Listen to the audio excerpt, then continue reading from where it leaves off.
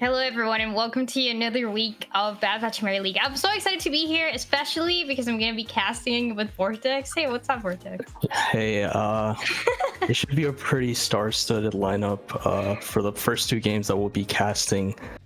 Two teams that are 2-0. Which team will be the first 3-0, right? I mean, okay, so the thing about it is that for your first match, it's going to be Resurge against Malding. I can't pronounce that. I think it's not, whatever. And then Malding Inc, right? And they both have the same score, but that doesn't mean they're at the same level. Just because Malding Inc seems to be... They've been going against teams that are mid-table, right? They haven't been on top. So it seems like this is going to be the real question if they could win. Okay.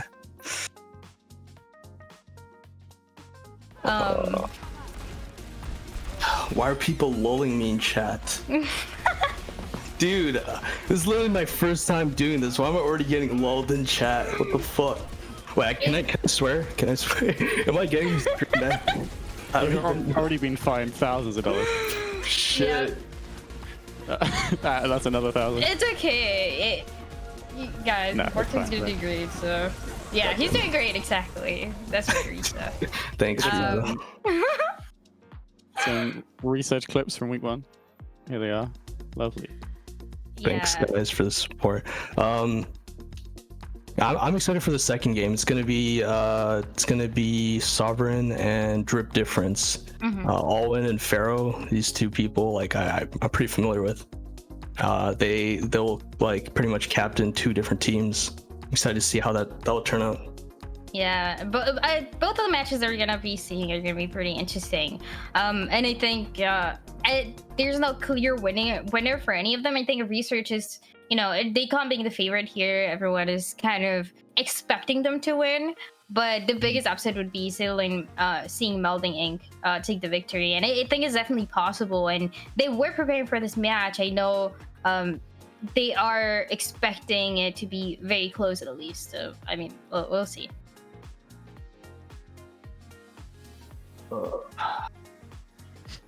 When does the match start? Don't worry, just fill for a little bit. Don't worry. How much filler content do I have to provide?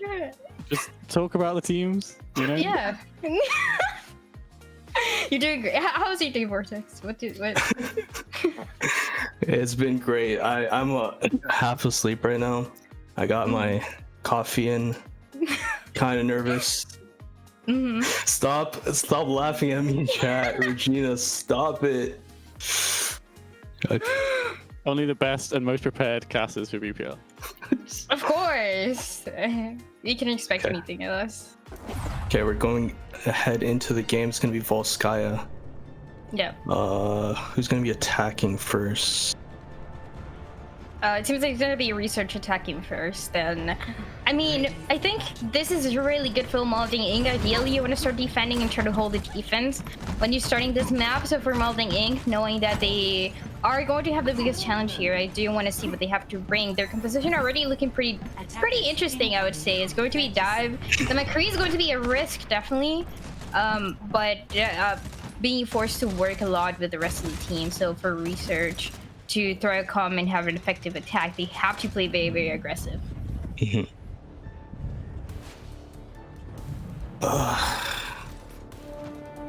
like 5, 4, 3. okay, so it's looking like Resurge are gonna be here. Ball, come on, dude. 1 second. Yeah, they're gonna try to push in. It's gonna be the dive. They don't have a lot of protection, right? They don't have any shields to work with. So it's just going to be the aggression trying to dive into the support line to make the biggest difference here. the Divas forced to go all the way down, and the Wrecking Ball is still pushing in. Anubis does get taken down though, so that's the opening they're waiting for. Malding in. Already lost 2. There's no mercy. There's no opportunity for any rest, and just like that, Resurge is gonna take a point. That was pretty fast. Supportive though. Very fast. They took the point. They're gonna have over 4 minutes here to take the second point. Yeah. There's a couple ultimates though.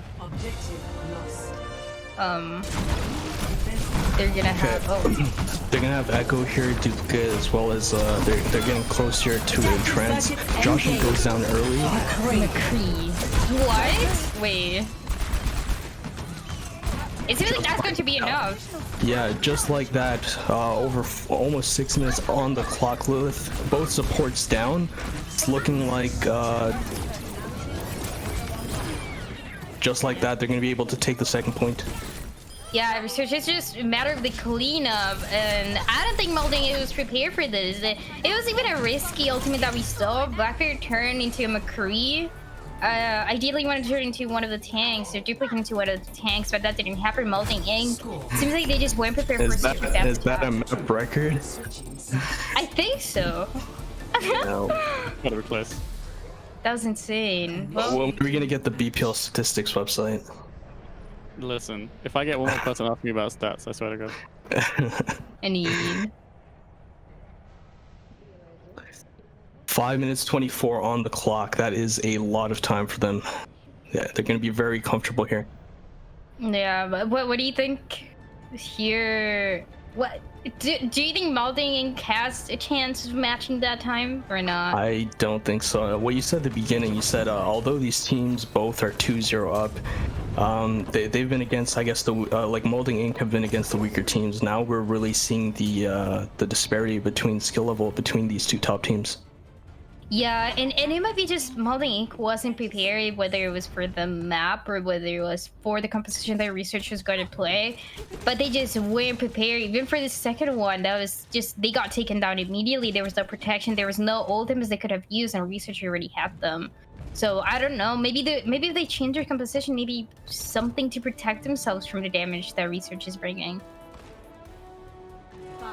Looking like Resurge here, they'll be having their Echo pocketed by a Mercy. This is what we're seeing that's different from previous round. On the opposite, on the opposing side, we have Malding. They're going to be running the same kind of composition. Lux on the McCree and Joshin on the Tracer.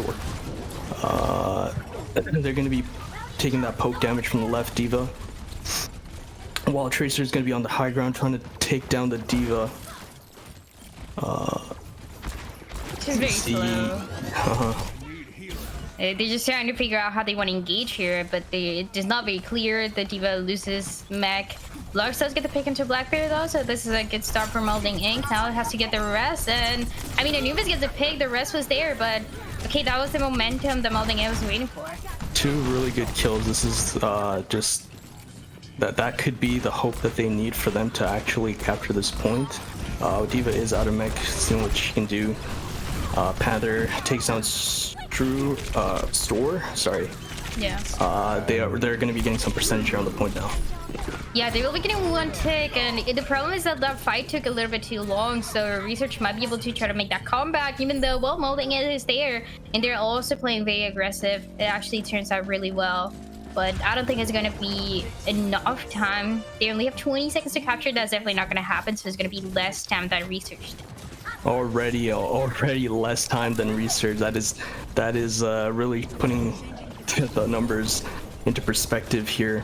So Resurge are going to be staying on the same composition. Malding, they're going to be running that same the same thing. I don't know if they had the brig before, but they're going to be coming in with it. Actually, yeah, they're going to be 72%. Yeah, just trying to get the rally as soon as possible and Resurge. I mean, they do have the mind guild, they want to work with space. Malding Inc doesn't have any ultimates quite yet, but ideally they want to try to get the rally to initiate the fight. They're just waiting, they're going into a little bit of poke damage, and the longer that they go, the more ultimates Resurge is going to accumulate. They're about to have 6. Resurge, pretty much have all 6. pretty much securing any kind of offense that could be going their way. Lilith already going down. With that support going down, it pretty much keeps them comfortable for them. Pretty living comfortably right now. Yeah, Luxa's gonna pick into those, but I mean, Resurge does use 3 ultimates at the end. They still have a few to work with. Actually, they use 4 ultimates. Now, it's going to be a little bit harder. Malding Inc. Good job from them for trying to save those ultimates. Now they're the ones with the ultimate advantage. They can push her with the rally like we mentioned before. And they even have the protection with the Transcendence to try to stay alive.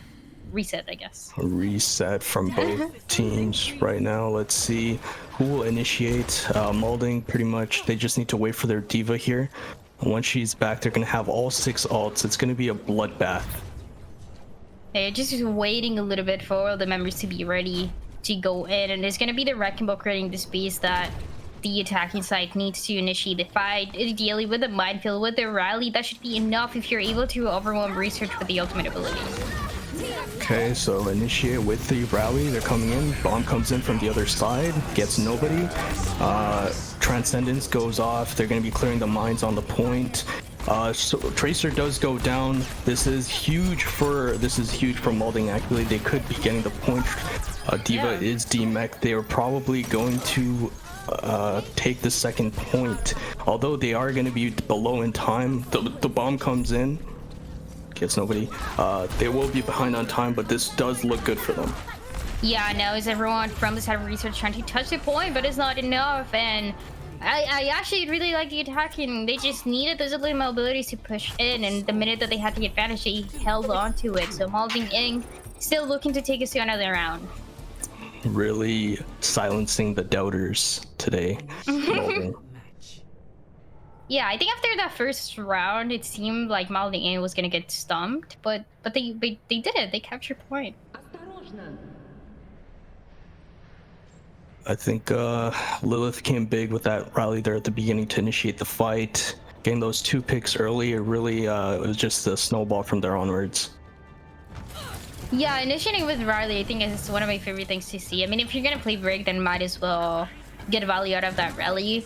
And the best way to do is to initiate fights, especially when you don't have any other initiation tool. You don't have a Sigma to use Flux, and even though you can initiate with self-destruct or even a minefield, is not going to be as effective as how intimidating a rally can be. So really good job from the set of Malding Inc.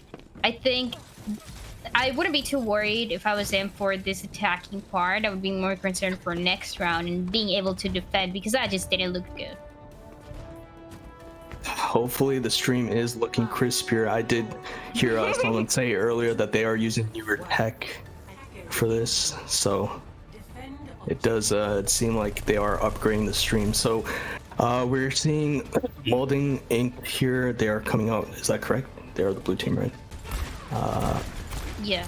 Yes. So they're going to be taking the left approach. They're going to be taking the I assume they were going high ground, just taking some poke damage, building up the ults. Yeah. But now the first pick. The ball does go down early. This is huge for Malding. If they do follow up on this, they could make that 4-minute that Resurge have seem useless. Yeah, the Wrecking Ball dying is a really good initiation for the set of Malding Inc. But the Wrecking Ball also comes back really, really fast. So this now is not looking good. The Diva loses mech. Panther, D-Mech, that is going to be detrimental. Rafiki, the ball goes down. And just one by one, it's looking like it's going to be clean. Just going to be cleaning up.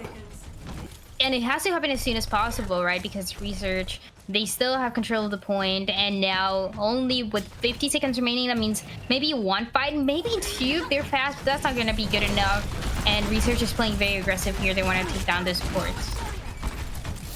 Just still a very stalemated high ground here.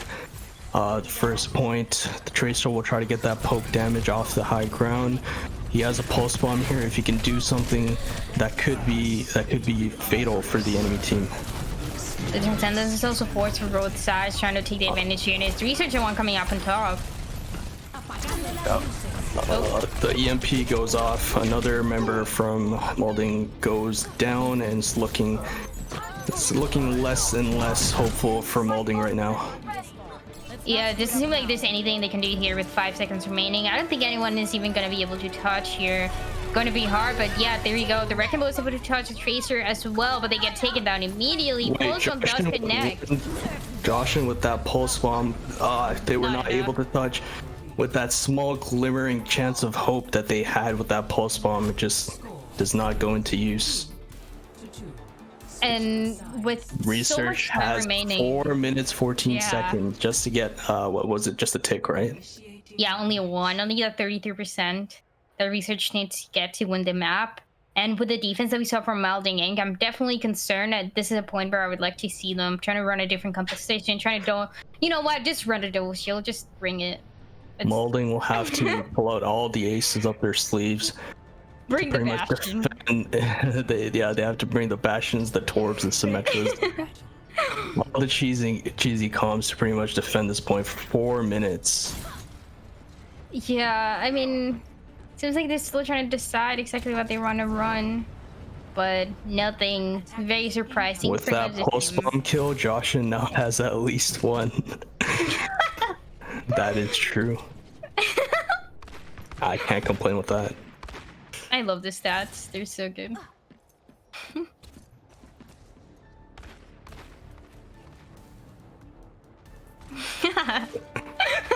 What about me?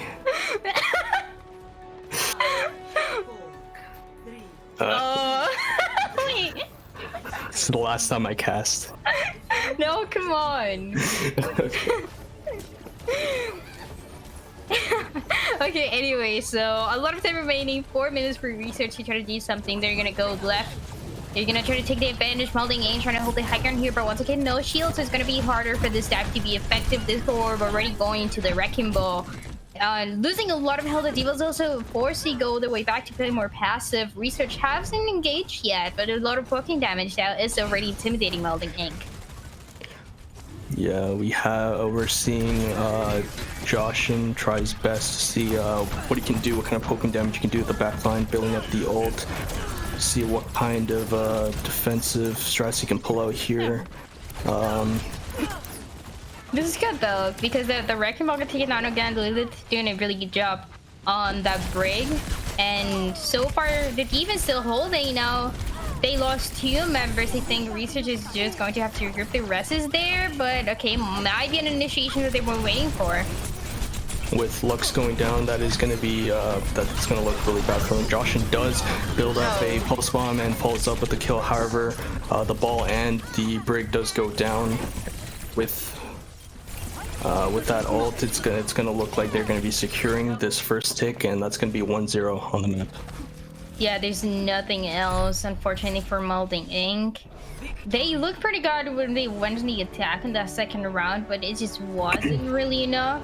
So I still think maybe playing something else, maybe even trying to counter Research directly, might be the best way to go for another map. Although we were talking about how much of a skill gap there is between these two teams, I do think Malding did a pretty good job holding, and also capping those 2 points at the beginning. That was methodical. I love that.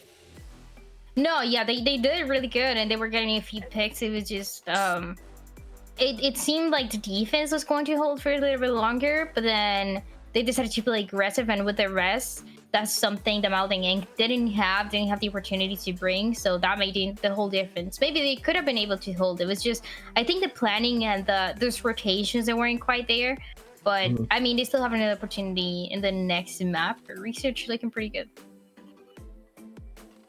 Are there going to be any substitutions? I think I saw a couple for Resurge. They're going to be switching up the comp, I assume, to fit the playstyle for the next map. The next map will be... What's the next map? Solomon? It's Dorado. Dorado. There you go. We knew that, of course. It's at the top of your pretty sheet. Yeah, okay, wait. Let me just pull up you're right. that cheat sheet. Hammer says, out of Vortex, where's the face cam? No face cam. I think Dryad is enough for now. I don't want to I tried, but he just wouldn't do it. So. I think we already accomplished a lot by making him cast, so you know what? Vortex wearing Supreme Drip right now. Don't want to. Dude, I spilled coffee on my shirt earlier. That's a style though. It's fine. It's fine. Literal trick. Yeah. Anyways, so yeah, next map Dorado. I'm not the biggest fan of seeing the dive, like the Wrecking Ball Diva. Wrecking Ball Sigma, okay, like I get the Sigma was nerfed, but I still think it's gonna be better than Diva. And you, right, like you want to counter Echo, but just like I think having the protection for the DPS, especially when you have like a McCree, going to be so much better for the team of Malding Inc. Definitely has to make some changes here. I'm not against the idea of those supports and having that break, or having even Mercy from the side of Research that helped them out so much. But it has to be definitely the tank line making the space that they need. Looks like we're gonna be heading into the game. Diva is better always. I mean, look, I like Diva. I like playing Diva, but like, if you're gonna do that, then you need your DPS to stay alive. So I mean, we can blame it on anyone, but.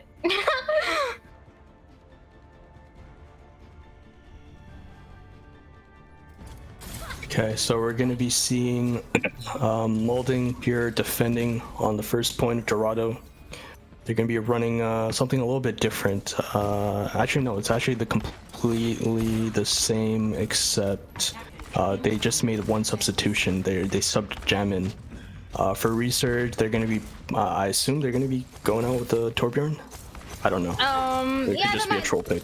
Yeah, they might change it when the doors open, but for Malding Inc., we actually do know for sure that they're gonna run the same thing. I think the biggest thing that I'm gonna look for here is just trying to make those rotations in time from the high ground. What am I reading? Joshin, just Joshin. Okay, so Resurge is out. They're gonna be getting some card distance here, while 3 on Malding. They're going to be taking the higher objective, high point. Yeah. They see Brig and McCree. They're going to be at the back line disrupting the ball, who's taken down. Tracer's very low, gets healed up. Panther demeched. Yeah, this is what I meant when I wanted to see the rotations. That Wrecking Ball going low. Yep. Not surprised. Yeah, Wrecking Ball. Yeah, so Echo with those dinks on the head, taking down 2. It will be very slow push towards the first point. It's looking like they had no. Oh, but McCree at the back does get a pick, although it's not going to really help. It doesn't matter. Everyone's dead. The Tracer's still trying to contest the point for a few seconds, but also gets taken out immediately. The Res is always also there for Zenyatta. And just like that, Research gets first point. Malding Inc. They have another opportunity here, but no ultimates to initiate. No ultimates at all. While Research does already have, they have duplicate. Use it immediately on the ball. He's gonna go in and see what kind of damage you can do to put up those mines. They also have a Mercy ult to mitigate any damage. Yeah, the Valkyrie is going to be good as well to initiate, but in the meantime, the pillar is going to keep moving, and this is not something that Malding Inc. likes. That first pick already, the Zenyatta gets taken down, and finally some control from Malding Inc. Finally, yeah, they took down Black Bear, who's pretty much just putting the team on his back. That'll buy a lot of time for Malding to just, calm down, get everything under control. Yeah, these are just a few seconds. There's a lot of time remaining, but here in Street Phase in Dorado, I just want to see Malding Inc. once again making those rotations just in time. They have to initiate with the rally if they want to keep taking the advantage. So this is a character that Research doesn't have, and it's a very strong character. So the only way that they can take the advantage is initiating first. Oh. Panther goes down early here. That's we were just talking about how they could have just bought so much time here, but it's going to be even on both ends as Joshin gets the pulse bomb off on the ball. lines do go down. Joshin gets another pick on the Zenyatta. They're gonna get a really good card distance here. Yeah, the Silver Shot going to the back doesn't really get any picks so far, and now finally the Valkyrie coming through to initiate for this Resurge. There is also the Transcendence trying to keep everyone alive, also trying to get those mines, but they really need to push the payload so far. Research seems like they're figuring their way out. Everyone from Malding Inc pushing back. They don't have anything to start off to get the few picks, but there you go, first kill. Does get taken down, and there you go. There's also the Transcendence coming for both sides. This is something that's not available for the other team. One pick though, Lux gets taken out with a pulse bomb.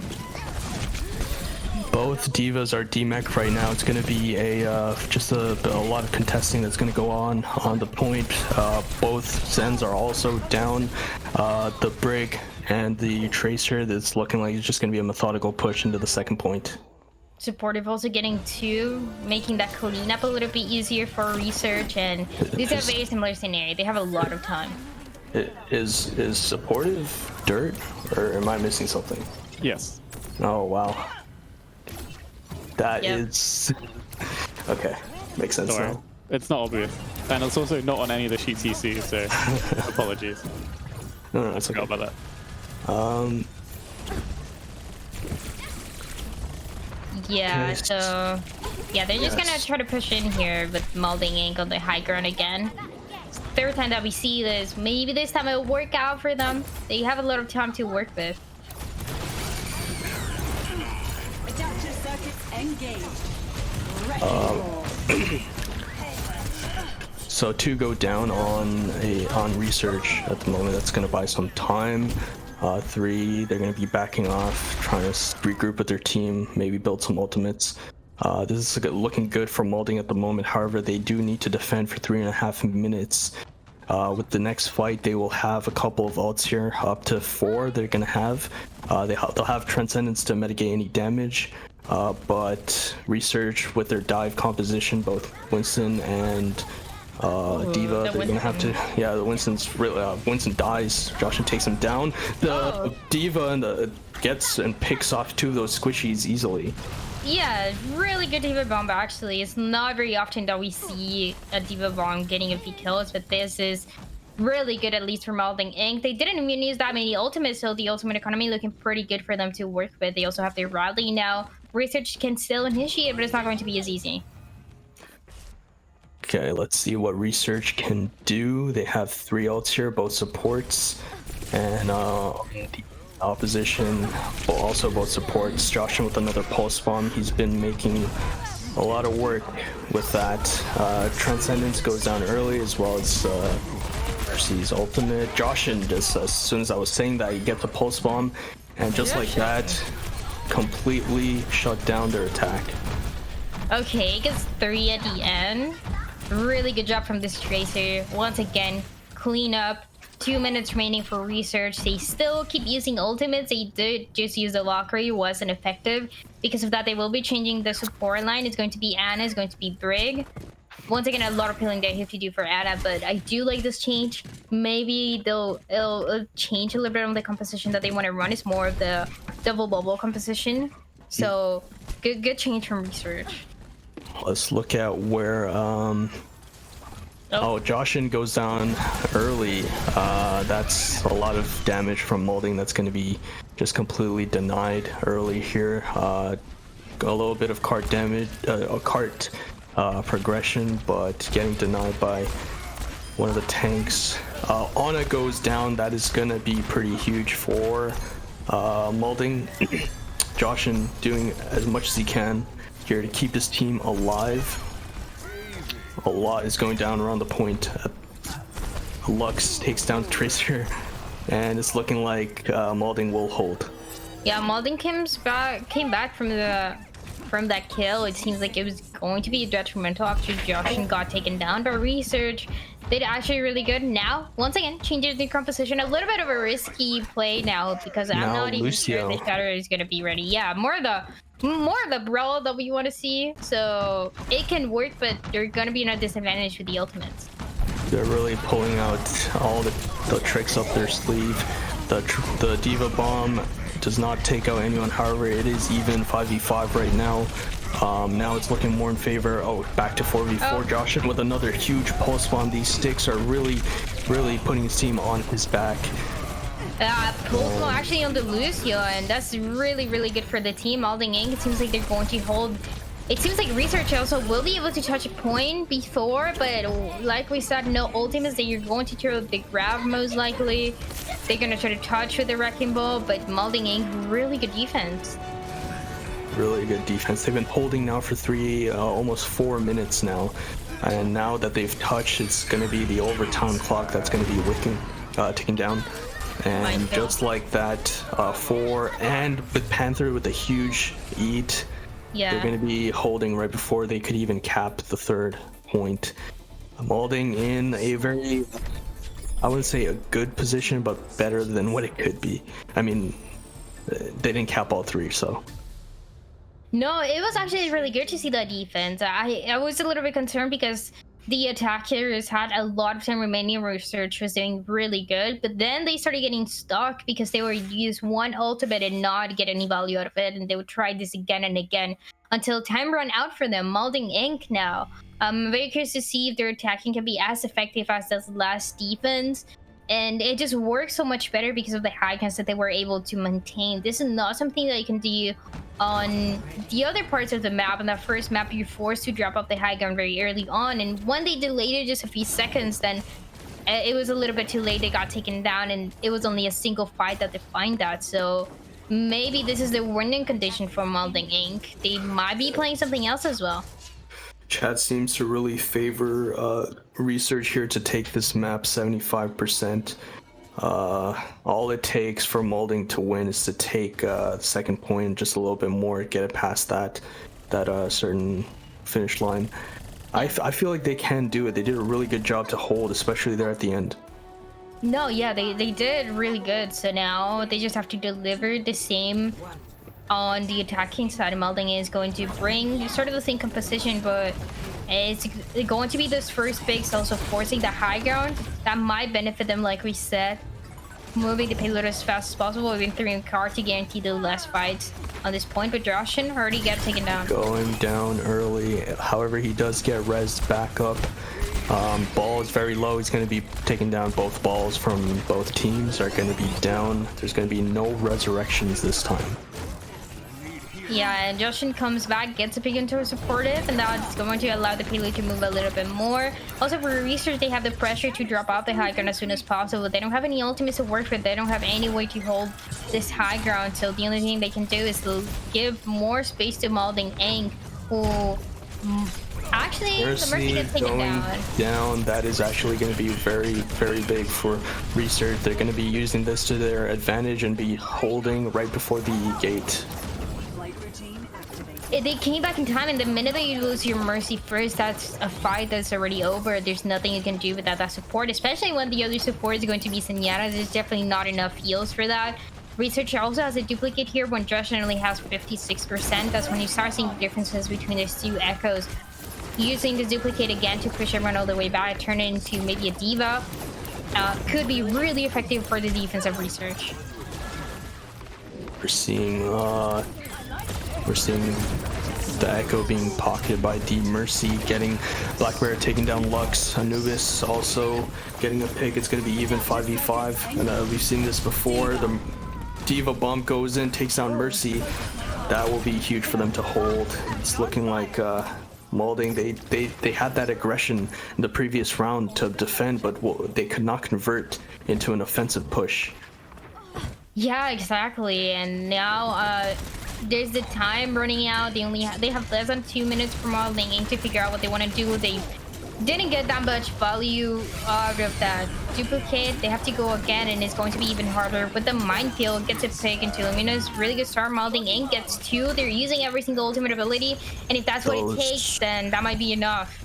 Those 2 ultimate kills, they will be, I assume they could be enough. However, Mercy ult will be keeping the team up. However, Lux takes down another. It's going to be a 3v6 situation right now. no ultimates left from Malding. It's just there is a lot from Resurge still. While Blackbeard's winning this 1v1 Echo duel against Joshin. However, Joshin does get back up. Let's see if he can do anything. Yeah, it's going to be harder. The duplicate turning into McCree gets a pick into Panther. That means Malding Inc has to go again, and they don't have a lot of time remaining. About 2 more fights that they can have a shot on, and it's not looking very good. Ultimate economy not really there. Yoshin now gets forced to once again go into Tracer. Seems like this is a really good decision to go Tracer, but it might be too late. Less than a minute left on the clock.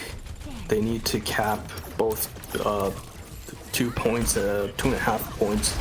They need to really make this work. Diva Bomb goes in, does not get anyone. However, Lux gets a pick. Anubis going down with his ultimate. That is a huge blow for Malding. It's looking like it's just going to be a cleanup here now. Yeah, but the rest comes through the Transcendent as well, trying to make any sort of difference. Malding Inc, they might do it here, but Anubis once again gets taken down. The rest is there for Blackbeard. They come back. Resurge once again gets a pick into Joshin, and they're just doing everything that they can. Resurge seems like they had the disadvantage here, but they managed to come back supportive on the Tracer, making the biggest difference here. They create the space, they hold the point, and they win the match. Looks like chat was right with their 75%. They're so smart. Head chat. 2-0. It's gonna be 2-0 Resurge. They take this series. They take this map. Yeah, that was really good to see. The Resurge. It seemed like it was going to be a little bit closer after we saw that first map. But after that, they played really well. They made a few mistakes here and there with those ultimates, but they managed to full hold on Dorado, which is not easy to do.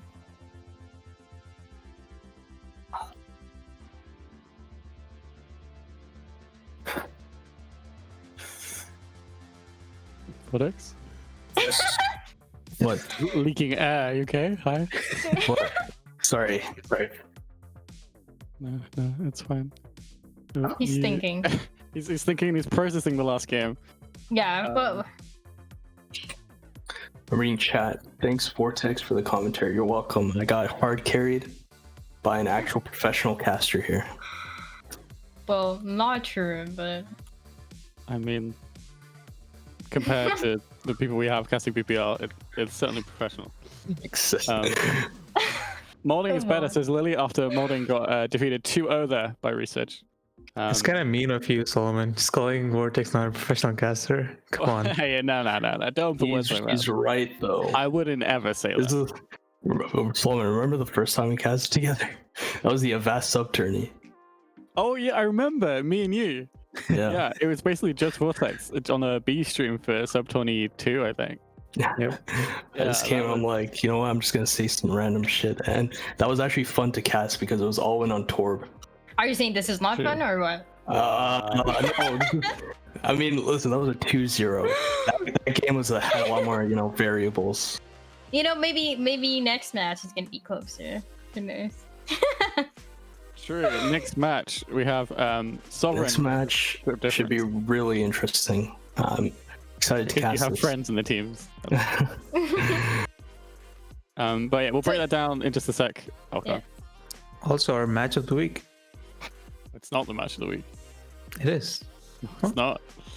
Oh, shit. It's not the match of the week. That's tomorrow. Yeah.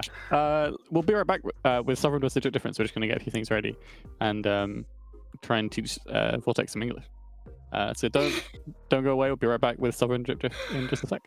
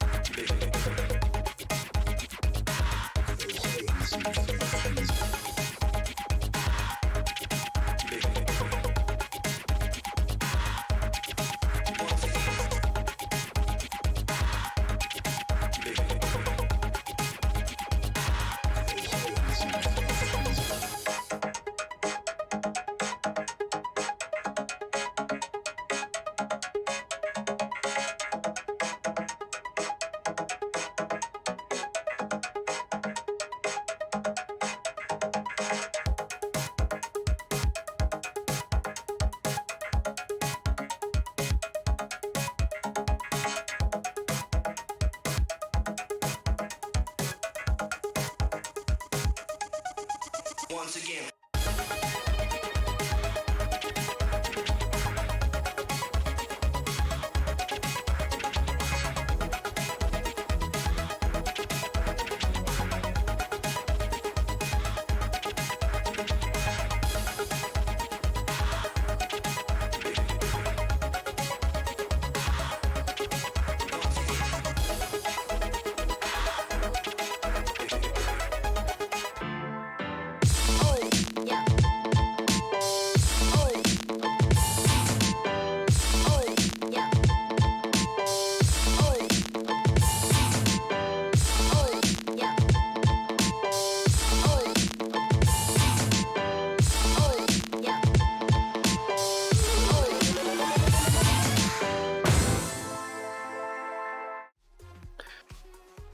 And we're back. Now we're going, but the next match is going to be Drift Difference against Sovereign. Now, this one's gonna be interesting. These two teams, I mean, they just haven't been doing good. So it is going to be quite a difference from the last game that we just casted. Both teams from the previous game, they were both 2-0. However, these two are both 0 and 2. So like the thing is, it does make it more interesting because no one really talks about, like, you know, the best teams going against each other. It's mostly like the less like The worst. like the toilet bowls of the league, you know. So Yeah. So this should be more interesting. Yeah, I think it's gonna be harder to predict as well who's gonna win. I think these two teams have been struggling, and they just need to get a win. They need unfortunately, there's only gonna be one, but they just try to get that victory. And yeah, it's gonna be pretty even, it seems like. I'm pretty sure we're gonna go through 3 maps. 4? 3 maps. 3, yeah. Also, we are seeing, I'm seeing that Alwyn will be starting with the Dark Lord. I see a lot of people talking about the Dark Lord in chat, but I'm kind of very lost on this lore. I assume he's a really good player, but we'll see. So the Dark Lord is Mahir. Oh, Mahir. The Dark Lord, Monk The of Dark W. Lord,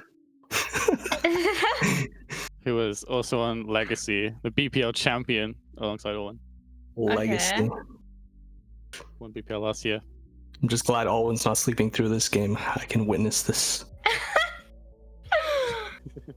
I mean, okay, so I just want to see the stats the chat are gonna bring. Like, I think they're gonna be definitely a little bit closer than last match, but damn.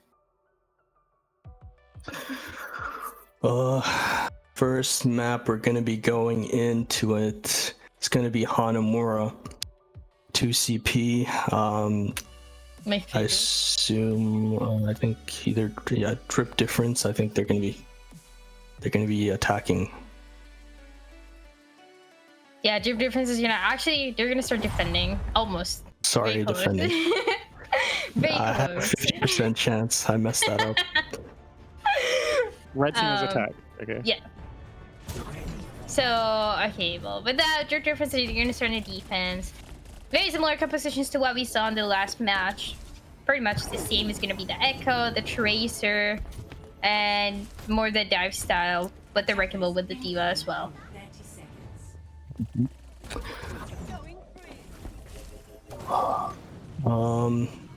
So yeah, both teams, they're going into this winless, as I've said, 0-2. They're going to be competing for that mid-season spots. The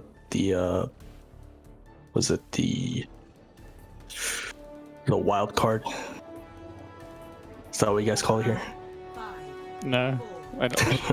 I don't remember wildcard, but Never mind. Anyways, Sovereign comes up with more of a brawl style with brawl with Diva, so that's gonna be interesting for them to push in. They can immediately push back. Really good kills right there. Alwyn first blooded, taken down early here. They're going to be going, they're going back really quick, straight back to into their spawn. They're going to be switching up the composition a bit. Ball. No, Ryan. And Alwyn switching to the Tracer. Yeah, Dark it Lord seems like staying on the McCree. Yeah. yeah, they wanted to use our teleporter, but it just did not go the way that they wanted. So now they're forced to change a little bit more. It's going to be harder for them to push this choke point, and they're trying to hold any angles here, but they haven't gotten the kills. They're different, holding and hiding themselves pretty well. Yeah, they're really they're going to be defending a lot closer to the point rather than the choke. Tim Week takes down Alwyn again, not having a good start for him this game. The ball going into that pack room, it's really low. Spooka goes down. A lot of players here, they're very low, and it's just going to be a cleanup by Cynex in front of the choke. Taking control of the situation again, and with that, the next does get a duplicate to use for next fight, and Derp Difference doing a really good job with that. Sovereign, they haven't really found initiation. They try to push in, but it just hasn't worked, and this is one of the risks with the choke point. You need the wrecking ball to go in the backline to create that distraction before the rest of your team pushing in. Adaptive circuits engaged. Wrecking Ball slamming it down. However, straight into that, there's going to be a pulse bomb taking down 2. And Tracer's cleaning up. 3 kills for him, taking down that Tracer 1v1 against Olin.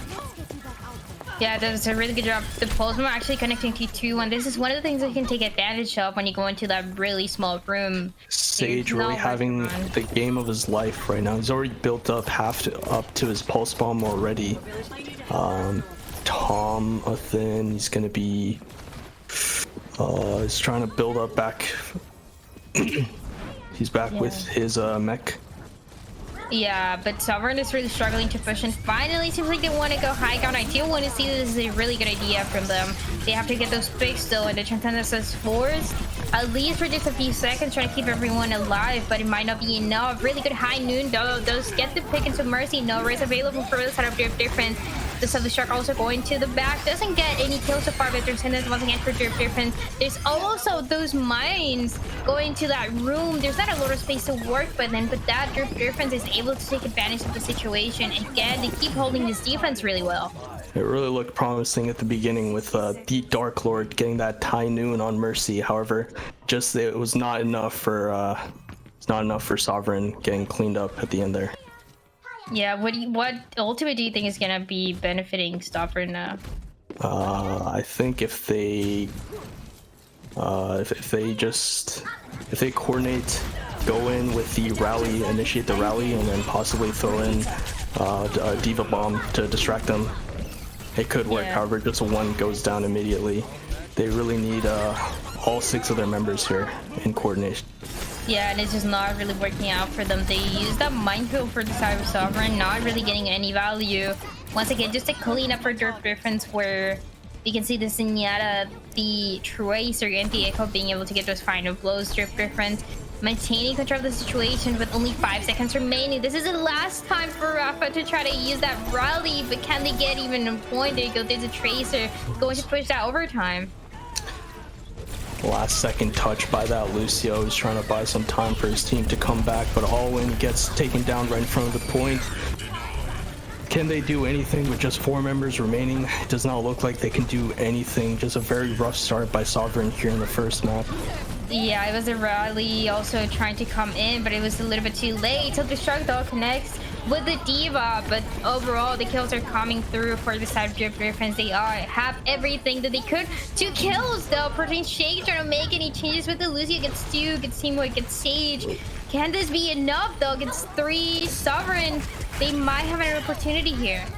Again, I think it was Caster Curse. I just cursed this team, but yeah, the kills are coming through. They just need to get this ball that's been spinning and getting that Mercy pocket the entire time. Yeah, there you go. Protein Shake actually gets 3 at the end, and that might be the opening that Sovereign was waiting for. It wasn't overtime, but they finally managed to get it. They will be getting to 32%, but the recontest from the Griffins, it seems like it's going to happen with the Echo. Has a duplicate, might be turning into one of the tanks as well to delay the push a little bit. They are coming back with the Transcendence. Will they be able to flip it back? The Lucio ult does go down, and it looks like they are going to be able to clean up and secure this point after all. Yeah, Sovereign, they're wasting a lot of time to try to win this fight, but I mean, at least if they're able to get it, they have yet another opportunity. Sovereign also has a few ultimates. At the end of the day, they also have EMP for next fight, so really good if they want to have and completely deny the ultimates from Dip Griffins that was coming through. They pushed it through till the end. I bet Alwyn in the comms, he was really leading his team. I could just hear the Scottish accent, just, you know, really trying his best to motivate his team towards the end there. I mean, they did it, right? So it worked out. They have 2 minutes 30 now. I mean, it seems like he has to do it again. Will he though? Drip Difference, they're gonna be here with 2 ultimates. They have the ball, the mines go down on point to clear out anyone that may be trying to come through. Yeah, there's a few kills coming, but the Diva loses Meg. The Mercy's still alive, gets taken down as they say that. 2 more kills also for the Griffins. They also have this one advantage, Minefield with a duplicate, bringing the speeds that they need, and with that, seems like the Griffins will be taking control here. Sovereign still has a couple fights. The EMP didn't get as much value, so because of that, the Dark Lord will be going to McCree. Back to McCree. So it did look like they had a chance at that push, but they did build up some other ultimates. They do have Diva and Tracer. They're gonna have Rally here for the next fight, and they could make something work before it goes to overtime. Yeah, they still have a few opportunities here. Drip Griffins in the meantime. They're going to have a really good ultimate economy in just a few seconds. They're going to have the pulse when they're going to have that Valkyrie, that amplification matrix, that Self Destruct. There are so many things they could use, and it seems like they have everything to hold the defense for the next 2 fights. Oh, what? Oh, Cynix with a huge right click. That's going to take down 3.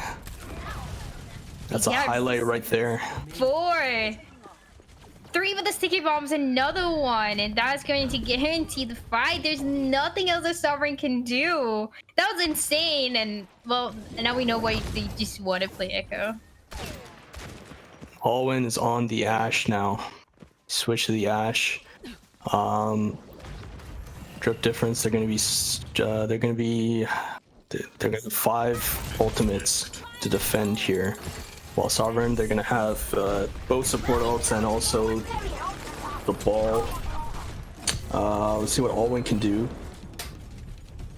Yeah, there's not a lot of time remaining. There's gonna be one fight territory here. Amplification matrix being dropped, and with the ultimate economy, Drip defense, even if they don't get any kills with that, they're not gonna complain. Self-destruct also going to the high ground, doesn't get any kills. The Transcendent is forced by the side of Sovereign. Now they have to use their rally to try to stay alive, to try to take the advantage, at least get that 33% that they need so bad. The minefield as well being dropping to point. Sovereign hasn't given up just yet. There's 2 kills coming through for the side of Drip defense. The defense is going to take the biggest advantage here. They will be coming back in time, it seems like. Everyone from the side of Sovereign trying to recontest the point, but it doesn't seem like it's going to be possible. But as you see that broken chick, it's 2. Sage and Riptide get taken down. The Echo and the Mercy trying to do anything to stay in point. In the meantime, waiting for the team. But it seems like that 33% will be going for the side of Sovereign. At least the biggest challenge here is the Immortality Field. They're going to take it down. He's trying his best to keep his team alive. There's still 3 that's going to be contesting on the point. And can they do it? No. Wait, didn't we get the 33? they What? did not touch. That was so close. Yeah, Sovereign are doing a really good job just keeping everyone, you know, in check. They're really pushing to the limit, even though like they got really just manhandled at the beginning.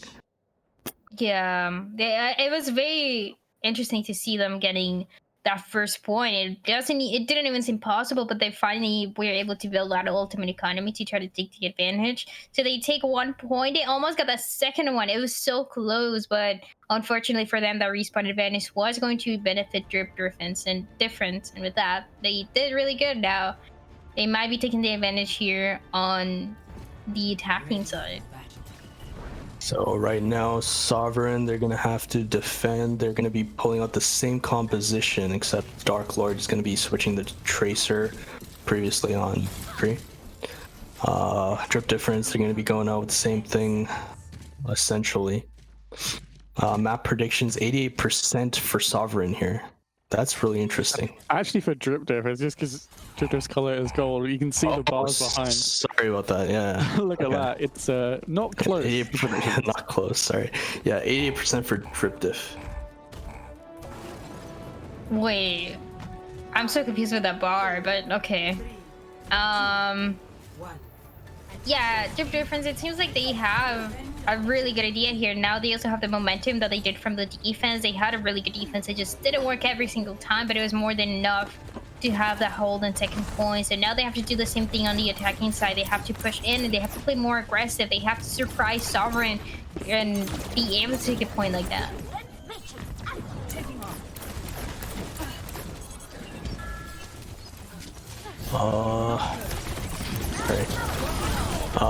Okay, so Sinex, he's back. He's gonna be getting 2 kills here on Alwyn and Rafa. 3 now, so it's gonna be a 3v5. It's looking good here for Drip Diff to get this point essentially really early into the map. They're gonna have a lot of time here in the time bank. Yeah, they will be having a lot of time, and if you're Sovereign, you definitely have to watch out for Sinex on the Echo. Has been getting kills over and over again on the off angles, on those flanks when no one else is looking. This Echo is able to run away after getting a few kills. If you have the opportunity to defend here, and it's only 1 tick that is going to guarantee the win for their preference, you have to make changes here. You have to play more aggressive. You have to be the ones initiating. If not, the minute that the duplicate comes on, it's going to be hard for anyone to try to counter it. Sinex, he pretty much has a duplicate already. It's only been like a minute into this game. If he gets a pick here, just like as I said, he gets a pick and D.Va is almost demeched. Once he goes down, it's looking like Drip Diff is just going to easily take this map 1-0.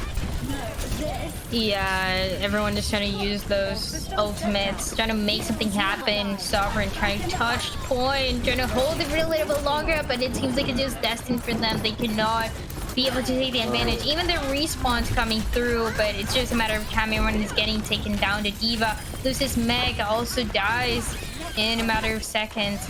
Drip different now. They will be taking this point. They will be taking the map. Very good effort by Sovereign, especially after capturing the first point in the first round. It really looked like they had something going, but everything fell apart just now. I mean, to be fair, I think I This played is the map. this is That was that so triple, That really was good so good. 4K right here. Really good echo play by Cynex. Yeah. That was really good. I think one of my favorite things to see in this meta is being able to see Echo get those kills like that. They seem kind of unfair, but that's what makes them fun, right? Like they can't run away. And that's also why I'm saying that Sigma is better, because you can protect your team from the CQ bombs with the shield.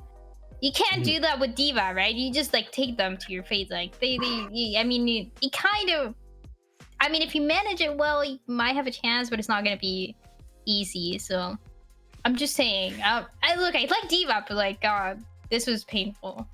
It's looking like Watchpoint Gibraltar will be the second map.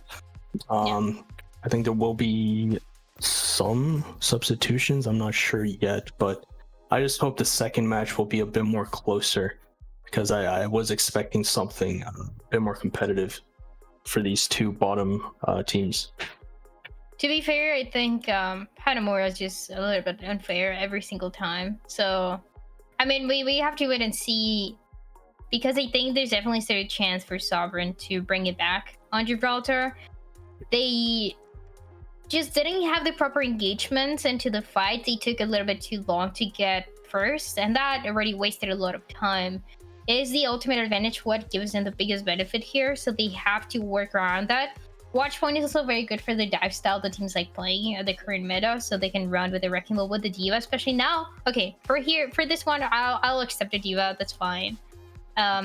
Just taking control of the high ground every single time, and that's exactly what Sovereign needs to do if they wanna bring us to a 1-1.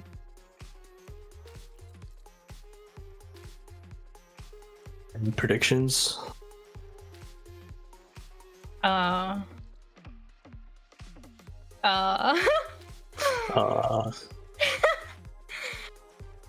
think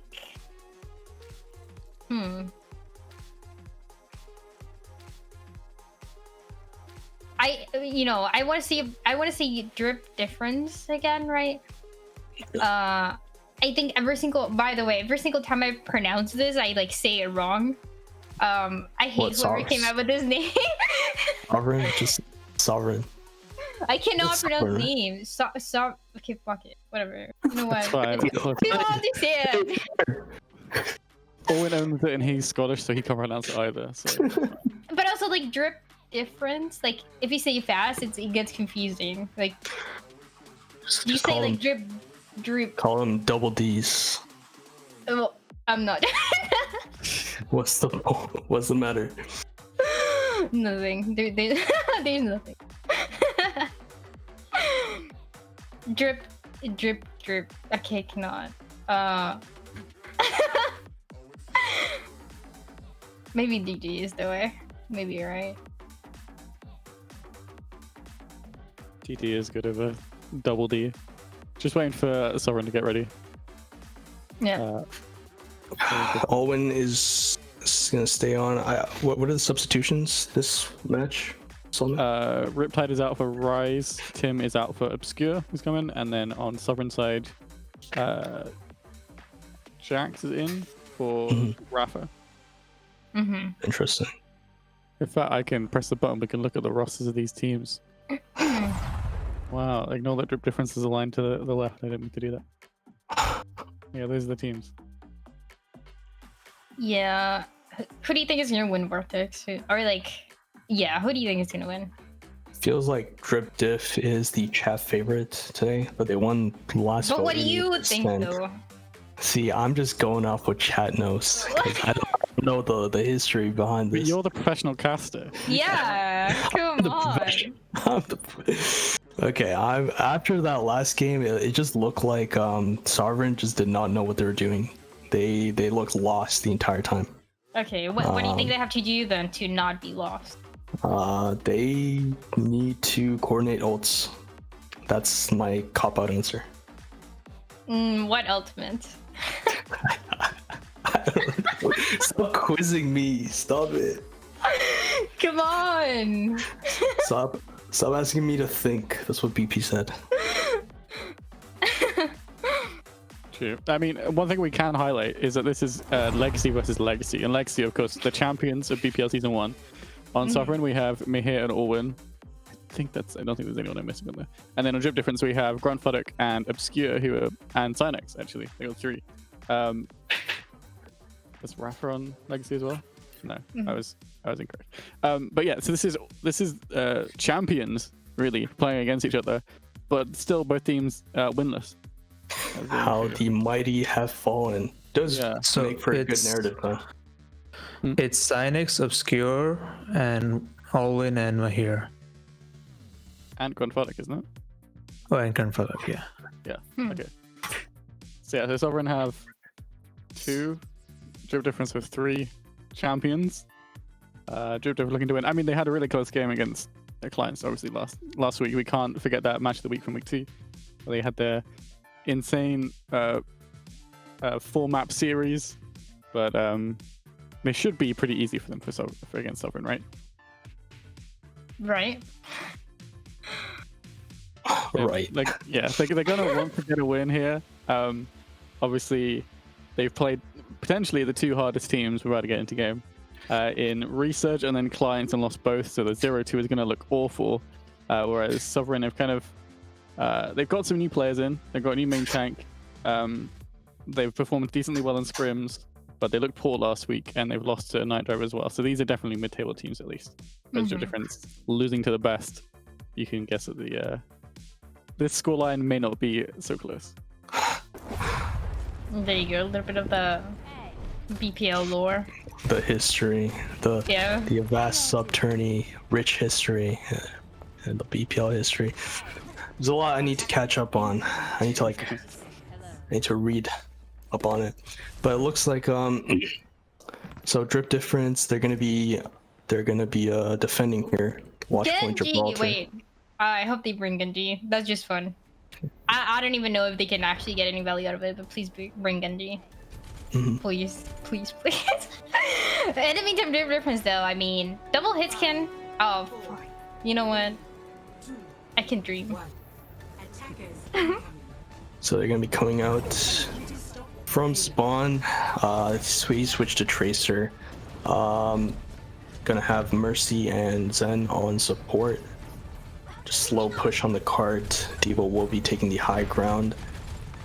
Ball go in, slam. See what kind of poke damage you can do to build up the ult. Already at 25%.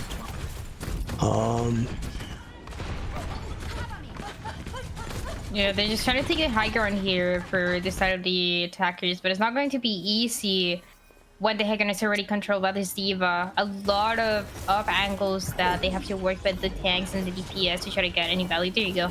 Now we change the teams. There you go. Now it makes sense. It's okay. Zen and Ball go down early from Sovereign. Zen gets picked back up through Res. Thompson gets demeched. Just the cart has not stopped once. It's looking like it's going to be an easy capture here on the first point of Watch Point Gibraltar. Yeah. Cynex though gets 2 kills now. Make it 3 with the Dark Lord falling, and with that, Not be enough. Yeah, Drip Difference now taking control of the situation, doing pretty good. They will be now having the opportunity to take the high ground here. Guac does get taken down, but that shouldn't concern the payload too much. There's someone on the payload seems like. Okay, there you go. Going into the second point here, the big plane second point here. Drip Diff will have a lot of ults, pretty much every single ult here. They can engage, possibly. Yeah. On the opposing side, they have Bob, they have Ball, they have Mercy. Mercy ult gets popped, Jax uses it, Alwyn throws in Bob to contest. Yeah, Sovereign doing actually really good with the ultimate that they're using the Valkyrie, keeping everyone alive and having that initiation tool is going to benefit them. And just with that, Sovereign will be taking control of the defense, at least for just a few seconds. Drip Difference has to come back up. They have to initiate. Now it's them that they can initiate with the Valkyrie very early on, with the minefield as well. There's only one fight that they need to win. Cynex with the Mercy dupe there. Interesting play, got melted immediately. I think he's getting too comfortable on that Echo. Got, his ego inflated from that last game. Could be I mean- Mr. Could be ego, who knows? Yeah, with that, the initiation stars, the Tenda's coming through to take down those mines, but already the Ash got taken down. 2 kills with the Silver Shark. The Zenyatta as well as the Ash got taken down. Now it's going to be the same thing, but into low ground. Doesn't really get any kills, but does make the D.Va lose its mech. Now it's going to be a little bit harder to push in. They're really gonna get. They're really gonna hate getting picked off by that D.Va bomb, especially after this. They're gonna be pushing the Dark Lord, keeping his team alive, as well as Alwyn coming back, getting those picks. It's back and forth right now. Sage getting the upper hand on the Tracer duel 1v1, and back to the drawing board for Drip Diff. Yeah, back to the drawing board now. I'm very curious to see what they're gonna bring here. They can initiate. What? Okay, well, Guac has to go again. Regroup. I don't know what happened. What? Just trying to roll through the team and just got shot a lot. Unfortunate. I mean, at least Wrecking Ball is fast, right? To try to come back. So they just have to pass this. Try to use this ultimate, try to use it, duplicate again. Sovereign all the way in the back, it's harder to hit them. Damage systems increase. Sorry. The Mercy goes down early here. Thompson gets that melee at the end, especially Sage getting Spooka and Protein Shake getting Cynex. It's looking like Sovereign will be holding here. Yeah, they will be holding, but they did use that Bob. It didn't even seem necessary, but they just wanted to guarantee that win. Not very good for Drip Difference now. Forced to try to regroup once again. There's 1 minute 30 seconds remaining for them. So about 2 fights. Not ideal situation, especially because they're not playing very fast, but that is a really good start. Cynex getting Cynex getting the Zenyatta early there. That's gonna be detrimental. He does get picked, gets rezzed. Yeah. We're starting to see the nerves of both teams right now. It's getting back to down to the last minute. Yeah, they're consuming a lot of time. At least those 40 seconds that they had extra already gone, and there's only 1 minute remaining. Drip Difference, they have to try to engage a little bit better. The payload is constantly moving back, and with that, Sovereign really is going to have the ultimate economy here. They are going to have the minefield to put into a point, and if you have that, that might be enough to distract the rest of your defense to make the biggest impact here. Battle on the high ground. D.Va bomb goes in. What? That is Wait. on the tip, but it still gets the Mercy. I don't think Jax was expecting that to land there. That was planned, just to get the Mercy. Perfectly planned. That was really good. Cart is Payload, moving though. inch by inch. Mercy They don't gets the want it. res off on Cynex. And it's just back and forth, one going down after another. Owen trying to get the damage in. Yeah, it's getting a little bit harder. The defense is already back. The rest comes through for Protein Shake, and now both of the tanks play very aggressively for the Star of Sovereign. They don't want to give them speed. The payload gets to move a little bit more, but this is overtime. They have to get the kills, and it's not really happening. The Mercy gets taken down, and with that, Drip Griffin's just not really performing to the level that they were expected here. It's just a matter of the cleanup. No one else is able to touch. And A Sovereign lot with a better really showing. good defense. Yeah. A lot better showing by Sovereign here on Watch Point. They look like a different team compared to what we saw before. Initiating match. Just See, want that's to where we're- update on Cynex dupes. The second dupe was another support, was Zenyatta, right in front of the other Zenyatta, tried to kick him to death and was bursted instantly. So, Duh. not sure if Cynex is really giving Sovereign much respect this game. And twice in a row, he's trying to get in the heads or whatever. just not really caring. So let's see if they can just flatten them. It would make sense, right? If they're not giving them the respect they deserve, they're just gonna not really, care too much here, and then they can just full hold them. See what they'll do. It might bite him in the ass. Yeah, it might, very might well. If Sovereign are going to come out with different players on their team, both teams have had their swaps that, who knows, maybe they will be able to take a map off Jupiter. Maybe. It's possible. It's not drawable, but it's possible. I mean, to be honest, I was really surprised with the defense there. I didn't think they were gonna hold the defense for that long, but they had just the advantage every single time, and I think that falls more to the mistakes that we saw early on from the attackers. But now, I mean, they have another opportunity. Sovereign is going to be the one starting on the attack. Very similar compositions, nothing new. Going to be the Ashe as well.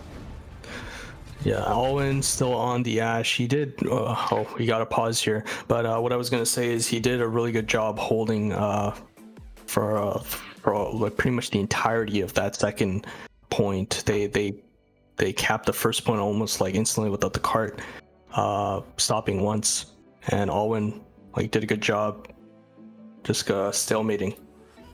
So why do we have a pause here? Someone. I don't know. If we find out later.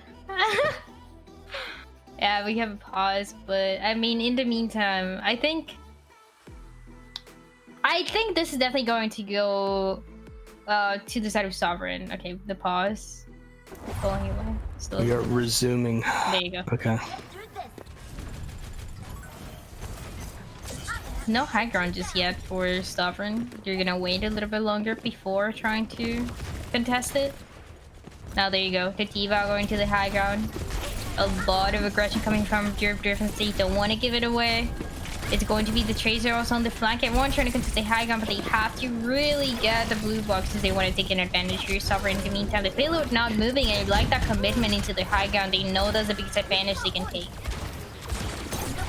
Yes. So right now we're seeing Sage on the Tracer is really trying his best to build up an ult here as fast as he can. Alwyn takes down Guac.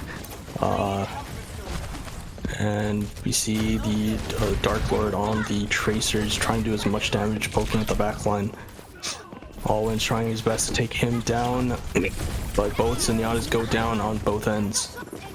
Mercy reses Obscure, and also both Zenyatas gets rezzed.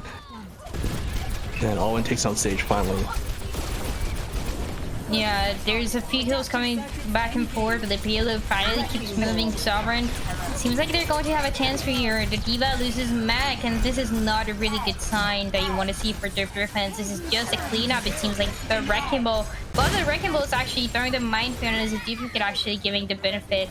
Now, as well, we do see a Postman connecting with the Wrecking Ball, and with that, there's a lot of space that is gone. Bob as well going into the back. Bob going in. They just need a little bit more, and they can capture the first point.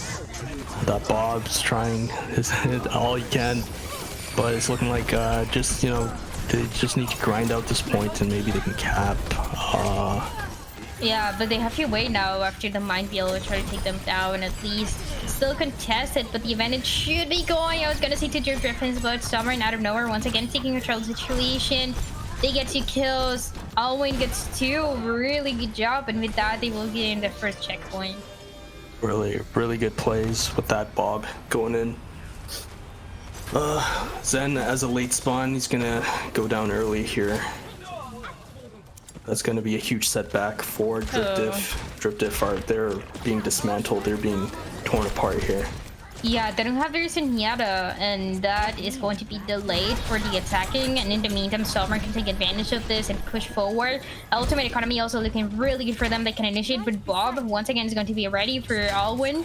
So throwing into the backline, putting the pressure for their reference might be enough. With the Postman as well, seems like there's nothing that they're.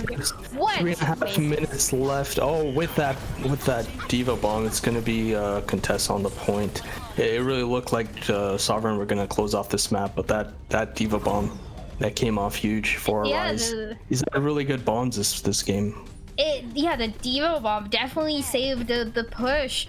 for just a few seconds at least. Now Sovereign, they have an opportunity to attack here, but they don't really have the momentum. Now this is the opportunity where you have to throw Bo up all the way into the back.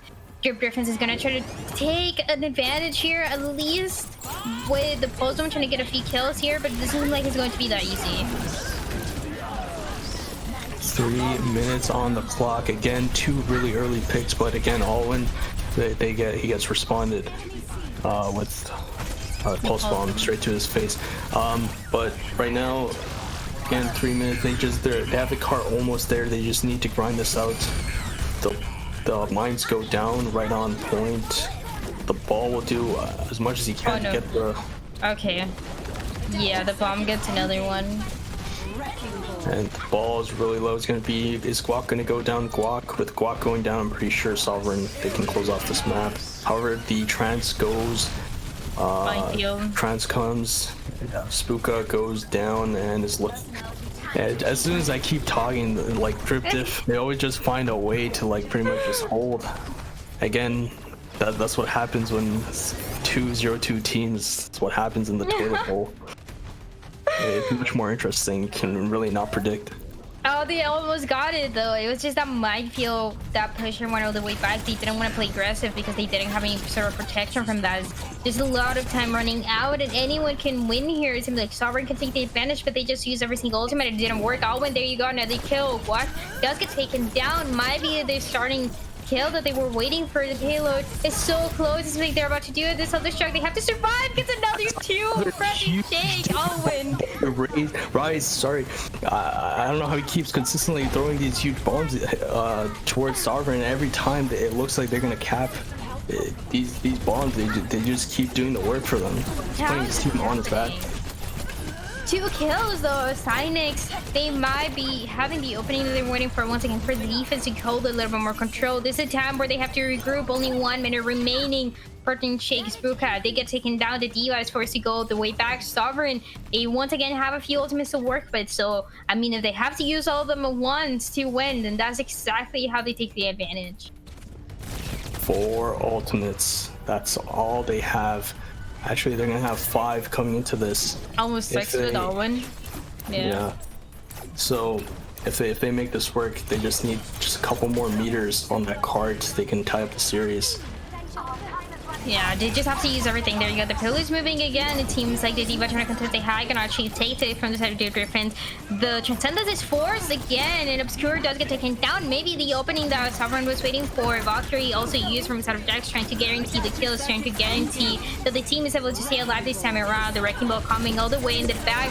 The rest is there once again in the self-destruct. This time from the side of Sovereign doesn't get any picks this so far. The Griffins might be making it. They are the defense. My God. Dude, it looks so promising. It looks so promising for Sovereign. I can hear the molding on the mic right now. It was so close. It's just they're just gonna have to grind out a bit more kills. I don't think comeback is looking like what we saw in Hanamura. I don't think it's gonna be the same. Oh no, wait, this is just the cleanup now. Sovereign, they almost had it and they lost it every single time. So close. No. Just that little inch of the card, just they could not get it through. Oh, those. If they take this map, they take the series. Yeah, really good job from Drip Griffins. I think that had to be really intense to see how close they were to losing the map. But really good ultimate economy every single time. Those D.Va bombs that we saw going into the backline, getting those kills. Not something that we're used to seeing quite often, but it worked really well this time around. Honestly, I really enjoyed that match. Although it was very like one-sided at the beginning and towards the end too. Like there were a lot of great plays. We saw, I think, Rise and Cynic's highlight of the match. They really had a lot of flashy plays. Yeah, no, there were some really good moments here. Was the Echo, was the D.Va also getting a few kills, Bob also getting a few kills through Alwyn, but I mean, unfortunately, at least for Sovereign, it wasn't enough. Drip Griffin just take it 2-0, and yeah, it definitely seemed closer than the score.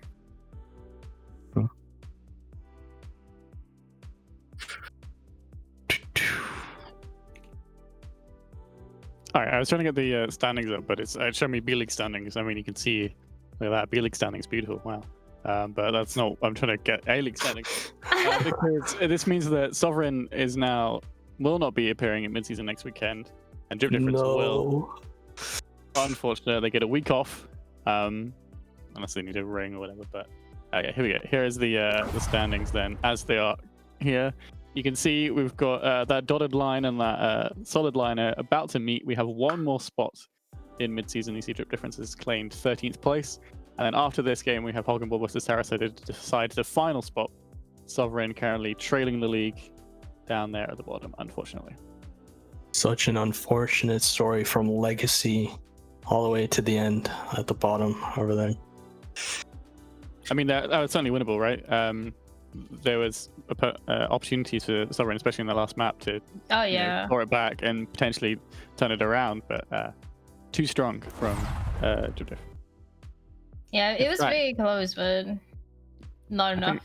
I have some interviewees. Let me grab Obscure and Synex in here. Oh, Synex is left, but I could bring in Obscure and I can bring in Will, aka Grandfather. You two, both Legacy players, of course, playing against other Legacy players on Sovereign. How does it feel to beat them, to knock them out of midseason? It feels bad, man, just a tad, but I mean, Owen can't get lucky on the draft twice. What can I say? True. How did he feel coming into this match? Did he think it was gonna be close? Did he think it was gonna be a little bit one-sided? How was the preparation for it? We were pretty confident about winning this. Most kind of close. We thought it was gonna be 2-0. I mean, the second map, yeah, was a little close, but Gibraltar kind of fucking blows. Not gonna lie. Yeah, but how was that second map? I mean, when it was so close, like the payload to getting to that check. Yeah, that honestly felt like kind of a weird map. Our defense, it felt like a tower defense game rather than Overwatch, just yelling at people to stay on the point every 2 seconds. Yeah, it was very close. The Diva bombs as well were really good. I'm very surprised that we saw that. It's not very often that we see Diva bombs getting kills and guaranteeing the fight to be won. So that was really fun to see. Where's Olwen at, man? I want to say thanks. Oh, I can bring Owen in right now. Let's go. Owen, Overwatch. Hello. Owen. Hello. Aw. Love you, Olwen. Yeah. Oh no. Oh, and I don't want to ask, but and I'm pretty sure you know the answer. How are you feeling? Oh no, it's rough. I know we're not that bad. We struggled to show up on match day. It's happened basically 3 times now. Even the first week we were missing main tank, but I knew we were better than that. So it's rough, but yeah. I mean, I've had the same, right? Against PXP, didn't show up in the games at all, but scrims have been going decently well from what I've heard. I mean, I think second map was we showed our true potential. We still choked at the end. I think we had first pick literally every fight, and we still lost. So it's kind of horrible, but second map's what that's us. But first map we just choked. It's just a recurring thing for us, I guess. Well, I remember you guys pulled out the Winston stuff against PXP and kind of lost, so I was really curious what you were actually going to play, but it looks like you gave up on that and just went back to ball comps. Yeah, I mean, the Winston stuff was just, I don't know, we don't really have a ball player, but we stuck with the ball and it was working this week better, so... Did you guys consider running another composition maybe, or was it you were confident about it? Well, we were running mostly Tracer. On Jib, we did have the double hit scan strat though, because we knew it's really fucking hard for Echo. So we played the double hit scan on that map, and also my Ashe is just way better than my Tracer. So that was we were considering playing that on more maps, but we stuck with the Tracer. We only really had the default comp and the double hit scan. Yeah, like you said, you got a couple first picks.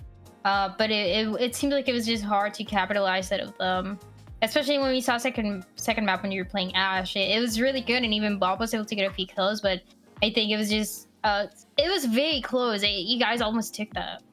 Yeah, I think the first attack, Guac was playing way too aggressive, and he noticed that, so he stopped going in as much, and we weren't killing him on the second attack, which is kind of why we lost. He was just harassing our back lane. The same with Sage, they two played really well on second attack. I mean, I think it was still, you know, even though it's 2-0, it seemed closer, especially towards the second map. Yeah.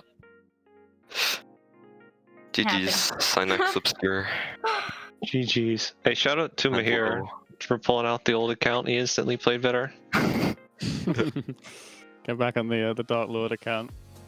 It's an extra boost. Beautiful stuff from them. Yeah, thank you, interviewees. I will now chuck you out into the waiting room. Bye. Quickly, but thank you. Thank you. Alright, they've gone. Now we can talk shit on them. Yeah, so there we go. DripDiff heading to mid-season. They'll be one of the last pick, but I guess that's not saying much. Sovereign, winless still. Have won one map. They need to start showing up on match days. It's unfortunate they're not able to, but we'll be able to see in the second half of the season whether they're able to put it out.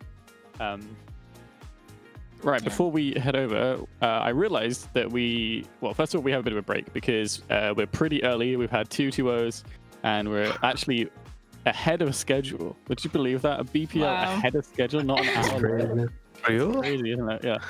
It's the Vortex stuff. True. We had that with B-League yesterday as well. We ended like an hour earlier. It's insane.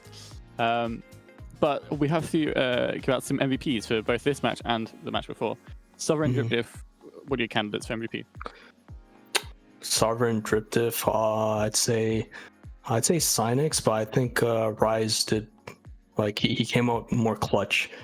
Synex, he got like a lot of first picks. He got a lot of flashy plays, but Rise, he got like the bombs that were needed to close out those series. For sure. Okay, for the second match that we just saw, I think it's a little bit tough. I mean, I think, you know, for DripDiff, I would give it to. I'm trying to think, but it was just such a. There were like some highlight moments, but I think everyone had those, so I think it makes it a little bit harder for me to pick. I think in the match between Resurge and Malding Inc, I would definitely give it to Dirt. Yeah, that was crazy in that first game. I'm happy with Rise for the second game as well. It's definitely kind of a bit of a weird game because the first game was kind of a wash and the second game was just kind of weird. With a lot of feeding on either side, a lot of ego on either side, and then some flashy plays. But Rise definitely just managed to get kills with a D.Va bomb where it shouldn't really be able to get kills with a D.Va bomb. Yeah. So Rise MVP for this match, and we'll stick Dirt on MVP for the first match as well. Beautiful stuff. Any closing thoughts? Because it's your team well. This was fun. I learned a lot. It was against my will, but you know. Why are you saying that? BP just like gives me people like, hey, look, Vortex wants to cast. He's very enthusiastic. You know, he's ready. Yeah. He's actually got a gun to his head. But no. I literally asked Vortex one day, like, hey, you want to cast? And he said, sure. I don't know what he's talking about forcing anyone. Okay, you're really gonna say that? What are you talking about?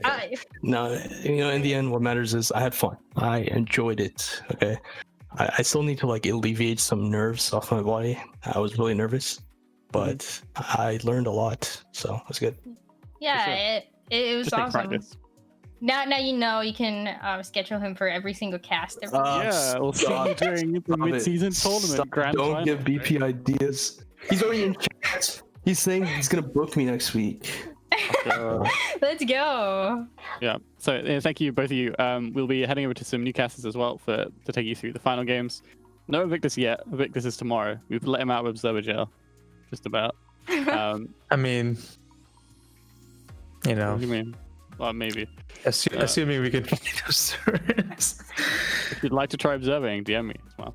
Yeah, we'll be right back. We're going to have a little bit of an extended break because we are early ahead of schedule. We'll watch some funny videos during the break. Next up, Hoggable Dynasty versus Sarasota Scene is another match to set mid-season ready. Only one of those head to mid-season, and one of them will remain winless, 0-3. Be right back after this short break. My mouse isn't on the screen. Sorry, that wasn't as smooth as it could have been. Bye.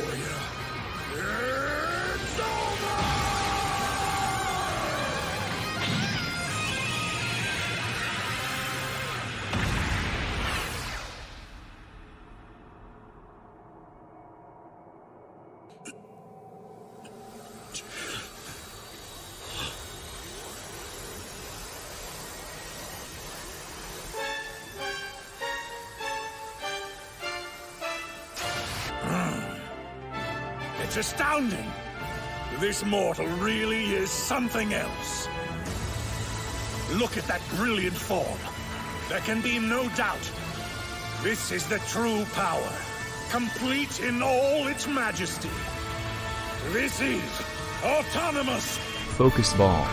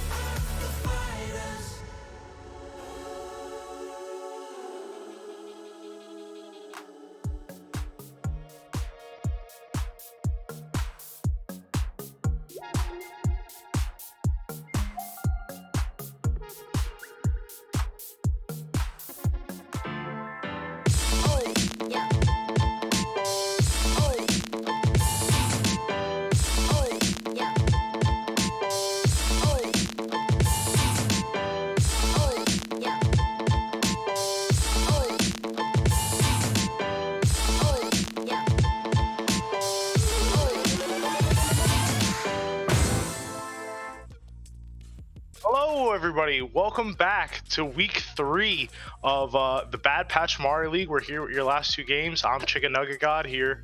Me casting his Beak. Hello, how's it going, pal? All right, how are you? Man, feels like it's been a couple weeks now, but I mean, there's a pretty fast game so far, so we're here. Yeah, you know, these past 2 games were, you know, pretty close, you know, obviously with, you know, Sovereign, Drip Difference, Jesus, I can't remember the names. But here, now, we have Hog and Ball versus Sarasota Seniors.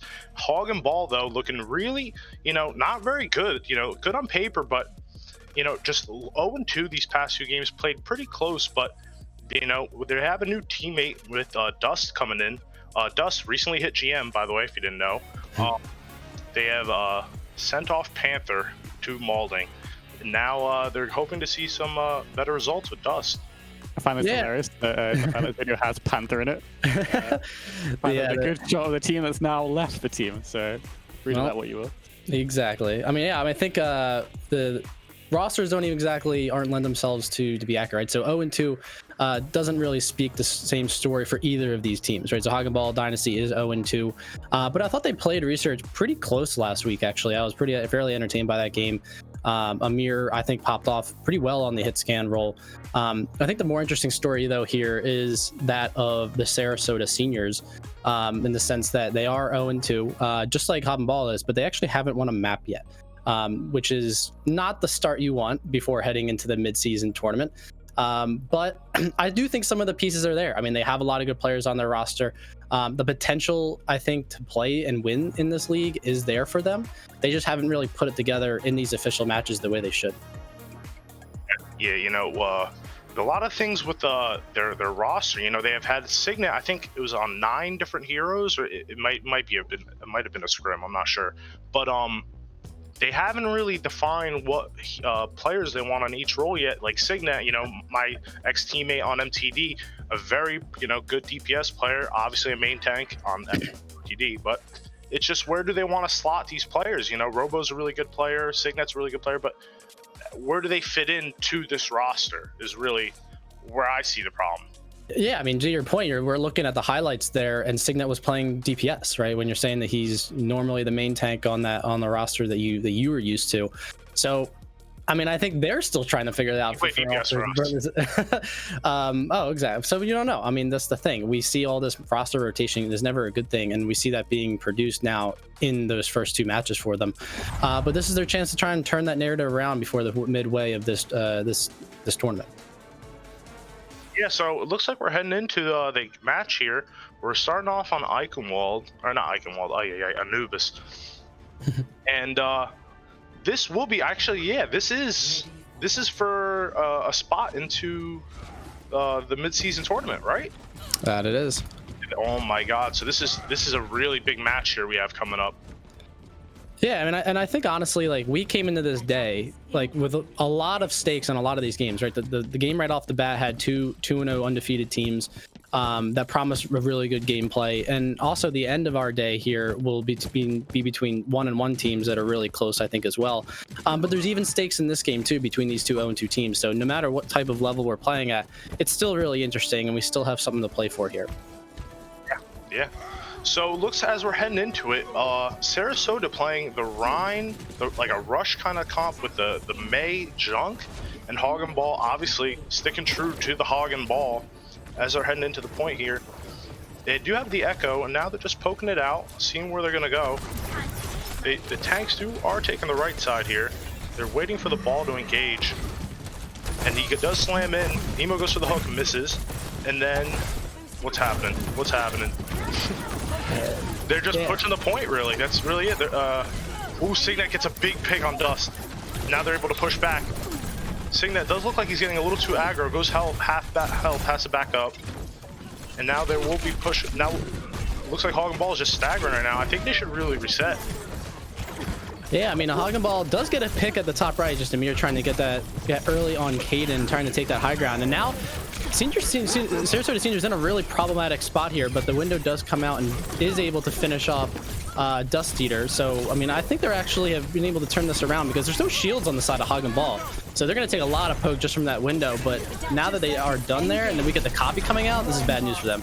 Greedo brings out the Duke, Ryan. Signet getting dangerously low, gets picked off, and oh, here comes the Shadow. The Shadow doesn't get anything. Robo will take the ice block, but this is just clean up here. Hog and Ball are going to take the first point. There will be some stagger here from Sephora, but it's not going to be much to do here. Yeah, and the problem is, I mean, Sarasota Seniors, I think, ran a pretty familiar, comfortable picks in this composition with the Brawl, but they're playing it on defense, so then they have to be the ones that take the fight to Hog and Ball, or else, I mean, look at all the pick potential that Hog and Ball has here in their composition with the Nemo hook, with Amir being able to take 1v1s. You saw that happen with Caden. Garrido is playing Echo, and Echo just does so much damage that, you know, we all know the problems with Echo right now.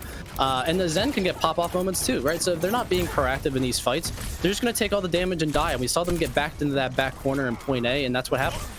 I'm sorry to cut you off here, Beak, but is Signet on the high ground here? What is this positioning right now here? They're going for the dive. They're actually diving with Ryan right now. They dive onto Nemo, they get him, and that's just it. That's the end of the fight. You know what? Hey, I mean, you got a question, but things worked though, right? They're able to take the fight to Hog and Ball, which is exactly what needs to happen here, and that's what happens. We see that the way he's getting up to that high ground is actually great, and Sarasota Seniors actually is in a pretty good position here. Like, look at all the ultimates they have to be able to hold this, and I think the most important one is the dynamic between Robo Killer with the Mail and Too Lazy to Heal on Hog and Ball with the Trans. Right? Who's gonna pop either one of those first? Because those can be the freeze can be a big fight decider here in the end. Does engage with the mines here. The window does come out. Ooh, does Signet hit a big shatter? He hits two, but the Trance does come out, and then oh my god, there's just ultimates popping. The bomb comes out, gets nothing. Caden does get the tire though. There's a 1v1 going on the side. Garrido does pick off Caden, and they're just collapsing here on the point. The picks are coming in. The D-Mech does come out. Signet does get Garrido, and the freeze does come in to freeze off main. Too Lazy to Heal is on the high ground now. There's a lot of play on this high ground right now. I've never seen this much, but SRS does take the fight win, and you know, sends Hog and Ball back to point. You know what? And all of that is due to Signet getting a pretty high value shatter right there in the mid, which forced Too Lazy to Heal to then use that Trans, right? And then even with all the ultimates coming out on both sides, Robo Killer threw that Blizzard in mid, which really was able to confirm the kills of Nemo Coffee and a few others, and that's what enabled them to kind of finish off the fight, hold off Hog and Ball. As we see, Nemo Coffee, he's actually switched over to the Zarya, right? So he wants a little more protection for Dust Eater and Garrido as they go in. The Dust does go engage, and they do get the pick on Caden, and it just looks like a brawl here on the point. They are backed into this corner. Dust goes in for a slam. The lamp does come out. Oh, but the Duke Shatter does come. Oh my god, who was that? Robo saves Signet with the wall. That was actually kind of massive. He does get picked off for it. Caden does stall with the dunk. He does get a pick. Caden, the legendary stall tactic. They are getting the picks here. That's enough. That was just enough. They are going to get forced 2 ticks here, but I mean, that's a fight win. And I'm honestly surprised because Hog and Ball had a great position and standing on point, right? They had mines there. They had Mango just had a holding point on with that Brigitte, which is so hard to try and dissuade. So Caden picking the perfect moment to go flank Bastion, as we see Signet with that shatter again, going back to that high ground. He's playing it like a Winston, and I can't say it's working for him so far. You know, sometimes when I pin into 6, I literally say, "What would Signet do?" You know? I mean, the thing is though, Hog and Ball have gotten 2 ticks already. That does come in from the Signet Rhine. They wall off. Was it Nemo Coffee? But he does get out. The Trans Engage does come in. They are really far in. Oh my god, Signet gets a massive shatter, and they do get Dust off of it. And this should be this should be another fight win if they really. I mean, this is just 2 CP at this point. You got to back up. I mean, it is smart to back up here, right? Because I think that the big win condition that they need to have with only 25% here really left to go for Hog and Ball. Nemo has that grab, and Amir is going to get that pulse bomb relatively quickly. And Bolton Cake is only going to have the immortality shield, or immortality field. He's going to have to pick a spot here, and they're going to have to know that this grab pulse is going to be coming, which is going to be really important. And on the other side, Signet getting another big slam because there's no shields on the side of Hog and Ball, right? So this is a Ryan's paradise to be able to find his opportunities and take the enemy Hog and Ball team out. Reno does have dupe here. I suspect he's going to use it any second now. The slam here. See, here's the Rhine. The grab does come out. Signet, with a big lamp coming in from Bolton Cake. Signet will go down eventually to Greedo. The beam is just too powerful, and they are stalling on the point right now. This does look really good for Hog and Ball, getting another pick onto Gag. Robo does throw the mail, doesn't get much value from it, other than just stalling for more time. Sephora does get the pick onto Nemo, and then we're just holding it down. Ooh, the big D-mech from Amir, and this does not look good here for Sarasota Seniors. The point is getting cleaned up, and there's no one here but Gag, and Gag will go down, and that's it. Hog and Ball do cap with 37 seconds left, and, you know, it's not a minute, but Sarasota will, you know, at least have a chance to defend themselves. Yeah, I mean, all in all, pretty good defense for Sarasota Seniors. I mean, the fact that they were able to hold a lot longer on point B, that is classic Temple of Anubis.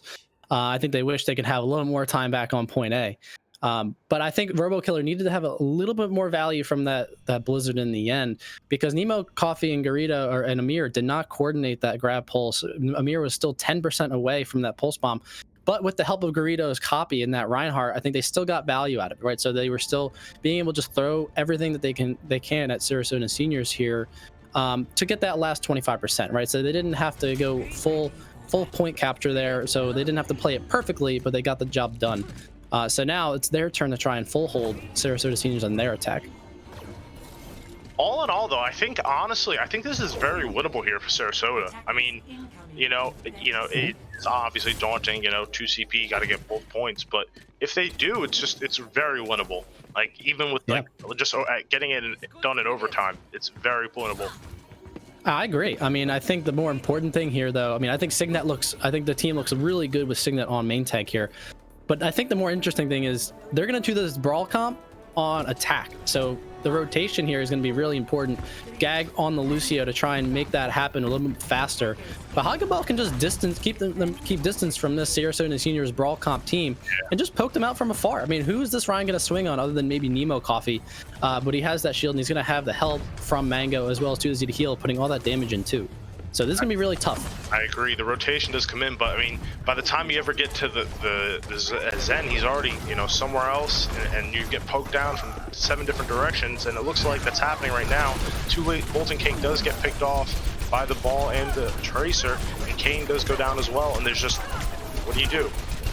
Rush is very difficult here. I don't really agree with this from Sarasota. They do wall off the ball, and they get him, but Signet is going to go down any second now. Even with getting Dust Eater's playing ball. Like, he's gonna come back in the next 10 seconds, right? So I mean, it's a good pick, but it's not going to do much for them. And as we see, Too Lazy to Heal get a couple frags there in the later round of that fight. He's free to just frag as much as possible, right? No one's gonna be pressuring Too Lazy to Heal in the back. So there's a lot of pressure going on the Sarasota Seniors and how they're rotating. And now they're going to try a different approach, go in this far right method. You get up the stairs, and but Robo has to block. Okay, he gets out. And they're up at the top now. Now, what are we going to accomplish here? They're going for, okay, Tracer gets out. Now they're going to keep going for this long rotation. See, they're already backing up into the choke. They're already, like, ready for this, you know, dive as soon as they get onto point. And they're just taking so much time. There's an extra 30 seconds. We're just standing here, and nothing's happening. Okay, they're rushing in. They're rushing away from the point. Oh, they do get Too Lazy to Heal. They get him, and now they're going for who? The Duke. Okay. What's it called? The Duke Ryan comes in. Oh my God, he hits Malding Cake. Oh, that was so massive. That was so sick. And this should be it. Oh, the Mail does come in, but the extra Duke Shatter. They do beat though. This actually is really winnable here for Sarasota. If they get this what's it called, Echo here. Echo does beam. Oh my God, it gets Signet. And the ball comes in. This is getting less and less winnable by the second. The bomb comes in. And nothing but, oh, the stall comes in. I don't even have words for this right now. Sephora gets another pick. Yeah, I think that they got in a great position. The Sarasota Seniors did. As soon as they were able to dive, they literally did a dive onto Too Lazy to Heal from the high ground over next to point A. So we were talking about how Too Lazy to Heal had all that time in the world, as we see a lot of this trickle coming in, really just for time purposes. But Too Lazy to Heal had a great position on that platform, but they used the Lucio speed and just attacked him from a distance, and it worked, right? And then they were able to turn around and put pressure on the point. So they did use a lot of ults. Gag did have to use Beat to counter Garrido's slam when he used that copy, but now they have both support ult, Hog and Ball to try and mount this defense. The grab does come in, so does the lamp. And the wall does come up to actually save, I think, this Baptiste here. Bap is still very low. Oh, heal Caden. Oh, this is a done fight. Yeah, I mean, exactly. They just had the ultimates here, and Sarah Seniors just kind of threw themselves at them, right? And that's not a bad thing. You want to try and get that snowball, I completely understand. And in turn, they actually have built up a decent amount of ultimates on their side as well. So Signet is going to have that shatter. Caden's going to have another duplicate ready to go, but so does Garrido, right? So it's going to be all about how do they use those duplicates, because the support ultimate is up for Too Lazy to Heal, right? So again, are they going to be able to draw out that Transcendence in this coming fight? That way they can have freedom to use Robo Killer's Blizzard to make even more space on this point. So it looks like they're taking a lot of time to engage here. The ball is already set up. Ooh, but he doesn't get a good engage. And they're trying to melt him. But he gets a nice tech slam in. And the Garrido does dupe the Ryan again, and he comes in from the back line. He slammed anybody. Maybe. Ooh. I don't know what's happening. The beat comes out. There's a male underneath on Mega for some reason, not on point. And I'm sorry, I actually lost over. Yeah, it seems like they were able to play some tiny Overwatch there under the bridge. And Sarasota Seniors had some presence on point, but with the mines from Dust Eater, they are pushing them off. And Sepora getting that bomb out doesn't actually get anybody, but our picks are coming in for Seniors slowly but surely. I don't think this is really winning. They're getting the picks, but I'm not sure if this is actually winning. Yeah, see, Baptiste is already dead, and the respawns are coming in, and tanks on, and yeah, just get out. Well, that's the problem with 2CP, right? The defenders have this advantage with their spawning right there. So even if the Seniors and Hog and Ball are trading out, as we saw for literally a minute and a half there, it's gonna be in the favor of Hog and Ball, right? And that still didn't even give them any progress on that point, not even one tick yet. So Seniors have to readjust here. Now we do see some swaps, right? So Caden is now moving over to the Reaper to try and make a little bit more presence for Nemo Coffee and Dust Eater to back up even more. So, I mean, this again, they have a minute and 50 seconds to win their first map if they can. But the work is cut out for them here. Yeah, you know, this feels like a modern day, like, GOATs, you know, just get on the point and just don't die. Ooh, but Dust is rolling in. I don't know if this is winnable. He gets frozen, and yeah. That being said, though, ooh, wait, where's Gag? I don't know where he got picked off, but he got picked off, and now that's just the end of the fight. That's literally it. It's so unfortunate here at 2CP. I know, and Hog and Ball have to be careful. They can push this too. I mean, they are pretty low out there, and they have the ultimates, but at the same time, Dust Eater has to be careful because he's going to be as Ball diving into a Mei, a Reaper, and a Rhine. As well as Baptiste, right? You can't, have to respect the damage that he can do too. And the only thing he really has for protection is one projected bubble from Nemo Coffee, right? So he has to be a little bit more careful about how they play them. But so far, it's been really effective. And here the dive comes in from Sarasota Seniors. Signet does get the nice entry frag in with the pin, and does get he gets both supports. And they're fronting it. Oh, not fronting. They're focusing in on the tanks. Now they're focusing on the dupe. Garrido goes down. And this should be a good pick. This is huge. Amir is waiting for the recontest. He's gonna wait for his team. The early trance comes out. Signet pins it to him. Oh my God! Signet pinned them off the point. Actual Chad. Wow. What a legend. That's my main tank right there. I don't know if Amir was. I think Amir still could have touched even so. Signet just pushing everyone out there, literally playing dive Rhine, it seems like, into this Hog and Ball composition, which is pretty admirable, right? I mean, if you're gonna try and get on the point and establish presence, that's how you do it, right? And we saw Robo Killer again, that Blizzard being so important in causing Hog and Ball to have some sense of caution before trying to engage, right? Because other than using that Transcendence, which Too Lazy Heal did not have at the time or wasn't willing to use, that's what helped Sarasota Seniors pave the way to getting that full point cap. So now we have a virtually dead tie for rounds 3 and 4 here. So this is literally anyone's game. But we have two different types of philosophies in how these comps are playing. Like, Seniors still want to stick to this brawl comp, where Hog and Ball is, not playing to their name, but they are playing a lot different of a composition than Seniors are here. I'm gonna be real. Sarasota take really long engagements. This is like literally just one fight. This is one fight. Yeah, and that's the problem. It's the problem with brawl comp, right? They have to do all this rotation. Yeah, but honestly, I think Beak, I see it. I got my telescope. You think it? Your Preds are coming out for the Seniors here? I can see it. I can see the draw. Okay, I mean, it is 2CP, so it's not like we haven't seen it before. But I don't know, I think it could happen. So we see the early, rotation going into on the left side. Nemo Coffee quickly backing up, doesn't want to get caught out here. And then, oh wait, they're faking it. They're going back through main. They're going back through main. And then, but Signa gets booped. Okay. So, it's taking a very long engagement. We're already halfway through and we're just getting up the stairs. But you know what? We're up the stairs, people. What a bait. Big bait. We're actually up the stairs and we're not dead. Dust is getting a little, yeah. He's got to roll out of there. The May will catch you, I mean, that's either a 5,000 IQ rotation, but I think they're just waiting for some cooldowns to come here because they're not like they're waiting for any ultimates. They're just going to try and force this fight on point and try and see what happens here because the Hagen Ball doesn't really have the capability to take this fight on point. Very interesting to note, anyone who gets picked here will have the overtime spawn. So it's going to be, a really big first pick. Gag, go down. That's very unfortunate, but so does Nemo Coffee. Oh, but so does Malding Inc. And now both supports are down for the Sarasota seniors.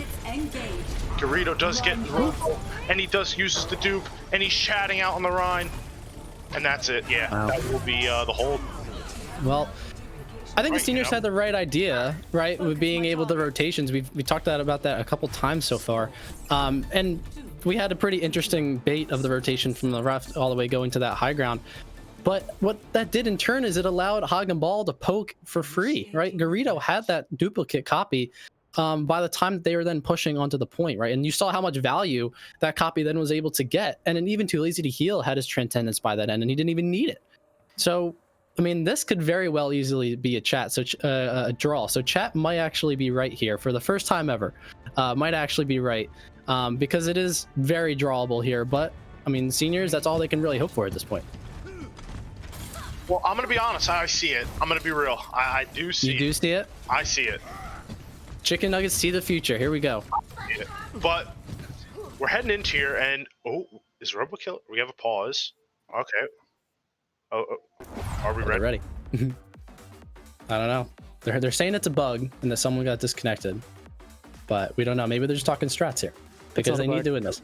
It looks like an auto DC. Someone's lost connection there. Ah, okay.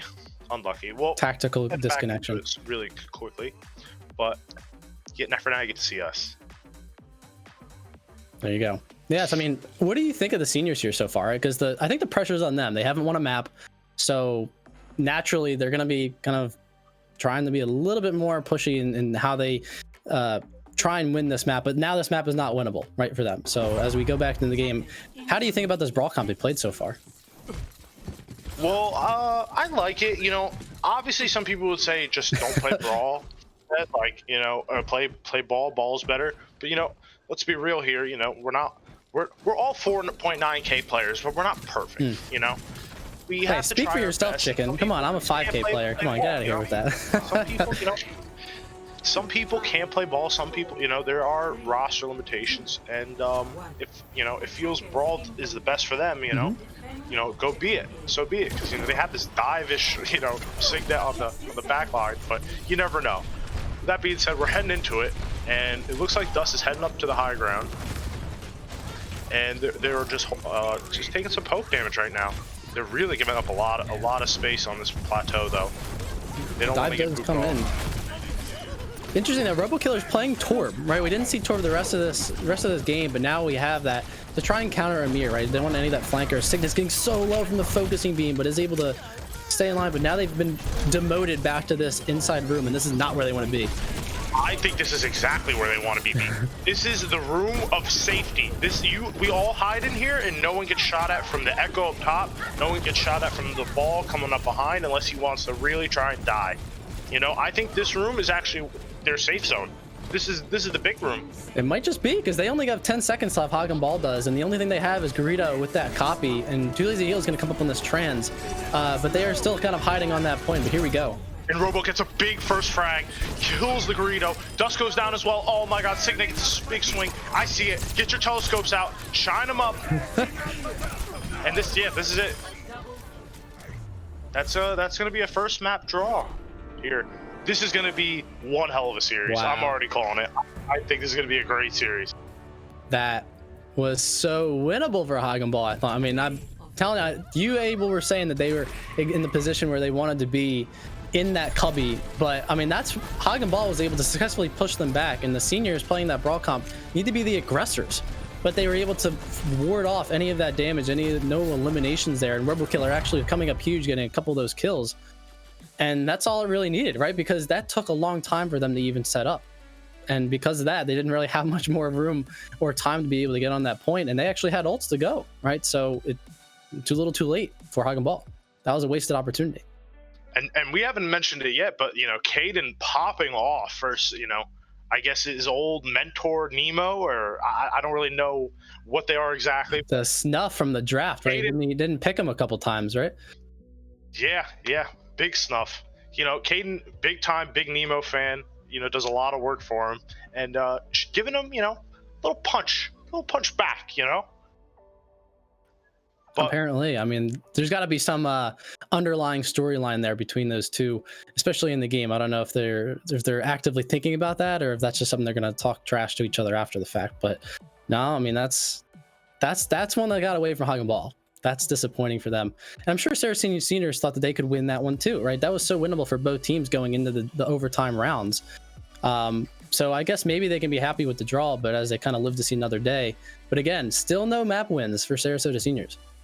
If I'm Sarasota, obviously there's no moral victories, but in this series we take that. Like, let's be real here. The Rush obviously doesn't have as many. I'm gonna be real. I have a joke on my stream. I think the Rush comp should be the Ball Diva Tracer, because they're fast, they rush at them. But it's a whole different. It's just we're arguing wording at this point.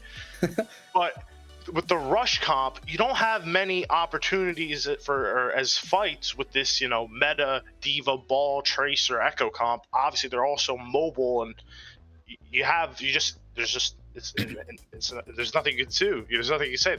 There's more opportunities for fights. Yeah. With the Rush comp, they only had one fight. That was it. So with that fight, obviously you don't take a victory, but it was close. You take those, Yeah, I mean, I think with the brawl comp, I think it is very map dependent, especially when you're trying to play it. It's a little bit harder to play in the Rush, especially on the attack, because of how long those rotations take, like you said. So that's why Ball is being played over pretty much everyone right now, because it just does the job of the main tank just better, right? You can and it's also the only one that doesn't die within 0.5 seconds. So I know they made some of those changes and nerfs that just came out a week or two ago, but it's still the same problem, right? A Ball is still just way too mobile, can absorb all the damage with the shields. It doesn't take any of the ult charge. Why would you not play Ball, right? But if you don't have a Ball player in your team, you're making the best of your situation, and that's what this brawl comp might be. But hey, maybe you want to try Winston too, right? The Winston double bubble comp has been pretty effective for a lot of teams as well. Or actually, Resurge, I think, has been playing the double bubble composition with like a Tracer and a Sombra pretty effectively well. I mean, that's a pretty good composition right there too. So a lot of win conditions. So, I mean, we'll see what they come out here as we go into this next map. I can't tell what it is. It might be King's Row, but I don't know. We'll see what they play. It's Havana. Yeah, it could be. You could be right there. Well, it looks like we have. It is Havana coming in. We have Drams coming in for Sephora, and we also have Pandamon and Dongwaggler coming in for Mango and Burrito, respectively, on Hogball Dynasty. I think I said Torture earlier. That was sub 23, or was it? I don't know. It's all related. They're all sister teams of each other, right? He always had one idea, and he's rolled with it for about a year now. Hey, consistency is king sometimes, right? True. But we're heading into it on Havana here, and it looks like we have Signet and RoboKiller. We have RoboKiller swapping off the DPS, going on to the tank. I actually really like this, being as Drams is, more a DPS player. I have seen, the Drams Reinhardt. Very, people underrate his Reinhardt. Sorry, I'm misspeaking. But he has a pretty good Rein. But that being said, I don't know if we're gonna pull that in official yet. We'll see what's going on. That was the second draw map. Ooh, Hog and Ball Dynasty have drawn 2 maps. That's very unfortunate. But it looks chat, let's get quiet. It looks like Sarasota. Oh wait, no. I thought they were silly with it. We get some double shield comp like it's back in early 2020, before COVID was even a thing, right? I mean, it's just shot at shields, the red light, green light compositions that we have here, especially on this long sightline of Havana. All teams on the double shield here. Oh, as I said, that dust swaps to the ball, which I don't disagree with. I think ball is a really good pick right now. I completely agree. Yeah, I mean, Dust is, again, playing on that ball, playing pretty well here, especially from the Havana. So again, right now, all it's going to be is just going to be taking this car up to a point where they can make that dive happen. We see Panamon is going to be on Ash here, trying to get those long range picks here coming in, taking the angle. Doesn't have any high ground to work with just yet. You know, just taking pot shots right now. Sarasota does back up to this blue pillar right now. And they are looking. I'm just waiting for Hog and Ball to engage. Ooh, as I say that, Nemo gets D-mech. And they still engage though. Big slam coming in. Does get flash, and the ball does get out as usual. Oh, he rolls back in. That was okay. He gets launched up into the air. I don't know what just happened, but as we say that, Robo gets the pick onto Nemo Coffee, and the picks, and so does Drams. Drams gets another pick. Yeah, I mean, I think this composition that Seniors is playing is actually to the benefit of you know, going in what Hog and Ball is playing, right? So if this dive by Hog and Ball isn't absolutely perfect and Panda's not getting the picks, this is actually very holdable for the Seniors, right? There's no shields coming out from the side of Hog and Ball. So as we saw, Nemo Coffee was the one that got kind of lit up there, sitting in front of the point, just taking way too much poke after the DM was gone. But you know, that's all very important. We see it happen again there. I mean, if these engagements take too long, then it's to the advantage of the Seniors. Yeah, Dust did just join, you know, this team a couple days ago, so I don't really expect personally the dives to be super clean yet by the teams, you know, still working out, you know, choose. Whereas Sarasota, on the other hand, you know, this is their 3rd week now of scrimming, you know, getting it together. So this honestly looks really good for Sarasota right here. Already taking 2 minutes off the clock, and they're getting ready for another engage. Nemo does swap to the Sigma, and I think this is probably a better move. Oh, he doesn't know what to play. And not to mention here, I mean, we see Drams is on McCree, right? McCree and Junk, right? I mean, as well as the Rock coming in, and as well as the Bash coming in from Gag. Like, this is very dangerous for Dust to be able to dive, right? So, and we know he only just joined, but this is very, very precarious. He has to pick his spots. As we say that, the Bob does come out, gets burned, but Nemo Coffee just runs it down, gets 2 picks. And now this is going to be an easy map, not an easy map, an easy point here for Hog and Ball. I don't think there's going to be a recontest here. Yeah, Robo gets hooked. That seals it. Yeah, the Nemo Coffee, swap to the Hog proved to be exactly what was needed for Hog and Ball. Now they're actually playing the comp that their team is named after. Exactly right. That's how you know, they got the point here. Now the pick potential is even higher on Hog and Ball. So, but the Seniors still have plenty of ults, right? So they didn't actually use much of anything there to hold point A, even when they did have both tank ultimates, and Drams did have that high noon. Caden hadn't yet come up on that tire, but now this is their time to be a little more proactive here, because Hog and Ball is going to keep taking this space, especially with the high mobility of Dust. Sarasota is coming in here with 5 ultimates right now, and oh, Caden gets picked by 2 lazy, and oh, Robo is getting hooked, and he will live, but I don't know for how long. The mines come out from Dust, and he gets the quick exit frag onto Bolting Cake. And there's just, you know, fighting on the point right now. A big flux comes in, but so does the trance that completely negate it. The Signet goes down, and that's really going to be it. The first pin, you know, the big linchpin in this whole comp. Yeah, I mean, a big proactive bongo by Signet there to try and get as many picks as possible by Hog and Ball just before they were able to approach, but didn't really get the results they wanted. And then the trans from Too Lazy to Heal was able to sustain them through all that damage, right? And then you had the mines come in from Dust, and really it was just too little too late for the Seniors, right? So all those picks came in for Hog and Ball instead. And that's point 2, right? That's Streets phase there. So now 3 minutes and 50 seconds to complete Sea on Havana. But Sea on Havana is one of the worst, honestly, map parts in all of Overwatch, right? With these long sight lines, this actually is going to benefit the Seniors a lot because of the fact that they can control these long sight lines with this double shield. Yeah, we'll see right now. They're holding this corner. The points coming right around the bend. They're giving up a lot of space here, but that's exactly what they want with this, you know, long-range kind of setup. But the Dynamite comes in and gets a few, I think. Sure. Ooh, Dust gets a nice roll. Big displacement, but the window comes out and brings a lot of space. You know, you obviously don't want to get shot down. Robo gets a nice eat onto the pulse bomb, and that will be, you know, they're just getting ready here for the next dive. Well done by the seniors. I mean, how much damage Nemo Coffee is taking just to try and walk up this street. That's why he has to hide behind the payload here. I think the switch to Hog was very warranted. I think he's been actually fragging here on this Hog ever since switching from Diva, but now that the whole Hog is coming out. Caden gets the pick onto Amir with the Marty Dome. Oh my god. With that being said though, that's a huge pick onto Amir. Now they really have to back up. There's no big pick damage with the shields from, you know, the Ash. There's no real, you know, slight lines to shoot with all the They definitely have to back up now that they have that high noon coming out as well as the bongo, right? With no shields other than the brig shield, that has to be somewhere they have to hide out. And they can even like push this too. Oh, Signet gets hooked. I cannot believe Signet got out. Oh, Nemo gets another big hook. He's actually getting some value with these hooks, but he down. Oh, neat. The Drams flash.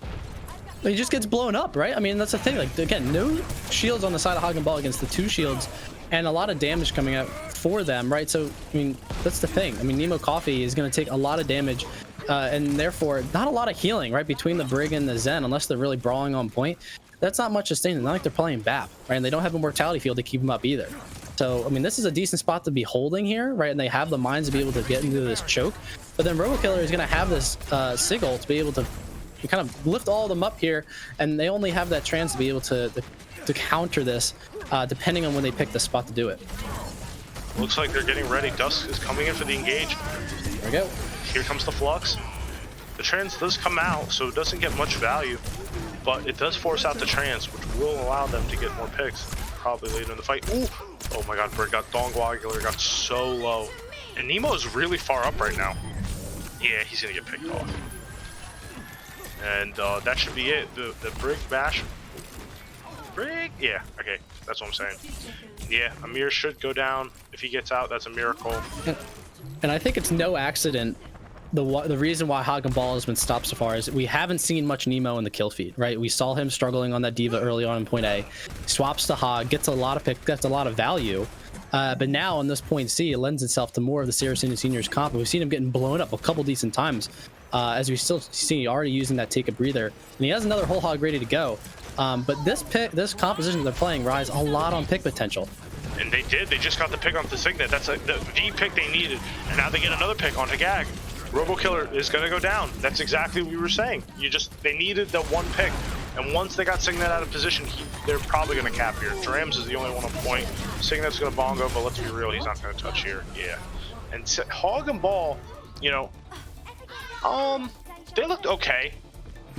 Okay, you know, they clutch it out when they needed it the most for on the first and third. Second point was, you know, obviously a wash, but I agree. I mean, I think they look just okay. I think the first point, I think they were honestly just feeling out what to even play. I don't think they expected the seniors to play double shield, right? And then even when they were, I think there are some unfortunate moments. We got Nemo dying pretty early or getting demeched pretty early, excuse me, from a variety of factors. I think he got trapped by a Junkrat trap once, and that just is super unlucky when you're out of DM. So I think a lot of time was spent on point A of Havana just to figure out what they wanted to play. And then the second half is just, hey, how to engage it. Fortunately, they were able to play the streets phase and complete that pretty fast. But, you know, once you get to Havana, towards the end on that point C, it's so hard to finish. And thankfully they did, right? They were able to finish in the end because of those picks that came in. But here we go. Now the seniors get to try and run this on offense. And the Hog and Ball can actually set up where they want and take these fights how they want them when they're on this defense. Yeah, they're all setting up here on this high ground. It looks like, are they going for the nice little dive? Yeah, no, they're not. Okay. Yeah, you know the Nemo Coffee Hog dive. That's the biggest staple in all Bad Patch Mario League, right? Hey, last map we watched the Signet Rhine dive. You know, anything is possible here. Any character can be a dive character if you try hard enough. It looks like they're all going this left side here and having RoboKiller just on point right now. They're taking the natural cover of this big building here, so they don't have to take any of this high ground poke. But it does give them a weird angle. I don't really know if this is super value. They are getting the ball here. Oh, the ball's dead. I think guess what, Dust was just trying to contest the cart, right? Why seniors were trying to rotate and just try to be cheeky about it, but he got caught on some geography, got rocked, and that is not what you want to get found. So they do have to very much back up. So Hog and Ball not exactly in a good position here, as they're already getting this first turn on Havana Point A, as does Sarasota Seniors. Someone who's been practicing the ball myself, you know, sometimes you just get really too creative for your own good. You gotta play it natural. I don't know how to explain it. You know, I probably shouldn't be giving any advice. I'm terrible at ball. But as I say that, they are pushing Sarasota back to this corner. And this is like really working out for Hog and Ball because they just want to poke and just take these like off angles and just hopefully get a pick here. They are making them push back. Ooh, Signet gets dangerously low. And Cade gets the pick. Huge. The res does come in though. This is tough for Hog and Ball. Right? I mean, Seniors just playing this slowly but surely as we see Robo Killer getting a pretty big flux, but nothing big major coming of it. But again, they're almost done this point A. And Dust is just trying to contest this point as much as possible, not really getting any type of confirmed kills, but at least the trans coming in from 2 leads. They're going to try and take this fight here. Buys just enough time for the trans to come in. I think this is great. They are coming in, but ooh, Panamon gets picked. That's huge. With the Bob coming in, I think it actually changes everything. Oh, the window comes down. They burn Bob. Signet on the Orisa is a madman. Dong Waggler is so low. Oh, and he steps into the coup. That's so unfortunate. This is definitely Sarasota Seniors' fight to win now, right? Too lazy to heal is so low. All they have here is Nemo trying to get the kills, but he's not going to be able to find any eliminations with it as the picks are coming in with the Seniors. Signet is just looking at the body of some of the members of Hog and Ball there. I think it was honestly Nemo he was looking at, just trying to wonder why he was using that whole hog, trying to be the hero when I think it was like a 1v4 or something like that. So as we go, 4 minutes for Seniors, slowly but surely getting this point. Well, look at you, Chicken, getting some props in the chat here, props on screen. Let's not do that. Let's not do that. I'm B-League. Let's not do that. But as we say, as we look, Drams is getting burned. He's got to get out of here before Nemo hooks him. The suck does come in. Oh, Nemo gets half, but with the orb and his E, he should be fine. The engage comes in from Dust, and just for some rather big displacement, and he does get out with his life, just barely eking it out. Nemo can take this off hang, and here comes what's it called? Flux on the Robo. He only gets Panamon, but he does confirm the kill. And they are just pushing down. They're running it down right now. There's no need. They do trans Bob. I don't think Bob's here for much longer. Dong Waggler goes down, the window comes out. Could we just say Bolting Cake's windows have been really good tonight? Yeah, they have been very effective. Very good. And, oh, as I say that, I jinxed it. Signet goes down. And they gotta back out now. The thing is, though, the Seniors look pretty good there, as we've seen that nice hook by Nemo. They use so many ultimates there on top of each other. They stacked both Signet and Robo Killer's ults between the Flux as well as the Bongo, and then Drams was using the High Noon. I guess I wanted to try and kind of snowball the Streets phase, but they didn't really get that many kills with it. Again, Hog and Ball just trying to sustain through that and then successfully throwing their own mines on point, getting the kills. So I mean, success to them. I mean, I think if this doesn't work out, I mean, they're gonna have to reevaluate this double shield comp. Oh, this is big. Yeah, that was big. Big, what's it called? I can't even think of the word. Whole hog. Whole hog, thank you. From Nemo Coffee. With the dragon just really having nowhere to go, either a rock and a hard place, she's just dead. And that being said, there is 2 minutes left on this time bank. I don't know if the Torb turret is the pick, but Caden, never lose faith in Caden. That's all I'll say. I mean, that turret itself, that turret is literally a Grandmaster player. I don't know what you're talking about, so definitely got to use it. They're taking the high ground. Signet taking a lot of damage here. That was a big dynamite from Amir. And they already has Bob back. One of Hog and Ball's really big win cons, in my opinion, have been the aggro trans Bob. They're not doing it right now, they're just transing, but I think that's been like a really good thing for them. Just, you know, getting, you know, having the heals and then the sustain and then the extra damage from another player. Yeah, looks like they're backing out here though, so Senior's just trying to know exactly when to cut their losses. Quick reset. They do have both tank ultimates, so let's see if they don't do the same thing here, right? I think they should really engage with a Sigil, try and get any of the cooldowns out of Hog and Ball, and then Bongo, right? Bongo to get everyone else out of the roll, Bongo to push through all that with, you know, twice the amount of damage or 50% more of that damage, and go from there.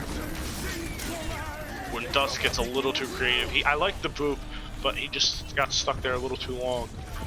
I think Robo used the flux. I don't know who he hit, but it happened, and now going in. I wish I had more analysis for that, but I don't. I don't think he got much kills with it though, so it didn't matter. But the Bongo comes in, Dust quickly shoots it down, and Amir is taking pot shots from the Ang, from the off Ang, sorry, and too lazy to heal. We'll go down to Caden, and I don't know what we're going on here. I don't know what's going on here, to be honest. We're fighting. And honestly, that's the point. That's exactly what they want, right? I mean, Hog and Ball is making the Seniors kind of have their head on a swivel, which isn't what you want a double shield comp to have. You want to have that focus fire in pretty much everyone. However, it does seem like the kills are coming for the Sarasota Seniors, right? So as we think it's going to be over, you know, the Tor, Caden's coming in, popping off, Signet swapping over to the Ball, getting a kill there on Amir. So just when we thought it was over, the Seniors are pushing through, and there's still signs of life. Aiden shot his ultimate through the window, so that burned Bob so quickly. And Nemo got like so low he had to back up and was not touching it. So this is wow. Not only he's top 3 in the limbs. Wow, Bolton Cake has been really good. Yeah. Tip your healers, guys. They're the ones that make this game playable sometimes, honestly, especially if you're a tank player. Oh, Nemo gets sucked in. It's rocked. That's unfortunate. But Dust will be able to get out. They use all their cooldowns really to get Nemo. And Dust goes back in. So the thing is, again, with Nemo, the early death, like, you can't be face tanking against a double shield, right? Especially if you see that coordination between Signet and Robokiller with the pull and Rock at the perfect time when he's taking that take a breather. He's gonna insta die, right? So they have to be really careful, especially now that they're on this defense. He can't just keep taking some of these angles, but I know maybe some flank hooks might be in order as we see the dragon come out, get Signet really low. But there's 30 seconds left here, and actually Hug and Ball has plenty of ultimates to work with, and so does Robokiller have that the flux ready to go, and he gets a pick on the Panamon pretty early here. That means with Pandemon going down, now everyone's backing up. They don't want to lose this next fight here, because this is the last fight. Robo uses the Sigil. I don't think he hit anybody. That's so unfortunate. They burn Bob with the window. This is another really high value window. Nemo doesn't get low at all. No, but he does force him to take that breather though, right? So he has to take this off angle, and especially now he has to use the trans, and it doesn't save him. The trans though does let the res happen. But Nemo does still go down. Oh, that bongo is the difference right there. True. Although, that didn't get the kill. I mean, too lazy to heal, it's still alive. It's hiding in this side room. This is not good. Oh, but they do finally get the pick. The Mercy might get the res off. The Nemo Coffee Winston out. Here we go. Signet putting down the line. Holding the line. Caden using the ultimate, the Torball. And it's getting, oh my god, it gets them dangerously low. This is it. Sarasota is gonna take point. But Bob is on point, holding it down. Signet does go low. Oh, this might be it for Sarasota. Signet was the main point, presence. And now all they have is Robo, who just has to cog it down. He gets too far, and that will be the first map. Oh my god, that was so winnable for the Seniors too. Again, they just can't seem to close these matches. I honestly, that's why I said, and they had that bongo, and actually that was a really good bongo by Signet, especially because of how low everyone on Hog and Ball was, and they're all getting pushed back. They could have just kept pressing W. Like, they didn't even go check that corner or too lazy to heal is. I mean, it's like almost they're playing Valorant. They're scared to check corners because they're gonna get one tapped. But they they were able to stall out enough on that last point to get those reinforcements back on the defensive spawn. And they just got those picks in, right? So again, maybe it's the focus fire from the Sarasota Seniors that needs to improve a little bit, because that was a very winnable fight for them to be able to tie it up at 3-3 in Havana, but nevertheless, they're down 1-0 now. Did somebody swap the monkey at the end? Because yeah, like I said, that was Nemo. It was a Nemo coffee monkey. That might have won them the actual match, because Nemo putting the bubble over Orisa, just denying all the heals, because he was, again, their main point presence. He was the only ones really holding down cart with the big health pool. And with the, the bubble just putting it right on top, denying any sort of heals, that's just, that really, little stuff like that wins you games. And he didn't get blown up, right? No one was even focusing him, right? They're even actually backing up. Like you said, he wasn't getting healed, saying that in the Winston bubble. So he even got a lot of value, right? So the surprise swap to Winston at the last second was one of the saving graces for Hagen Ball. But nevertheless, Sarasota Seniors is not out of this match by any means. They're still only down 1-0 after the draw that we had on Temple of Anubis. So this isn't over by any means, by a long shot. Mm-hmm. We do have at least one more map here. I don't know. Have either of these teams gone? Oh no, obviously Hagen Ball got to third map. But I don't think Sarasota has ever gotten to a third map yet. So no, because they haven't won a map yet. So can't go to round 3. True. Oh, that's pain. Oh, that's actual pain. But hey, now we are going. I think Lijiang Tower was supposed to be the map breaker or map tiebreaker, but it's also not. So here we go. I mean, this is a pretty good comp. I think everyone likes Lijiang Tower. You can play the Brawl comp that they were trying to play on Temple of Anubis on Control Center, at the very least. Maybe you can play it on Night Market too. It is doable, maybe with a sim to try and TP to point. So this could be back to one of the comfort picks that they had earlier in this match. With that being said, though, it has been brought to my attention that this, it was Anubis, Sarasota Seniors' first non-map loss. So, kind of pog champ. We'll take that.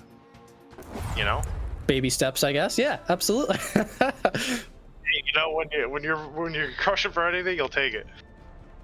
Yeah. Some would say they're down bad. Yeah, exactly. I think they're just.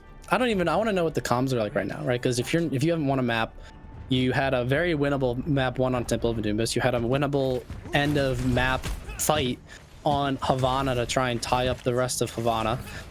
I mean, I'm sure there's some people that are frustrated right now, right? So then maybe some comms are quiet. We don't know what's going on in there. Maybe we do, actually. I don't know what the kind of power and technical prowess that Solomon has, being able to peer into some of the team chats. But nevertheless, good way to point out, we do have a lot of stats coming out for week 3.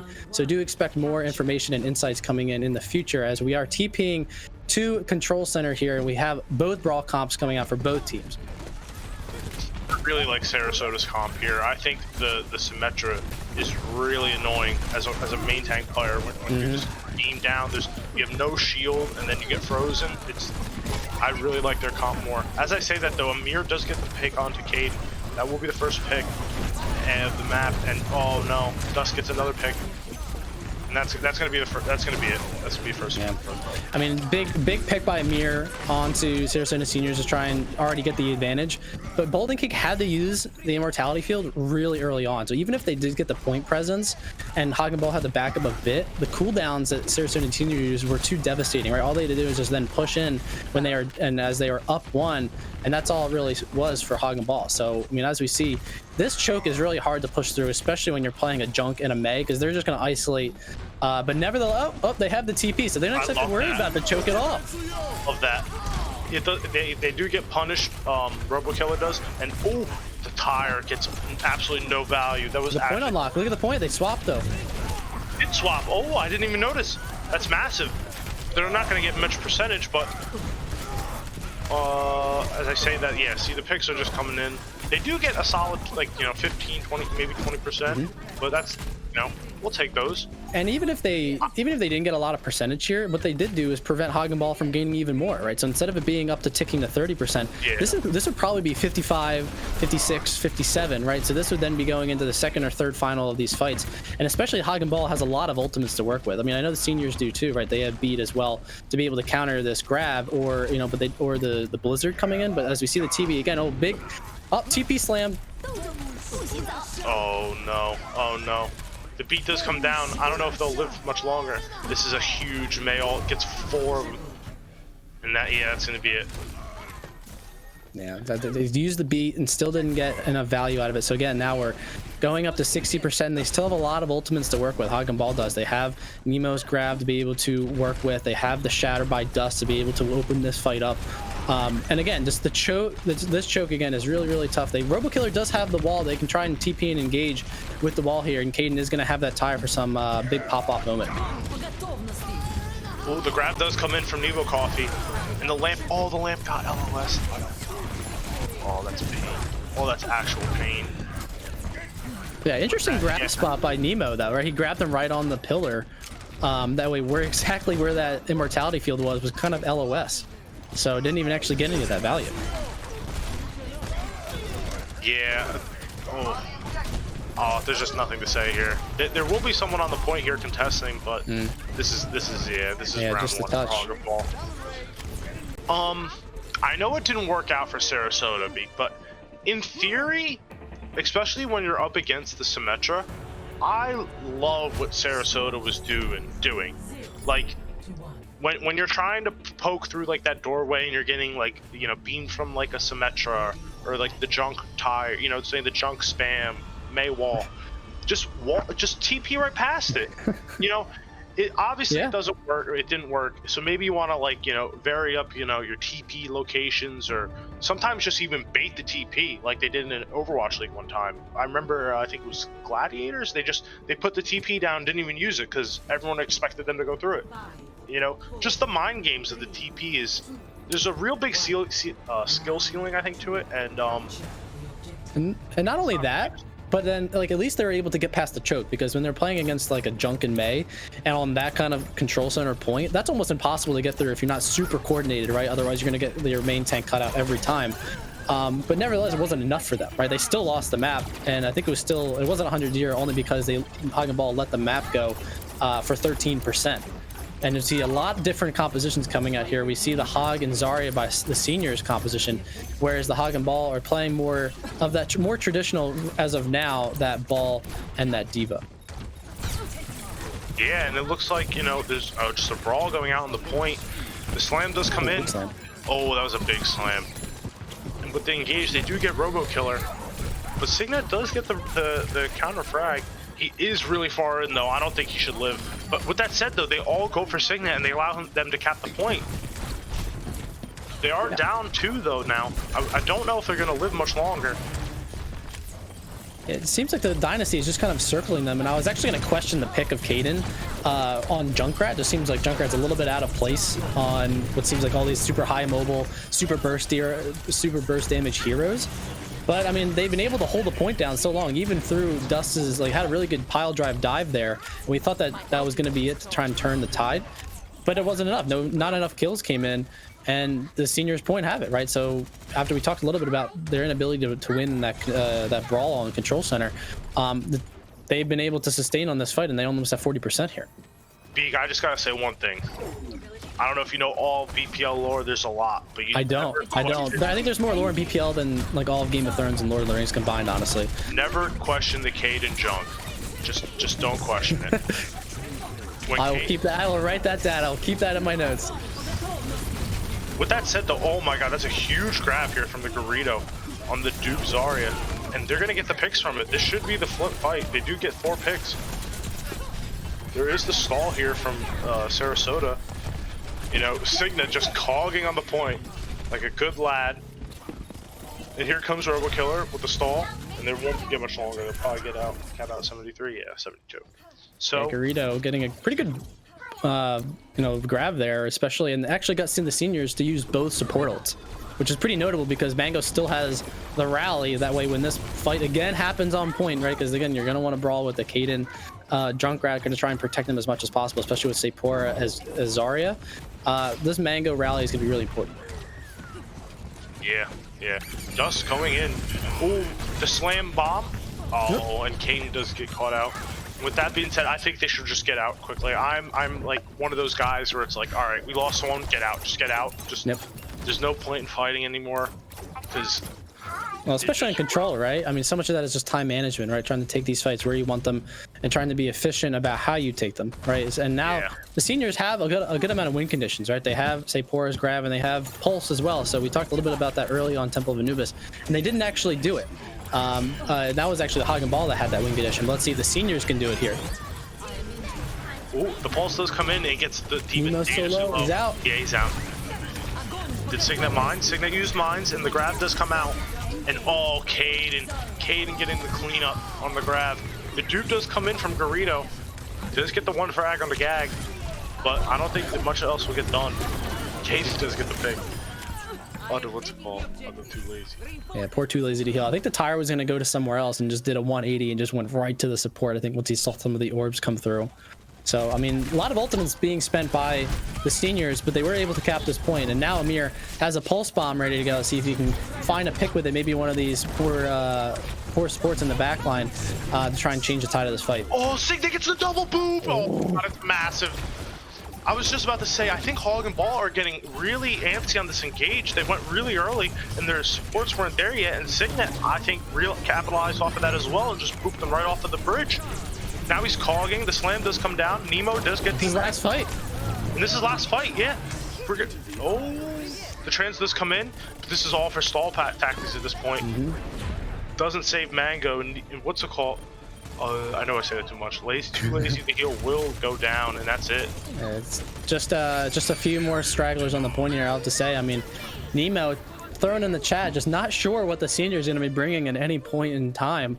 But he's obviously got to be more focused on what he's playing there, because now, as we see, we're going to the final point of Li Zhang control to maybe tie up this game, right? So we have these two 0-2 teams playing each other like it's the Super Bowl here. We got that tomorrow, but I think this is the game that's more interesting right now. He actually might head to a map 4 here. Will this be the fourth map series? Am I crazy? No. All I know is that I'm rooting for that, right? So I think client strip difference, I'm pretty sure. I think we're rooting for that regardless, even if it's the first one or not. Yeah, 100%. That being said, Sarasota, they are swapping to this brawl comp here. They're gonna TP over the top. This is a classic here. Just like we said right before we jump into the map, right? This is their comfort pick if they can play this sim and brawl on point. Now they are all turreted up. Nemo getting really far in right now. He's taking a lot of poke damage. Yeah, all this is going to really just come down to the coordinated dive between Dust, Amir, and Garito. Who can they try and find out in the open? But it's actually RoboKiller is the sim that finds Amir. Spamming balls down show. Those orbs do so much damage. I don't think. I mean, I know we all know the damage numbers at this point in Overwatch, but when you're playing against the sim and you get a fully charged like sim ball in your face, that's phrasing. I know, but it's gonna do a lot of damage, right? So. I mean that Hog and Ball are swapping it up here. They want to take it. They want to go with the rush comp as well. I know. Look at them not being upset that they're gonna run a dishonest May, but hey, they're gonna try and fight fire and fire with another type of brawl composition, just slightly different DPS. Us going and down. They wall off the tanks. Signet pins gets Garrido actually big. With that being said, Dust going really low. I don't think they want to engage this. Yeah, they back up. And if I'm Sarasota, I let them back up. Yeah, no. This entire goal is just to play entirely through these chokes with the sim, right? Just make it as hard as possible for Hog and Ball to play. And as we see, Amir then swapped over to the McCree, right? So I think they're a little bit down more on ult economy too, right? Just because of those late swaps. Oh, another big wall coming in from Bolton Cake. It does get negated by the mail, but Signet hits another massive shatter. Oh my lord, he's so good. He's just so good. This game has been non-stop entertainment, honestly. The main tank different coming in from say Poor in chat. Oh my god, they're gonna be mauling Hog and Ball even more. This could be the first map when we don't know yet. I'm not gonna try and say anything, but Sarasota seniors are in an amazing position. Look at how many ultimates they have coming into this, and the swaps keep coming in from Hog and Ball. They don't know the answer. They don't have the answer here. They swapped to the Farah Junkrat. I get it in theory, high damage poke, but I'm not sure if they actually will. Dust gets a big shatter though. Gets 3, I think. The beat does come down. Signet gets dangerously low even with the beat. Oh my god. And oh my god, a massive grab. Big grab. Signet can't swing on it because he's still low. and he does go down to Dust, just running it down. He has to touch though, and his shield does go down from the stim beam, and that's it.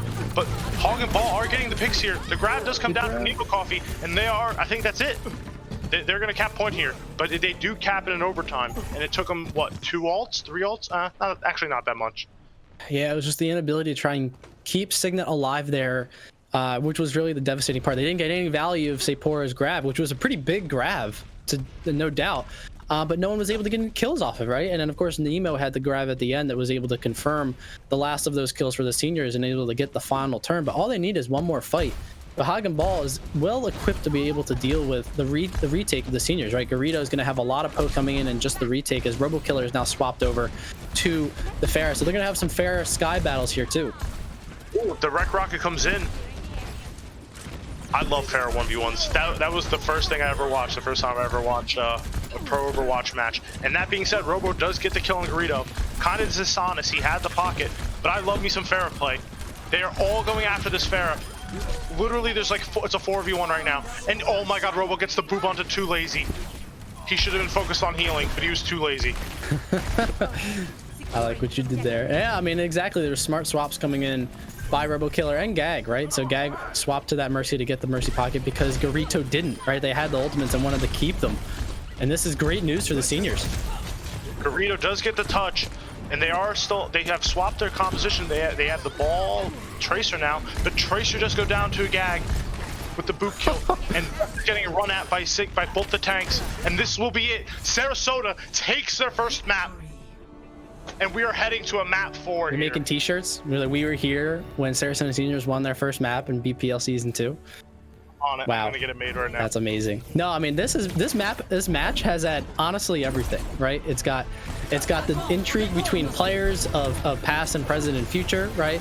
You've got going back and forth, got crazy comps from both sides. You've got people in chat. It's been everything we wanted and more. Holy cow, chat. With that being said, we will be taking a short break for map 4. I think everyone needs to simmer down for a second, get a couple bio breaks, as my team likes to call it. But just let the tension settle, like build, rise, because we're heading to a map 4 here.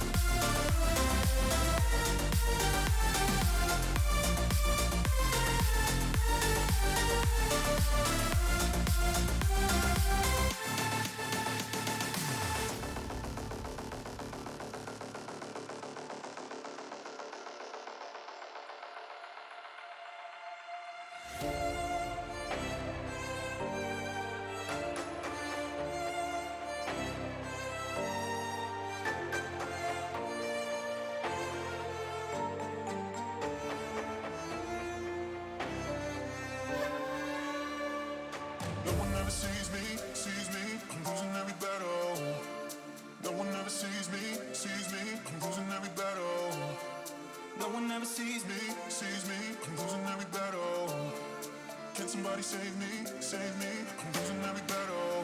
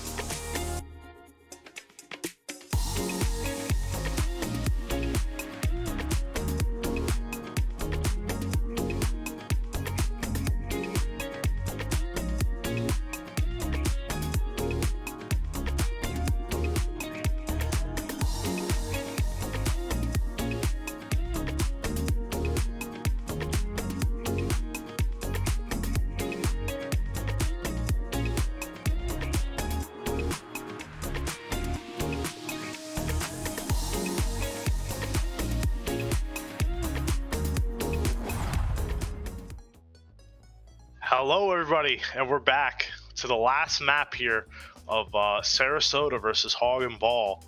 Now, this has been just an amazing series, personally. I didn't think this was going to be as good of a match on paper, but holy cow, is it living up.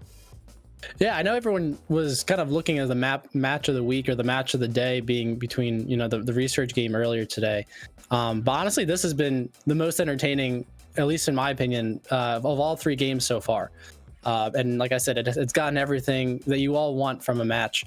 And what we're actually going to do in this final map 4 is going to be heading to Busan. So one of everyone's favorite control points, has a lot of stuff going on with it, as we see as we roll into Mecha Base here. This is where it all comes down to, right? So the Sarasota Seniors have broken the mold. They finally won a map in BPL Season 2. So everyone, you know, congratulations. But now let's see if they can take it a step further and actually win their first match here against Hog and Ball. I mean, Hog and Ball played played Resurge pretty relatively close, honestly, in my opinion, last week.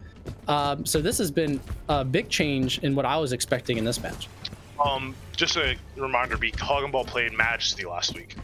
I'm sorry, I was watching earlier match then. My bad. No problem. It happens. It's a lot of teams, a lot of names. Thank you for the correction.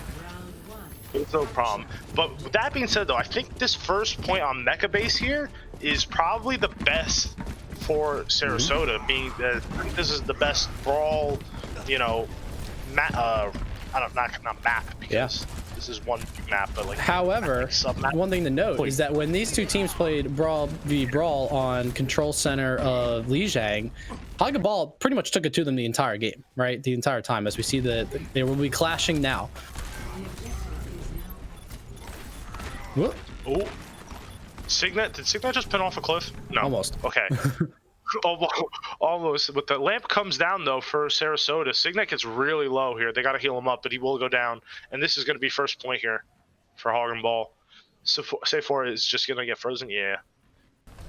Interesting. Yeah, I mean, the thing is, they were playing both played Brawl comps, but they all took both positions, right? The one team went to the far right coast area, the other team went to the high ground on the far right side, and then they actually took the fight on the point, so you don't actually see that too much as Sarasota Seniors drop down to try and take that fight, right? Now, the big difference is they're playing virtually the same comp in Amir, minus the Junkrat versus the McCree, right? So Amir just getting more value on that McCree in this original fight, and you can do more poke and more burst damage with Kaden. Oh man, that's gonna be a pretty effective amplification matrix there, already getting one pick. I was just about to say, it feels like deja vu. It feels like we were just here. But now we're looking at it from opposite angles. They do still commit to the rush here. They find Nemo out of position, and Bolton Cake does go down, and Amir gets another 2K, and that will be the end of the fight. And just like that, though, we're already approaching 60% here, and Sarasota don't have many ultimates. They only really have 2 ults. Kaden possibly coming up on tire, maybe by the end of next fight. The Robo-Killer, interesting to know. Interesting, Robo-Killer has that Blizzard coming up really, really soon, and so does Garrido has the Blizzard on their own side, but they don't have the support ults to really do anything about either of these Blizzards. They do successfully kite the Blizzard back. Sfar almost gets caught, but Signet is still really low and has to wait up for the heals. And just like that, I think this is going to be last fight here. Taking the underground here pass. Oh god. Yeah, they don't have much time really to contest. They're already at 90. They do almost cap point. Amir goes for the Deadeye and gets gagged. And Nemo gets dangerously close. He yeets his grab. I don't know about that. Yeah, it doesn't find any picks though. I mean, that's the thing. I mean, you throw that grab out, you're trying to have some coordination with it. Does put some damage in, but it's just not enough. As we see, it does seem like the Seniors will be able to turn this as Mango's so low, just trying to contest as much as possible. So, I mean, pretty questionable decision making on both sides, honestly. But more importantly, Garrido doesn't get anything with that Blizzard. Seniors take that rotation all the way to point. Oh, big slam! Big slam from Dust. Hits a huge. Was that a 6-man? Was that a pair of sneakers? Signet does get the counter pin though. But I don't know if that was really worth here. Both teams are without a main tank, but Nemo Coffee does beam down Robo. Seeing it says sneakers in chat, but all I know is that it was enough. It was an enough of a man shatter. But grab does come out by Sephora, does get one, and the point might turn again here. Coffee gets really low here. He walks into the lamp. That was a big lamp here from Too Lazy to Heal. And Signet running it down. The beat does come down, and that's really gonna hurt him here. The grab does come out from Nemo Coffee, gets another one really quickly. The kills keep coming in for the seniors though. I mean, they're investing these ultimates, the Hog and Ball is, but they're not getting enough out of them, right? I mean, they got at least one from that grab, as we see a pause coming in here. But interestingly enough, I mean, the seniors are still getting those picks. RoboKiller gets another pick or two final eliminations as the tracer. And this is actually looking pretty good for the seniors, right? They actually have a lot of ultimates coming online. They're going to have both tank ultimates. They're going to have Kaden with that Death Blossom coming up here soon. Whereas Hog and Ball have just thrown out some of their most important ults. They use Garrido, use that Blizzard, Nemo use that grab, and they're still not up. So but the thing is, they still only need one more fight, right? So maybe another Dust super 6-man grab could really turn the tide. But as of now, I mean, the seniors are in good position here. They are. That they are. They're taking this high ground now. Sarasota's holding the low ground, waiting for them to drop down. And Nemo Coffee does drop down. And Signet, are they ready? Oh, does get picked out by Amir. That's not good. Signet goes for the slam, only hits Nemo Coffee. And my stream just froze. What just happened? We got a couple big, Deadeye kills. Kaden uses the Death Blossom, only gets one. The tide has turned to the Hog and Ball Dynasty. I think it was those kills from Amir that are the big difference makers here, as RoboKiller is just trying to contest point, but it's not going to be enough. And a big pin by Dust and gets walled off, so no one's going to be able to touch. Oh my God. That was unfortunate. Just a series of unfortunate events for the seniors, but again, it's Hog and Ball executing in those last final fights when the seniors couldn't. So they're almost getting, I guess, handicapped again by their lack of ability to finish in these maps. That's just unfortunate. I got cut off at the end there. I only saw the wall up, but that really looked unfortunate. Thank you, Beak, for picking it up there at the end. But we're heading down now. I don't know. I think that was really tough here for Sarasota. I think that was their map to win, their point to win, because these next couple maps are all ball maps. They are going to swap to the ball here. They're going with the ball Zarya. We haven't seen much of this comp coming in from Sarasota, but it's coming out now. We haven't really seen this from Sarasota, but they know that this is not a map that's conducive to that brawl that they're so comfortable playing, right? So that's the problem, right? So they're almost forced to play a composition they're not comfortable with, and the Hog and Ball has been proven to play pretty well today at the very least. So I mean, they're already taking trying to take the position on that high ground near the drum, whereas the Hog and Ball has already tried to take the point here. Yeah, and there's just cogging now on both ends. Trying to contest. Kaden does get the pick on the Mango. Kind of a big pick here. But Signet will go down to Lazy. And they're just hiding behind this pillar now. Amir does have free reign to just be really annoying in this backline. But picks are still coming in here. Robo putting the team on his back. Does not want to lose this. Yeah, we said never like try and not trust the Kaden junk, but what about the RoboKiller junk too? Getting a couple important final blows there in that fight, as I thought it was a Hog and Ball fight there at the end, towards the middle of it, but as they weren't able to actually cap that point, as more picks from the seniors is what really cost them, right? So as RoboKiller does go down, so he's going to return the spawn. So they do have a window of opportunity here with a Junkrat in the game. Hog and Ball getting a real big point presence here on this point, just trying almost full capping it, but they are getting pushed back. Picks are coming in from both ends, both Divas, D-Mech, and now, or no, it's just one Diva, never mind. But you know what I mean. Robo does get another pick, and there's just all around destruction going on. Lazy does pop the trans. Both transes come out. Just a pure light show on the point, and just picks coming in from nobody. Oh, but the big grab comes in from Sephora. And now picks will finally start coming in. The knee back comes in. Oh, Dust rolls. Wow, that was such a nice boop. Rolling Sephora into all those mines. But Signet doing a decent work on the ball himself. Gets 2 picks himself, and now that will be a Sarasota fight win. Excellent form there by throwing out those mines, right? So it's going to try and displace Hagen Ball, but then going out behind them and then booping all of them, at the very least, Sapora back into the mines for that confirmed kill. So they're actually looking in a great position here, because look at the ultimates they have. They have Rally to engage on this. Big pile drive there by Signet, but they have Molten Core and the Tire to come out tier 2. Signet is doing a real good job at just displacing these healers and making it a real tough job to heal the tanks. As that being said, Sephora beams down Nemo, beams down the Duke. It might get beamed down herself, but the bubbles are coming in. Signet does drop the mines. It's his final fight. Hagen Ball needs to win this year. Hagen Ball doesn't need to win this. Mango is dangerously low. Amir trying to put the team on his back, but the turret will be... Oh, I knew the turret was going to poop him out. Too lazy to heal, pops the trans, trying to get rid of these mines for the engagement for the rest of his team. But Nemo getting body blocked. He couldn't even contest. He got body blocked. Oh my god. You know what? We're heading to last round. Last round and the last map of a game 4 between 2 0-2 teams. Like Signet says, he knows it all comes down to this here.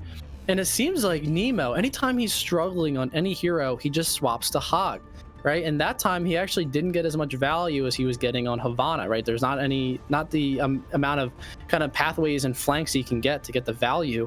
But more importantly, Kaden holding that Molten Core until the very end, right? So right until it really was the last fight, and the 95%, kind of 96% going up to the overtime, held the Molten Core until that would actually put it on the point. That way they have to play out off of it, right? So by that time, Too Lazy to Heal was trying to get on the point with the contest of the trans, and it just wasn't enough. By that time, all the picks had come in for the seniors, and now it's a 1-1 game here on Busan. Here we go. And it looks like Signet trying to boot Dust into his team, but he was able to get on the high ground and roll out. Now, with that being said, though, now Hog and Ball have all the point presence and are just waiting for Sarasota to get the point here. Signet does slam the Brig, but she's gonna have a lot of peel, and that's gonna be that. They're gonna cap point here. Yep, Too Lazy to Heal getting some good frags in there, and that's really gonna be the difference maker for the early point cap for Hagen Ball. So this is really important, right? You got to set the tone here in this last map of Busan for really the entire map win, or the match win here. Big difference here in the DPS play. Look, even though they are playing similar in the ball compositions, you have a Hog, but then you have the Tracer and you have a McCree versus the Hanzo and then that Torb again, right? So Caden's trying to recreate the magic that he just had on the Sanctuary. Robo with a nasty shot onto Garrido, and that might actually start the fight off on a good way. Both Zens getting traded out, and that's going to be it. Nemo's going to try and contest, but there's not going to be much he can do here. And they're going to cap with about almost 30%. This is going to be really tough for Amir, right? We have to really keep in mind he's playing Tracer. He's going to be playing against a Torb and a Hanzo, right? So already anti-flanker by playing the Torb to begin with, and then Robo Killer can dink him in the face at any time. You have Bolting Cake, and they can do 1v1 a Tracer too, as well as Gag being when he's going for that peel. So this is important. So Garrido already pulling their own weight and being able to get that early pick on the Robo Killer to let Amir trying to run amok in the backline with no luck on that pulse bomb. Oh, Signet going down, trying to stall. Does force the trans, which isn't terrible. And that should actually open up the fight for next engage. Yeah, I mean, all it was, thank you to the Garrido for, again, that opening pick, getting that advantage in that early going, right? But now it's about 50% here for Hagen Ball, and they have a lot of ultimates on the side of the seniors to be able to retake this, right? They have Dragon here, so they just have to wait for Sepora's ult to come online for that grab Dragon combo, and Too Lazy to Heal doesn't have trans to combat that, right? So just playing a little bit more patient here, the seniors need to do, avoid that hook by Nemo, and then wait for that grab to be built. The mines do come out for Dust, but the trans will be able to negate them and make sure they get through safely. Robo does send the YOLO Dragon, doesn't get anybody, but does force Nemo off point for a little bit. They might be able to cap. They're almost capping with the mines that should be able to do it. They do full cap, and they are getting the picks here, so they're actually winning the fight along with capping percentage. And Signet gets another pick with the mines. Oh, let's go. Yeah, we see a lot of trades coming in, but clearly Robo Killer and Sepora didn't want to do a grab Dragon combination, or maybe Robo Killer can build that the dragon so fast.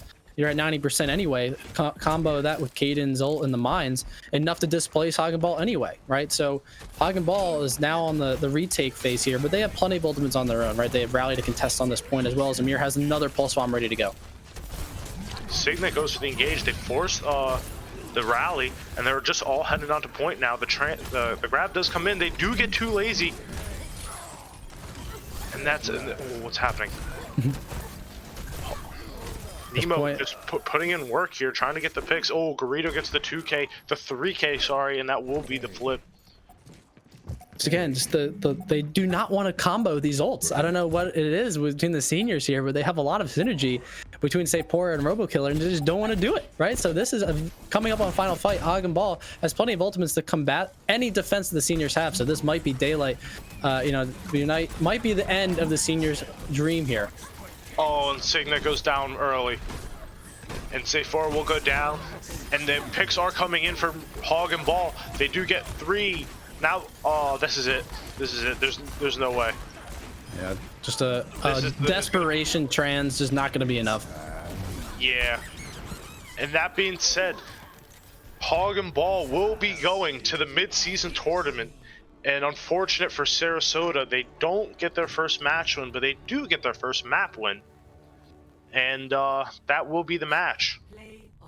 GG. Yeah, I mean, we like I said earlier, a little bit baby steps, right? Baby steps for the Sarasota seniors, but even so, they have to be a little bit disappointed because, again, how many times have we said in this one map or this one match how winnable a lot of these fights and maps were for the seniors if they just did a couple things different, right? So Overwatch can be so small and minute in detail between wins and losses, and it's been no better example in this match alone for the seniors.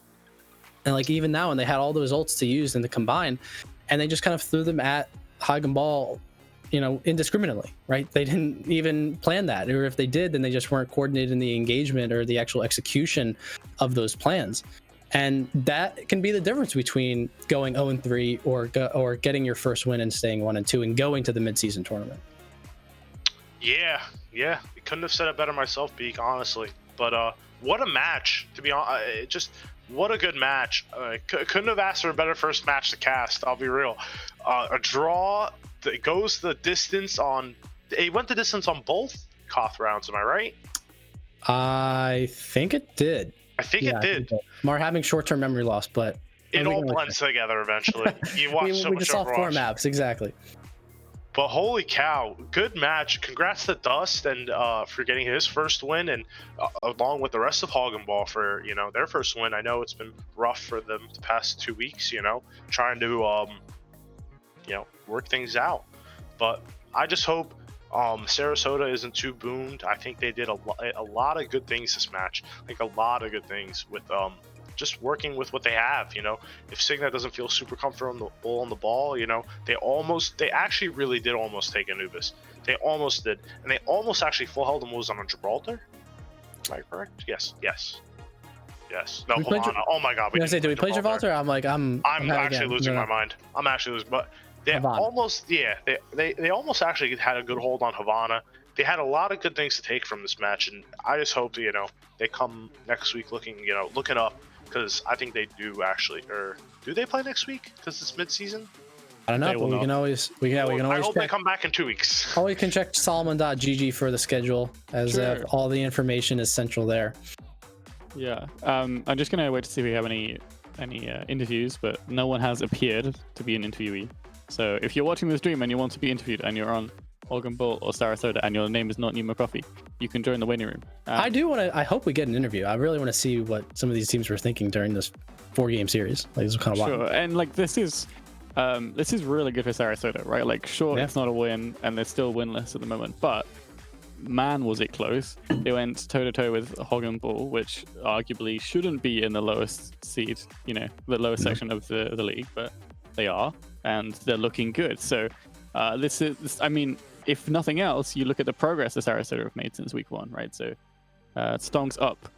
Hold your Sarasota stonks.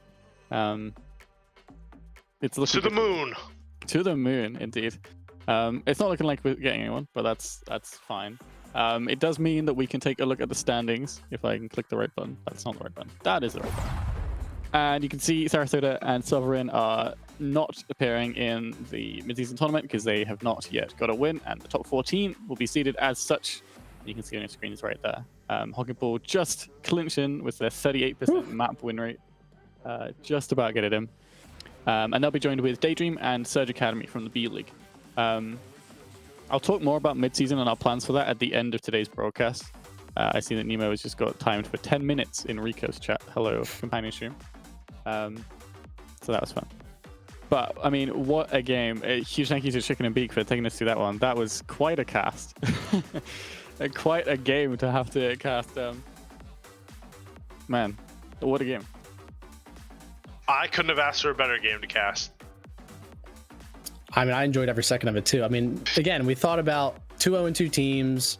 You know, is this going to be like the toilet bowl type of thing for the BPL today? But it was by far, again, one of the most entertaining ones we had all day. And we still have one more to go. So the day is not over yet for Bad Pachimari Season 2. Exactly. We've got Soulman and Sharks versus NightDrive. Not as many stakes in this one, but it's still going to be quite a close game. I'm looking forward to it. Don't go anywhere. We'll be right back with this next match in just a few minutes.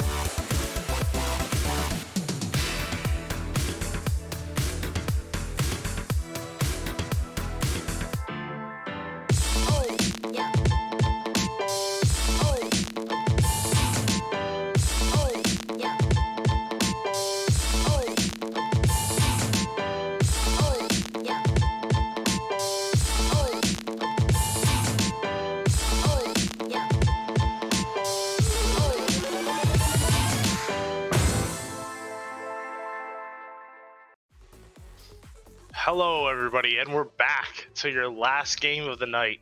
It's going to be a good matchup. We have NightDrive versus Solomon Island Sharks. Both middle of the pack teams, you know, vying to see where they are in the standings, and it should be a good one. What do you think, B? I think, again, when I was looking at the schedule today, obviously the top, of the broadcast was the Resurge game, which I think everyone was looking forward to between those two undefeated teams. But the other game that I was more really focused on was this last game of the night between two teams that I think are in the middle of the pack, but they're both really, I think, better than their record suggests. I think Solomon Island Sharks is a top tier table team that can hang with the likes of the Resurge. I mean, they played Resurge last week. I was getting that confused on our last cast. That's who Resurge played last week, and that game was pretty close, right? So Solomon Island can play to a really high level. And I think that they can do this, right? So at the same time, NightDrive, I think, is also equally good in the sense that they haven't shown their true potential yet either. And at the behest of the manager of Freya, I think has always been able to build pretty good rosters so far, right? So I think we're in for another banger of a game here between these two. Yeah, well, we're just setting it up right now. I'm not sure. I think the first map is going to be Volskaya. I'm not sure what this. I'm pretty sure the SIS is going to be running ball. Obviously, Jen, well known for the best ball as the best ball in BPL. If you didn't know, but it looks like it just. Honestly, I have no idea. I have no idea what I'm talking about. I just can't wait for this match to start. I don't really have a good grasp. Again, I'm just a B leaguer. What do I know? I'm not scrimming these guys. If you're saying that Jen is the best ball in the BPL, which is pretty big words there. I mean, there's plenty of good main tank players in this community. That's something to look out for, right? See how is NightDrive going to be able to counteract that if they know or if they even acknowledge or have that respect for him on ball. The other thing that I realized just now is that I'm apparently subconsciously rooting for Solomon Island because my jacket is literally just made up of sharks. So. True. Apparently I'm a Sharks fan now. I'm a Sharks simp. So here we go. I'm excited for that. But at the same time, I think all I want is a really close game between these two. And maybe another map 4 action to keep everyone entertained. That's all I want is a nice, good match. I am kind of technically on the NightDrive. Do we have some bias here? Is this some team? I get not the team. Sorry, the big. Oh my god, I can't. The sister team, the academy team. No, I'm on Vector Matrix. What's the word? I can't think of. Staff. Staff. Thank you, Solomon. I'm peaching out. I'm one. They have the mega staff. They have a mega corp. Of honestly. People. How many people are on Freya's payroll? I need to know. And if so, I need to get on that payroll. Right? Any more income for me is good. Freya is a very smart man. He knows how to get the most out of us, and we don't even get paid. Wow. He's just a smart man. What can I say? He tells me to do something, and I just want to do it for him. But as we're heading into it, we're heading into Volskaya, and what's it looking like? NightDrive is going to be running the Sombra here. We haven't seen much Sombra play in the A League. I know we've seen it a little bit in B League, but They're also gonna be running the Moira, kind of I think questionable in my opinion. They're gonna it doesn't really offer not the sustain. It does offer the sustain. It doesn't offer the burst damage of the Zen or the utility of the Ana with the nades. I'm not really sure how I feel about that personally. Actually, I don't hate this comp. I'm more curious as how NightDrive is going to be actually, run it, right? So it's one thing to show it in spawn, and it's a whole nother to see how they actually bring out and execute. So they're on attack here, but like this is just a brawl comp, in another kind of flavor, right? So instead of this actually looks exactly like the Winston Rush brawl that you saw in early Overwatch League playoffs, minus the Reaper, right? So maybe they just don't want to be playing Reaper into this, right? So they're going to try and play the Tracer instead, which has a little bit more mobility and it would equally high survivability, right? With V on the Tracer here. So they're taking that high ground, but Farmer already getting the pick on the V. Farmer getting a nice pick, and Jen also getting the slam onto Distortion. Now, we haven't mentioned this comp from Solomon Island, but they're also running the Ball Monkey. I think that's a pretty good comp if they want to get like super aggro with these dives. They also have the Ashiki on Echo, not known for his Echo, but he's actually pretty good on it. Farmer taking these off angles with the Ash. God, yep. I can't. And I think it's important. Like I think the Ash is going to be a really important part of whether the Sharks are able to hold a little bit longer here on NightDrive than or not, right? Because the dive's going to be coming in on NightDrive. But Farmer is the only one with really true pick potential, right? And he's gonna get peeled for even if Pumpkin tries to hack him anyway. Wada goes in, but he gets really low, and yeah, Roby does get him, and Indra does get the pick on the Pandemonium. And with that being said, I think this is going to be a great Urtry frag. The tanks are really low in the Mega Room, and they're going to go down. That's going to be first point here. Oh wait, no, what am I talking? What am I saying? They're on attack. They're on attack. Oh no. NightDrive is on attack, so they have to reset. Oh, yeah, Lord. no, it definitely happens. You just get lost in who's diving who. Honestly, you're never really able to tell. I mean, that last match will fry anyone's brain. NightDrive is running this brawl comp with dive tanks, and they're diving on the high ground. It just feels very disjointed. I don't know. The important thing here, though, is the reason why this comp can work or not work is on Pomco with Sombra, right? You have to be building the EMP super fast. Like I said, when this similar type of composition was run in Overwatch League, how fast were those EMPs being built? Literally within a minute, right? Whereas Pomco is still only 57% of the way because these fights end so quickly. It's like what's happening now. Solomon Island is just ending these fights before NightDrive has had a time to even build any ults that are relevant for them up. Yeah, as soon as they try and do these rotations on the high ground, the Jen and Roby just dive in with the Shiki. There's just nothing they could really do. And on top of that, the Sharks are actually rotating their ultimates pretty well, right? So they have a lot of ultimates to work with, and they only use the Bob. They use Nano there to come out there to be effective. So this is going to be really the more interesting fight that I will see the NightDrive take, right? Because now they're starting to build ults. They can push with that Coalescence. They have Primal Rage to try and sustain a little bit longer, the Zwadet. And hopefully by the end of or mid of this fight, Pomco is going to have that EMP to be able to break this thing open. They really need to win this fight, though. There's only a minute left on the clock, and Pomco getting the first pick necessary. Pandemonium also getting another frag. The dupe does come in from Ashiki. Ashiki popping the Primal Rage. Three primaling monkeys. 3 monkeys primaling at the same time. 3 angry monkeys jumping on Volskaya, and all got hacked and bumped their head. And now, what's happening? The bomb goes off. I think it's going to be a huge one. Does get Roby. And this is going to be huge for NightDrive. NightDrive getting the picks. Ishiki getting really low on the high ground. Those go down to V, and that's going to be it. Jen will be able to cog, but I don't think for much longer. And this is going to be a huge fight for NightDrive, getting the first point here. They only had 30 seconds left. Pandemonium does get picked. This does look like they want to engage here. Am I speaking too soon? Jen gets hacked? No, there's no way. Yeah, there's no way they can even contest this because Pomco, again, is just waiting in the wings for anyone to try and touch the point. Just going to get insta-hacked. As you see, Jen tries to contest just a second and immediately gets deleted. But that's how that comp needs to be played, right? Because with that EMP is important because they don't really have any support ultimates as the Sharks to combat it, right? So he's almost 50% to his next ultimate, but they do have both support ults to be able to push and maybe snowball this, right? They can push in with this Coalescence to be effective here. The dive does come in though from Roby. Ishiki beams another Pandemonium down, and he beams him before he could use beat. Distortion uses the Cole, but it doesn't get much value. They all LOS it, and they're just holding this top corner right now, ready to re-engage, and they do, and they just dive in. But NightDrive knows this is a lost fight, and they just jump off the point. Yeah, well, the Sharks don't even have, not even scared of that coalescence coming in from Distortion, honestly, right? They still take that fight, and no matter what, they still have a lot of ults to work with, right? So they have Indra is ready to go and be able to nano someone. When NightDrive comes in here for even more sustain, it's probably going to go on to the Monkey or even maybe the McCree, just to be even more tanky, right? With that 225 health, with the flashbang, and be able to delete someone even faster. So they have a lot of ultimates or who they want to nano, depending on how NightDrive plays this engagement. NightDrive rotating to the right side, going on the high ground. Pomko, sorry, does get the hack onto Indra, but it doesn't really get much value. Indra does keep alive. Oh, and the stick does come in from V. That is a big pick from NightDrive, but Wada goes down, and Farmer gets nanoed. The bomb does come in, but I don't really agree with this. Jen does get just keep getting picks as ball. Quote me, the best ball in BPL. He was ready for this meta. He was ready, you know. He was born for it. He was played last year in BPL Season 1 on, obviously, Solomon Island Salamanders.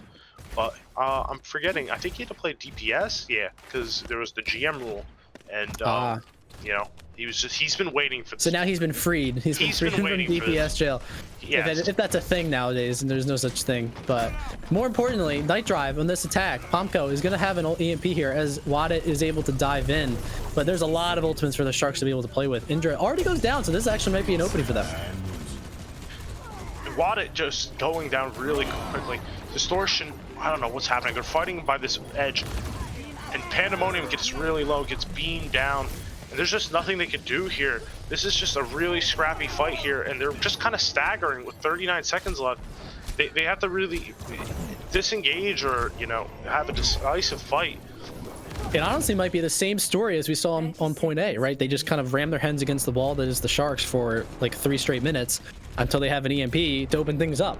Right, so they have another coalescence, they have another EMP. It's the same story we talked about. And here we go, right? So this is going to be the do or die time for NightDrive to be able to make this, right? And Eisendrock isn't going to be able to build bomb enough to do an EMP bomb, so they're just going to have to EMP and try to get as many people as possible here with no support molds to really counteract it. So they dive the back line right now. Ruby does get Pandemonium, and then it's just dead, instantly dead. I don't know what happened to V, but the EMP does come out, and it doesn't really matter because Ruby's nanoed and just beams down everybody. And that's going to be the second point hold here for Sharks. And just a complete team kill by the Sharks, though. The EMP only gets 2, and by that time, they were already down 3. Right, so there's a little bit too slow on the engagement there. I think they need to start out with that EMP to really just force Solomon Sharks kind of on the back foot.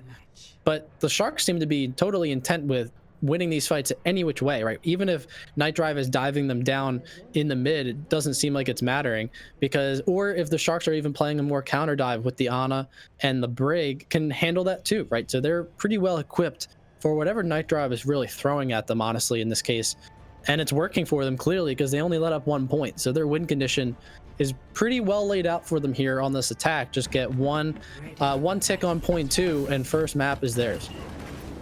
Solomon does bring, or the stats man does bring up a good point. Pandemonium did just get into a real big car crash the other day, and you know, God bless, you know, good safety and all.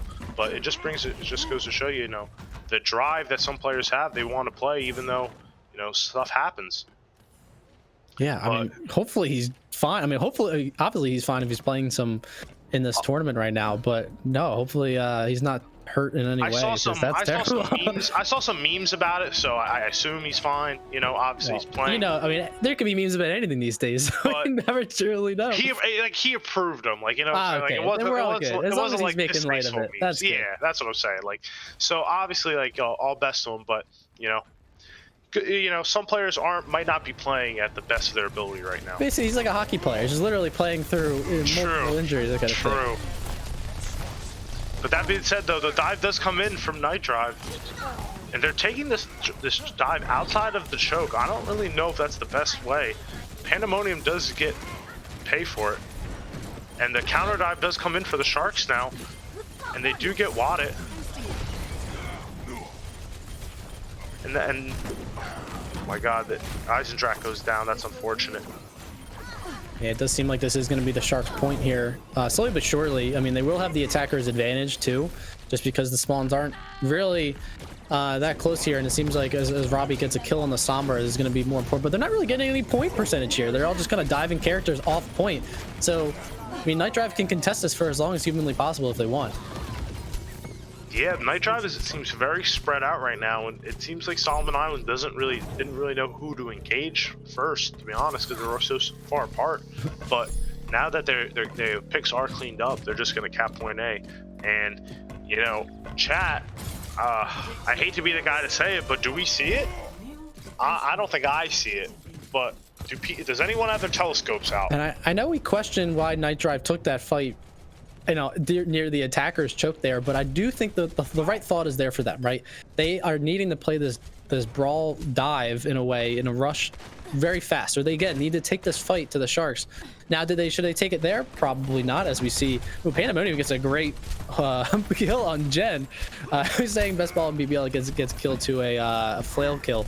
Doesn't matter, but again, you need to take these fights to them. That way you can help Pumpko build that EMP, and also that's just how you need to play this comp.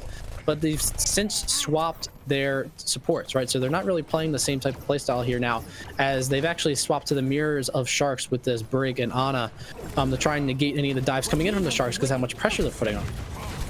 So the Sharks do go dive in. Ooh, but Roby does get gets slept, and he will pay for that. Now the counter dive does come in from NightDrive. Do they get the pick? They do get Farmer, but the point presence is getting. Oh my god, they almost capped. Eisendrach uses the bomb to get some more point presence, but the picks do come back in from Solomon Island. The Shiki dupes the monkey. Now there's 2 monkeys coming in, and I think this might be it for NightDrive here on his first map. But they do have the defender's advantage. Roby does get distortion. Oh my god, the not the NightDrive, the Deadeye comes out for he kills a Shiki, and Bob comes in, but this will be a win for NightDrive. Yeah, I mean, they were able to claw it back from the jaws of defeat there, honestly. But it was looking pretty precarious. They threw their EMP and bomb out, but in just slightly disjointed ways, and didn't really get any kills with it. Which is what allowed the Sharks to be able to put even more on, and Ishiki was able to use that copy to be pretty good effect. But nevertheless, again, the defender spawns just always being a friend here on 2CP for them. And now they will have that Primal Rage, and Indra will have that Nano coming up pretty soon here. And then that's really going to be the only win condition that the Sharks have, because NightDrive doesn't really have anything to combat, right? They used all the ultimates, they made their swaps, and they don't have anything here in the cupboard in terms of ultimates. Sharks take a real long time to start this engage, so NightDrive goes in before them, but Jen already gets 2 picks somewhere in the back line. The Nano does come out onto Roby, and the picks are coming in. Eisendrach uses the bomb to stall it out just a hair longer, but I don't know how much more time they're going to get. Pomko gets on the point, but he dies instantly. Someone else has a touch. The Moira is on the point. Distortion goes down though, and that's going to be first map. It's just a matter of time there for the Sharks, just because they were relentless in that dive, honestly, and that's why you made that early note between Robbie and Jen playing the 2 dive tanks here. Just kind of full-on yeeting into the backline of NightDrive and just saying, hey, if you can handle us, then good for you. But it didn't seem like they could. So Robbie, in the end, I think this was the last couple of minutes, just getting a couple of these cleanup kills in this play of the game. Even going through this EMP doesn't even matter when you're nanoed like that and getting all that cleave. I mean, that was really impressive by the Sharks, right? That was a display, as we've said. Sometimes these records do not really speak for themselves, right? We saw that for sure in our last 0-2 game. Between those two, and now we have a 1-1 for both teams, but it seems like the Sharks are, at least for now, a head and shoulder above what NightDrive is coming to the table with. It looks like it, yeah. There will be some subs coming in. Sazlak, I'm pretty sure. I'm not sure. I think for maybe Roby, and I'm pretty sure Garden for Ashiki. I'm just gonna guess. All right, so we see some swaps on the DPS and the tank line, right? So Roby does get that Primal Rage 2K at the end to help secure that last tick on Volskaya, and his reward is to get subbed out. So unlucky for that. But hey, it's all in the interest of playing as a team, everyone getting some chance to play, and you did do your job. You're up 1-0 in this match, and now you're on match point here. I think we head into Gibraltar, which is another dive-oriented map. So the same comp that they were just running could be pretty effective here. They can just keep rolling into here in the watch point. I wonder what Sazlak. I wonder if Sazlak will bring the same type of monkey play that Roby was, obviously using, and they had a lot of success with. So it should be interesting. I don't know if, oh yeah, Dobie will be coming in for Eisendrache for NightDrive, and I don't know how that will play out. To be honest, I don't know Dobie's play much. I know Eisendrache is a really good player. Congrats, actually, he just hit affiliate, so congrats to him. You should sub Nice. with your Twitch Prime. But some free advertising there, good for him. I love Eisendrache. I think he's a good dude, and I hope many good things go his way. So I'm just happy for him. But I hope, obviously, doesn't look good with the map he just played, but I think NightDrive has a lot of good players, and if they just figure out how they want to play, and figure out a good comp, how to play around it, they could have a lot of good success. It just feels like right now they don't have that. You know what I'm saying? Yeah. I guess maybe they do with this Diva Winston, or Diva like Rush kind of. Yeah, I mean that's a good comp. Like I like the idea they have. I think the mind hive that is NightDrive, honestly, like in trying the brain trust, honestly, thinking about what competitions they run. I think they were on the right path. That was a good composition to run. And even when they swapped it to the Reaper 2, it just really does fall onto how fast can you build the EMP and how clean your engagements can be.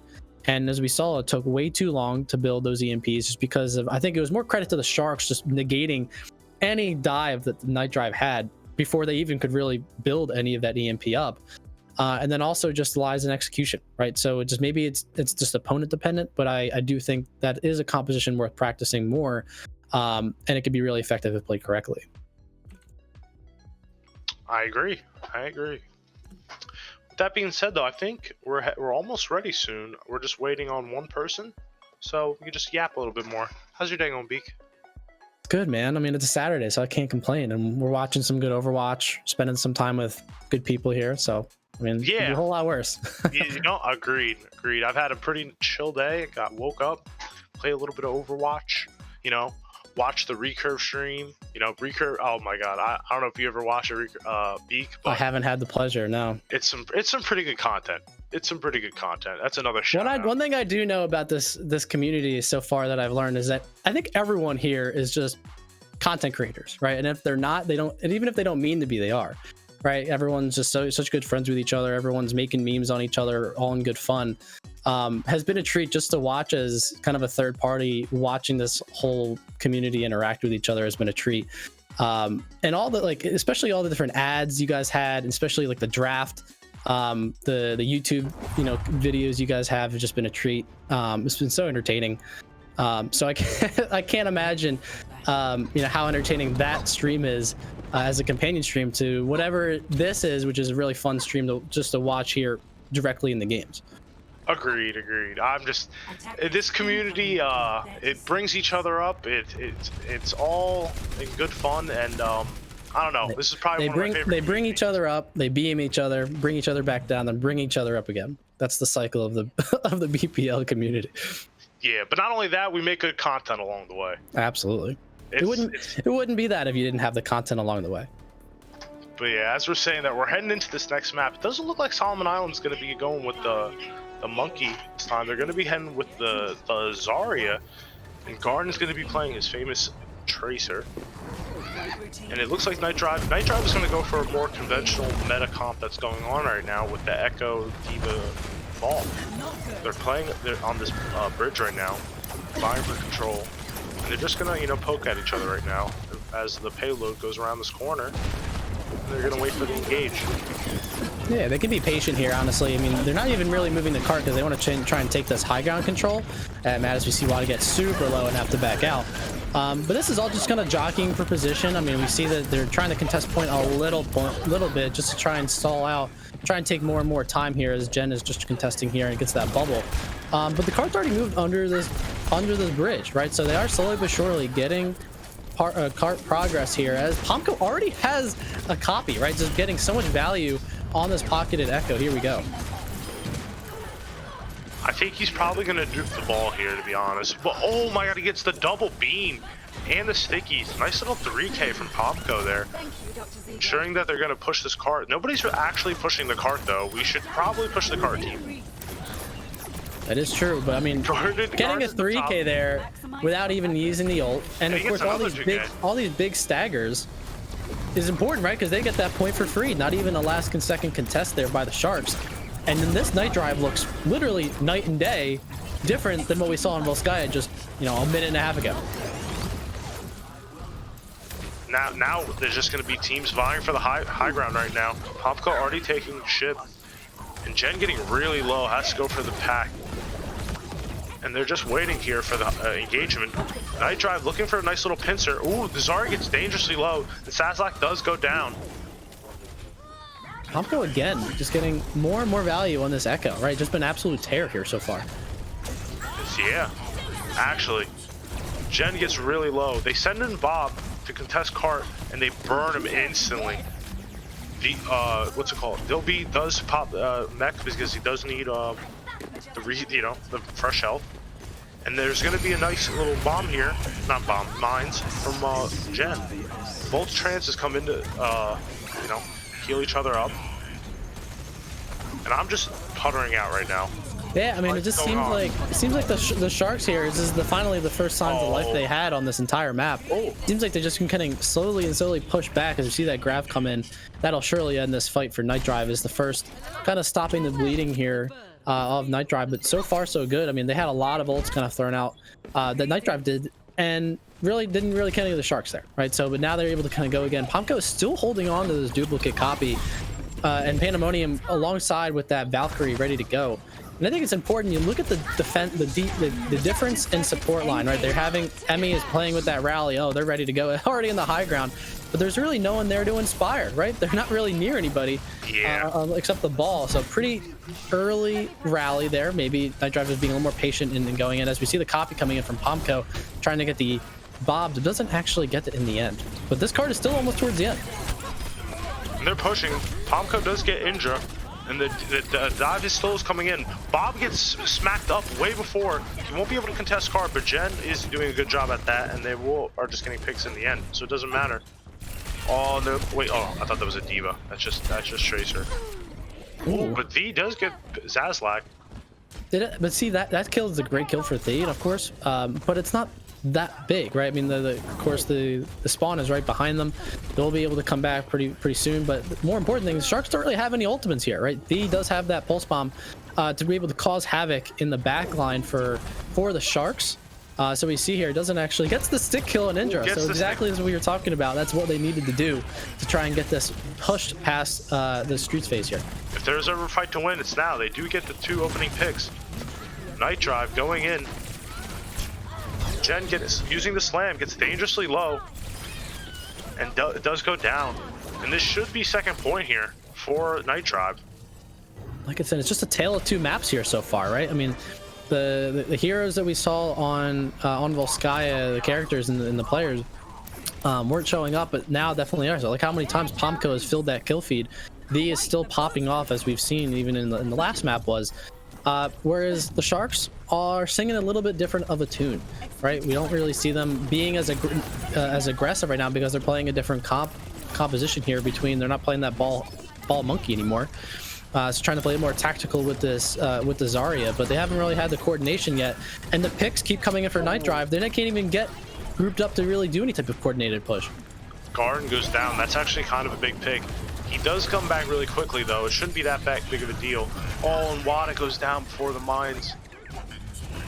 That's actually kind of massive. Pomko does melt down Bob. And Eisen throws out the bomb. But it lands on the high ground. It does get intro, though. Where not was a bad he? pick. I'm Where not was sure. Indra there? Was he in the hallway, that staircase in the high ground? He might have. He might have. But the picks are coming in, and the point is rushing down. And oh no, this is going to be another pick on the farmer. The staggers are coming in.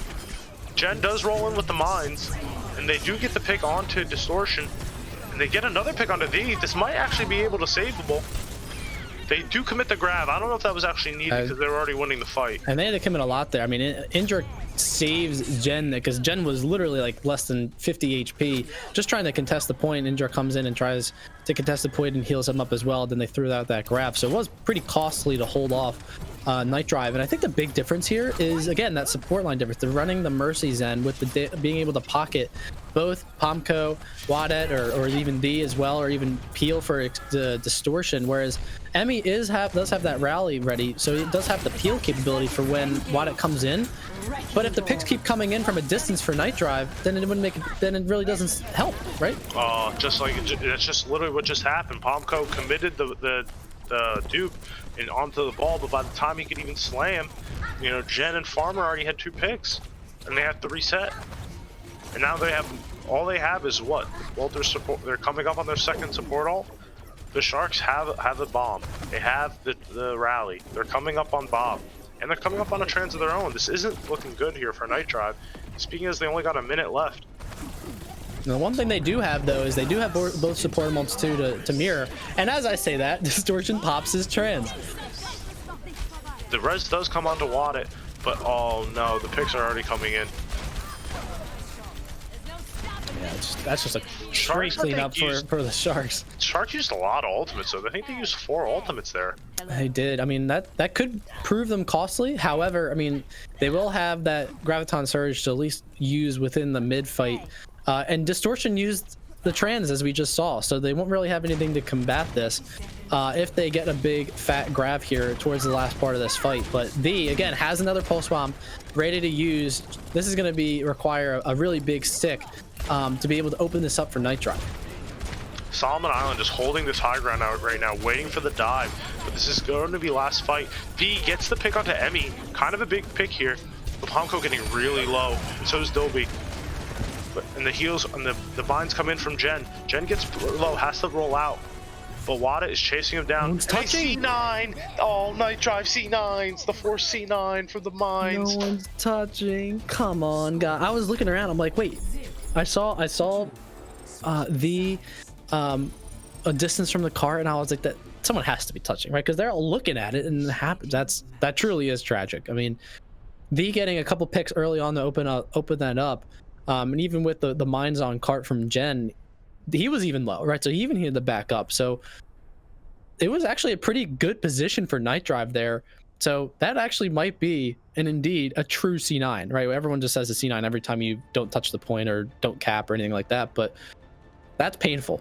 That's a missed opportunity there. Unforced error for NightDrive.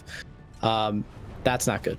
That's all I can say about that. You know, it happens, you know, so sometimes there's 5 seconds left, you got someone shooting at your face and stuff's going down, and all of a sudden you see mines in front of your face. You don't want to get too close because you'll blow up and die, and then, you know, time ran out. You didn't even touch. It happens. It happens. It's unfortunate, but you know, you got to keep the mental strong, because they did get it all the way to second, you know, almost third point. But the thing is, they had a lot of time. They had a lot of time going into that third point. So no, again, missed opportunity for NightDrive, but they have looked a lot better on Gibraltar here. Are we talking about what Sharks are running? Sharks are running the double shield with the TP. They're doing it. They're taking control of the bridge right now. They're running. Are we watching? They're running at the high ground. Jen gets beamed down, and injured goes. I don't know about that one, Chief. It's that's one of those nice tries. I mean, I appreciate the effort with. It was creative. Ryan Arissa. Okay. People are even confused in match chat, but I think equally as us. So I think that was just a quick experiment and go back to what has worked. But as I was saying, NightDrive has looked a lot better on Gibraltar than they did on Volskaya so far. So the defense here for them isn't out of the question, especially after we saw that interesting attempt by the Sharks to run it down on the bridge. They do have a pretty sizable advantage on some of those ultimates, as Pomko again already halfway to that copy, and they are getting Sizlak out of that mech, so they're gonna have to stop this even more. The picks do come in from NightDrive. They do come. They're getting one at least. And Dobie gets really, Wadet gets really low. But D wins the Tracer 1v1, and it looks like Solomon Island just has to back up right now. The pick does come on to Pomco, but he should be able to get back fairly quickly. I don't know if that makes much of a difference. They're not holding the high ground though. They are just kind of giving it up for free here. But I think, I mean, they're trying to play for that counter dive, right? Because Pandemonium is playing that Brig. Distortion does have that trans ready to go for when the when any of the Sharks dive comes in. But Garden, along with Farmer, just kind of getting into this server room and cleaning up, as trying to clear out every part of the map here. And Distortion with this late trans, but they're not even really contesting point. Dewada does come in to contest last minute, but he does get beamed down with that Discord. That's going to be first point. It just seemed like NightDrive just kind of got split up over a bunch of different part of that geography of the map, and that seemed to be their undoing, right? I mean, they got 2 people out on in the server room. They were people on cart. They had some backed up, and because of that, I mean, the Sharks were just able to take that with relative ease. Garden sticking the I think it was a Pandemonium. It was a nice stick. They do get this first bend though. They're not holding the high ground, which I don't really agree with, because now NightDrive has a free engagement. Pomco does dupe the Echo. He's halfway to the Bob. He should get it. He does get the dupe Bob, and the picks are coming in for NightDrive. They should be able to hold this. They do commit a lot of ults here. I think 3 ults now. 4. Yeah, they definitely did. It was expensive, but I have to highlight Thee is just, I think every time he's at a pulse bomb, it's been devastating, right? It's gotten at least one final blow, whether it be a stick or not. It doesn't really matter, because you're getting that kill in the end and just causing it to give your team that one person advantage. So just been so dangerous on the Tracer, and even going into a Brig and Zen, right? So pretty dangerous. Of course, as I say that, Garden takes him out. However, has been very impressive so far, but now the Sharks do have this advantage with the 5v6. And they're pushing the car right now. They're taking they're pressing the advantage, Sharks. They do throw in the bomb. Is this going to be big? No, it doesn't get anybody. But Garden does throw his mines down. He does the tech slam, but he's really low. He can't get to aggro. Farmer's Bob does get 1 pick, and it should be able to force more space coming into this second point. And ooh, Joby gets melted really quickly. Wada does go down for the slam, and Jen does get hacked, but there still is just not enough pressure. Indra's gonna hit clicking heads, and that will be second point. Now, NightDrive is looking at the end of the barrel here. They're gonna get staggered here, but they're coming into this last point with only like 3 ultimates, and Sharks are coming. They're halfway to 4, and they have 2 ultimates. This is not looking good here. If Sharks play this right, they should really be able to cycle this. Sharks have to be really happy with how this is going, because they got Pomco to swap off onto Sombra, right? And Pomco was pretty dangerous on that Echo in that first on their attack round. And not only that, but they have to swap over to the Sombra, right? So this has been pretty getting everything the Sharks want, as we see the dueling transes come in. And they are using all those ultimates they have. D has that pulse bomb ready to go yet again, though. Ooh, Pomco does get Farmer in the back line. And this should be able to actually be a fight win for NightDrive.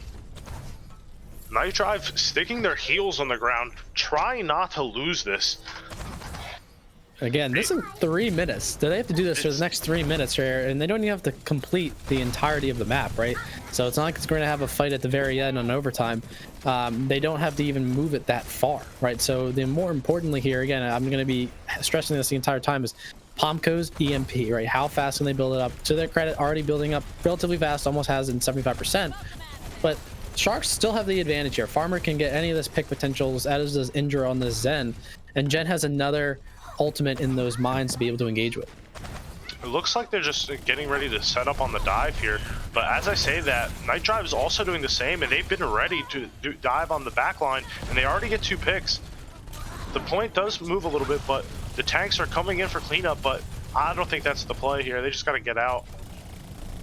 Really well done by NightDrive. I mean, that was a super clean executed dive onto the back line for the Sharks, right? I mean, Emmy and Indra just got insta-deleted, even with trying to bash to get even out and disengage. But that's okay. I mean, then because of that, they've been able to build up more of those ults. So they have a lot of those win conditions ready to go here. So let's see.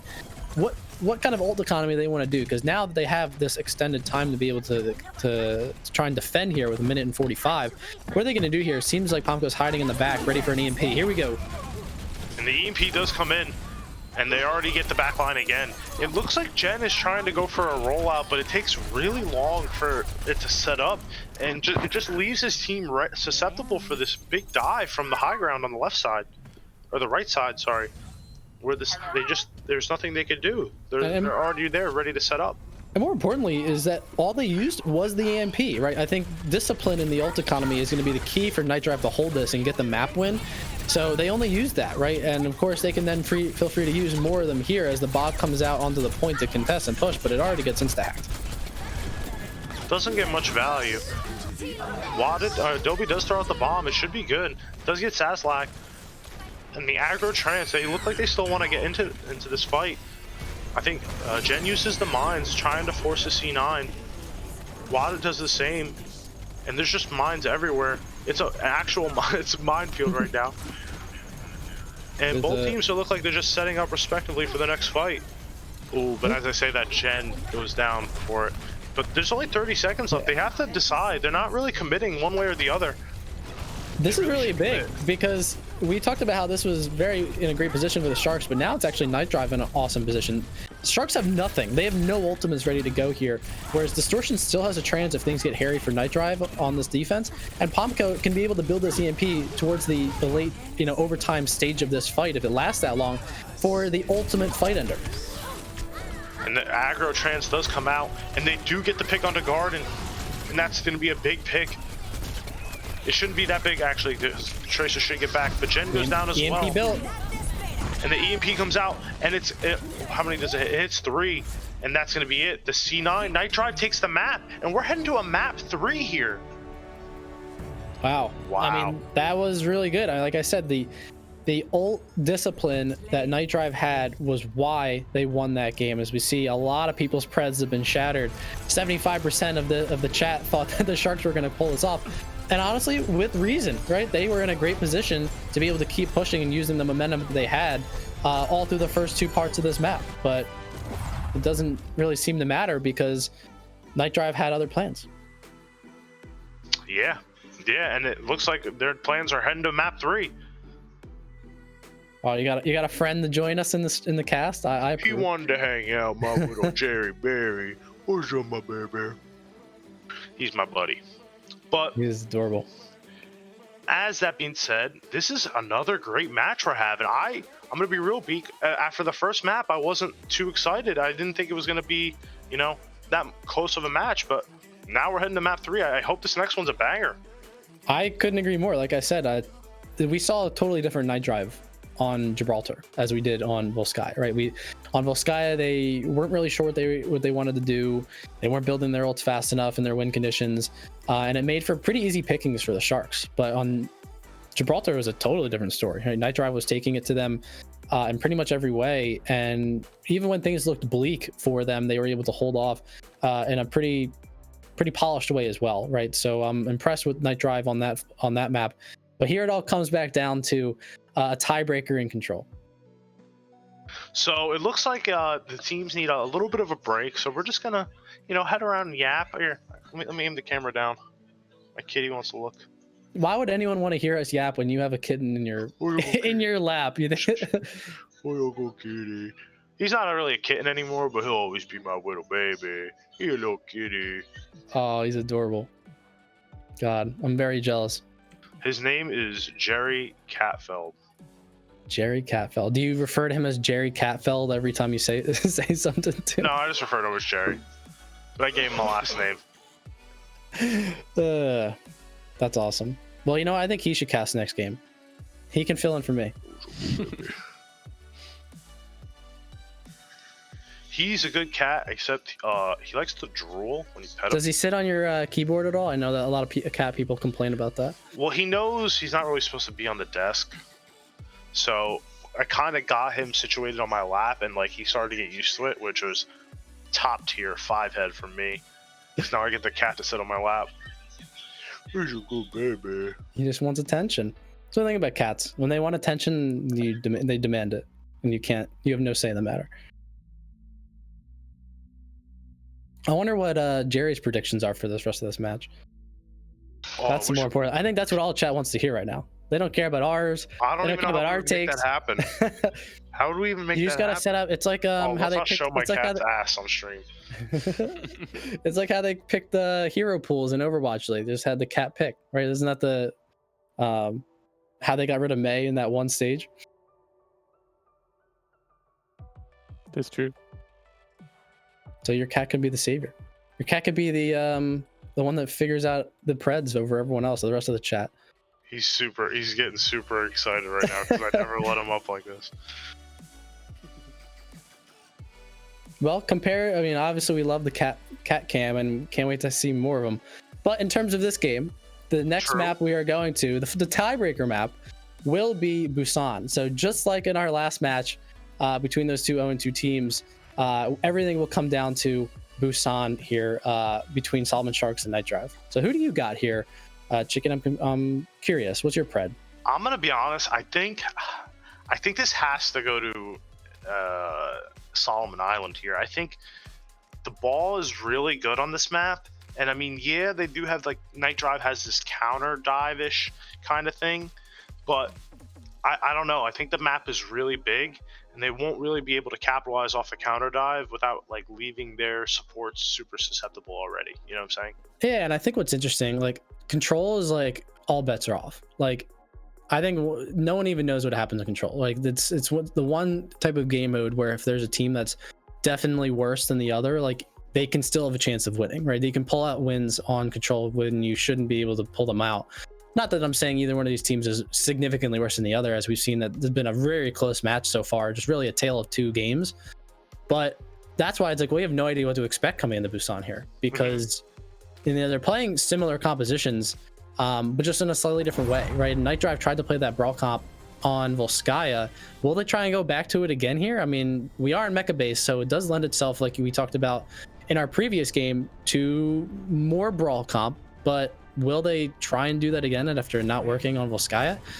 It does seem like they are flirting with it, at least the Sharks are. But I think personally this map is really rush focused, because these doorways, when you can hold them, there's nothing you can really do. If you give up the doors, you're giving up so much space. The thing is though, that's what I love about this map though, is because you can also make the argument that it's not, right? You can try and play the space for as long as possible, right? And so I think the stream restarted for me, so I just have to go to one of the other servers that we have that Solomon offers. But I mean, it doesn't matter, because you can then play the space and just play poke comp and pretty much just make sure that the Rhine never even gets to you. Yeah. That being said though, V is playing the Doomfist. I don't think we've seen a Doomfist yet so far, or maybe a couple times, but not many. This should be very interesting. The Wada does go down, gets a little too aggro. Sazlak beaming people down, gets a third. About to get this Diva. And this should be an easy cleanup for Sharks. Yeah, Zazlak's just getting all the final blows there. It actually seemed like the on the Doomfist missed the his E ability, right? I think he either got booped or something like that. Someone stopped him. I think it could maybe have been Emmy, but didn't get any of the damage from the seismic slam. And you know, the Sharks were just able to kind of push through that, as we see that they have that full control of the poke, and they've both swapped now to the kind of the mirror in that Rhine composition. But Dilby is actually going to stay on the Diva as they rotate to the coast side and actually get the choke for free, right? So they actually get to walk through this. Emmy gets a little too creative. Gets flashed and killed, but Palmco does die to Gardens on the junk. He is piping dudes down. Wada gets really low, but Chen goes down first. And the bomb should be able to kill Sazlak, but the frame perfect bubble keeps her alive. And she will pay for it. And then that will be a point flip for NightDrive. Yeah, it does seem like they're able to push through, and that desperation shatter by Jen was not going to be enough. Does get the bomb out as well from Dilby, but now it's their turn to try and hold this choke. So we talked about this just from now, how hard it is to try and take this, but they're kind of letting things go. There's that early mortality field from Indra that might be big. Gen gets really deep in here. I'm surprised they let him get so far in without getting so much damage. Dobie getting really low. And Waddick goes down. This should be... Oh, but the beat does come in for NightDrive. And this is big. They are able to hold off the attack. And they do send Solomon Island back to spawn. Do they get the stagger onto Zazlak? No. I am surprised they used that beat. I didn't really see what kind of danger they were in. But either so, just trying to confirm that they win that fight doesn't matter. But now Sharks are in a great position as they have both of their supportables. And NightDrive doesn't have them as that High Noon is coming out, as well as the window. Indra uses the really early window. They also popped at High Noon, but they don't get much value out of it. Pomko pops at High Noon as well, but it looks like they're also doing the same thing, or just kiting it back. The wall does come in though, separates Wana, and they are able to focus him down. And oh, the big shatter from Gen. They're able to get clean. They're able to clean up from it. My cat just smacked me in the face with his tail. And I'm sorry. What just happened? Zazlak does go down. Dilby from the Dilby. And they do flip the point. And NightDrive is at 80%. They're almost ending it up. The thing is, though, it seemed like the Sharks had that fight won right after that big shatter by Gen and the swap to Garden, Garden swapping to Mei just a fight or two before with cutting people off. It seemed like that was their fight to win, right? But then actually, the pin by Gen throws him all the way over near Coast and gets kind of cut off and gets taken out. And just some of the other picks came in from NightDrive, and it was worth it for them. Farmer gets an early pick on V, and some trades coming in. This is last fight for Sharks. They need to win this. It is. Wada goes for the pin but misses, and Gen is just rolling around, cogging. The window does come out from from Distortion, but does go down to Farmer. Oh no!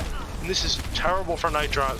Or no, NightDrive has 90%. It doesn't really matter that much. Sharks need to win this, but they are doing a good job. Wada goes for the pin, almost hits Gen, but doesn't matter. And the picks are just coming in for Sharks, and this is just more stagger here. Yeah, it was a really important fight win for the Sharks. They needed to have that, and big clutch there. Just early lamp usage by Distortion, which I think was the big difference maker. But they have plenty of ults to use here, or not plenty, but they do have some to use here in the re-engages. The Sharks made some swaps just to try and re-test it. Emmy has moved over to the Mercy, whereas the again has another pulse bomb, has been so dangerous with that as well. But what's more important is they have that beat to contest, and they can counter that. And as they push with the beat that gets eaten. They do the aggro beat though, and they do get the D-mech, but Pandemonium does go down, and there's just picks flying from both ends. The point is almost getting packed now. Gen does use the mines, but gets flash out of the slam, so it doesn't get much value out of that. D gets really low, has to recall, and a bunch of members from SIS are just really low right now, and the point does get flipped. Garden is here to stall it out. Does get the trade onto the Rhine. And Indra just gets Pomko, and this suddenly becomes winnable. Solomon Island Sharks are storming back onto the point, and they're getting the picks. They're stalling it out. Respawns are coming in from both ends, but Pandemonium does go down. And both supports are now down from NightDrive, and it's just here is the tanks and the Tracer. The Pulse Bomb gets thrown in, but Zazlak eats it with ease and throws in the bomb. They gotta be careful, because if this is obviously a one fight for the Sharks, so if NightDrive doesn't reset real quick and have someone be able to coordinate the touch, this is their map to lose. And I don't know what Pomko was doing. He was standing still, I guess, knowing that he was going to get the, Garden, I think, with the High Noon, and then Indra dinks him in the face with a volley, and that really just turned the tide. This is bad. Indra uses the really aggressive trans, didn't save it much. Garden gets his pulse eaten from Dilby, and the lamp does get thrown out and instantly melted. Gen slams on the McCree, and McCree gets dangerously low but rolls out. And there's a Diva bomb in here. Oh my god, and it gets booped by Pandemonium into the bomb. That was actually massive. He got a 2K, Dilby got a 2K from that bomb, from Panda booping him in. And the pause comes in, not right now, not right now, no shot, There's no one else to contest. It's just, I don't know how that happened. I'll be honest. I mean, I'm supposed to be the color analyst here. I'm supposed to know exactly what happens to give you guys informed, but that was just chaos from, I think, the 87% mark for the Sharks, all the way to the end of that map, right? For the NightDrive being able to pull it out of their ass, to be frank, honestly, I'm not even gonna mince words. I have no idea. I mean, like you said, the boop off the map. Just frags coming in from both sides. Forced trans by Ender was forced to trans really early for the Sharks. So, I mean, we've seen a variety of nutness here, I think, so far in not only the last game, but this one too. And it's not stopping anytime soon. Pandemonium makes playing Lucio look so, like, he makes it look easy. Like, just wait for the Diva Bomb to happen, and okay, they're gonna hide behind this pillar, and boom, boop, 2K. That's like, well, it wasn't technically 2K because the Diva got DMAC, but whatever, 2K. You know what I'm saying? That was it doesn't matter because it got the job done, right? Match. But oh my lord, it looks like we're coming out of this pause now. We're heading into the next round, I guess. But we got another banger on our hands, We got another banger. I mean, it's all going to come down to these last two. Of course, in our last match, we had Sanctuary as the second map, but here, in downtown, I believe. And NightDrive is going to try and go out with that brawl comp again, right? So they tried in Volskaya, they're going to try and recreate here. With maybe some, I don't mind it here because they can just kind of take a linear direction at the Sharks, especially on their back line, right? They can try and catch Emmy and Indra out. But the thing is, Farmer is going to be huddling around with them, and he's going to be a lot harder to dive with the flashbang, with the more health. That's exactly how he should be playing, and it's going to make life tough for them. It looks like NightDrive is taking control of this mega room up here. I don't really see this much. Whereas Sharks are just taking control of the super high ground and holding it back. And Garden gets caught out. That's exactly what they wanted. They wanted somebody to go on this high ground so they could just instantly dive them. And now that Zazlak gets hacked, this should be an easy fight. But as I say that, the slam comes in and Farmer dicks Pandemonium in the head. And this should be a first fight here for Sharks. I mean, NightDrive started off really well. They took that right side mega space. Even if the Sharks didn't even path that way anyway, they get an early pick. I believe it was Garden who was on Hanzo, and then he immediately swapped off to Tracer. But the picks were still enough for the Sharks as NightDrive tried to dive the Brig near coast. Maybe they try to boop them off. And of course, Brig survives that and actually is able to delete Dilby from the game there. Was able to get enough picks. Farmer gets a pick there too. And then we have Emmy getting a flail kill on the, further stalling out NightDrive again. So this is already a good start for the Sharks so far, as Farmer is already quickly approaching his first high noon. And Jed just keeps trying to get up to this high ground. He keeps getting booped off. It's kind of funny. We're just waiting, and as I say, that Pandemonium goes down, and now it looks like we're just waiting again for NightDrive to just set up again.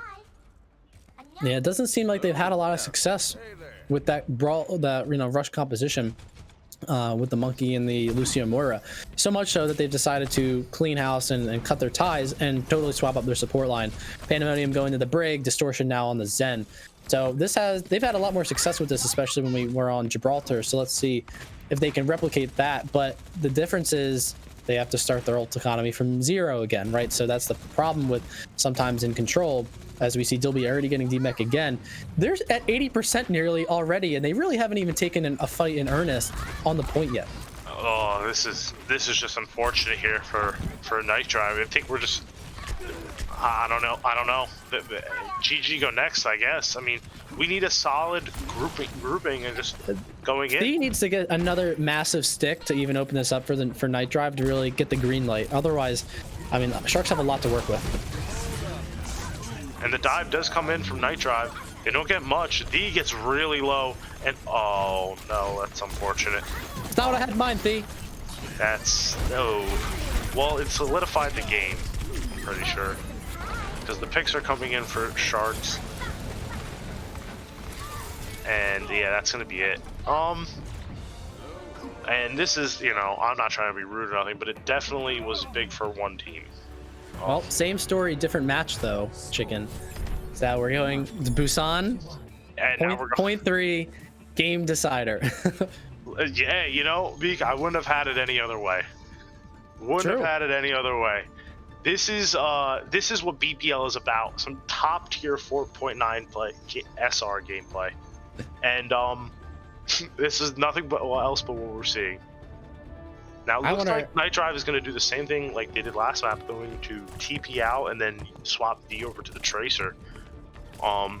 It doesn't look like Shark's going to do that, but last map they still ended up getting more point presence before NightDrive, so I don't know how they're going to really want to engage this one. They're both going up to the top drum, and it looks like they're just kind of poking it out right now, waiting for what's going to happen. And how NightDrive is thinking right now, because they got, you know, utterly dominated there, trying to play their ball comp again. The switches came out too late.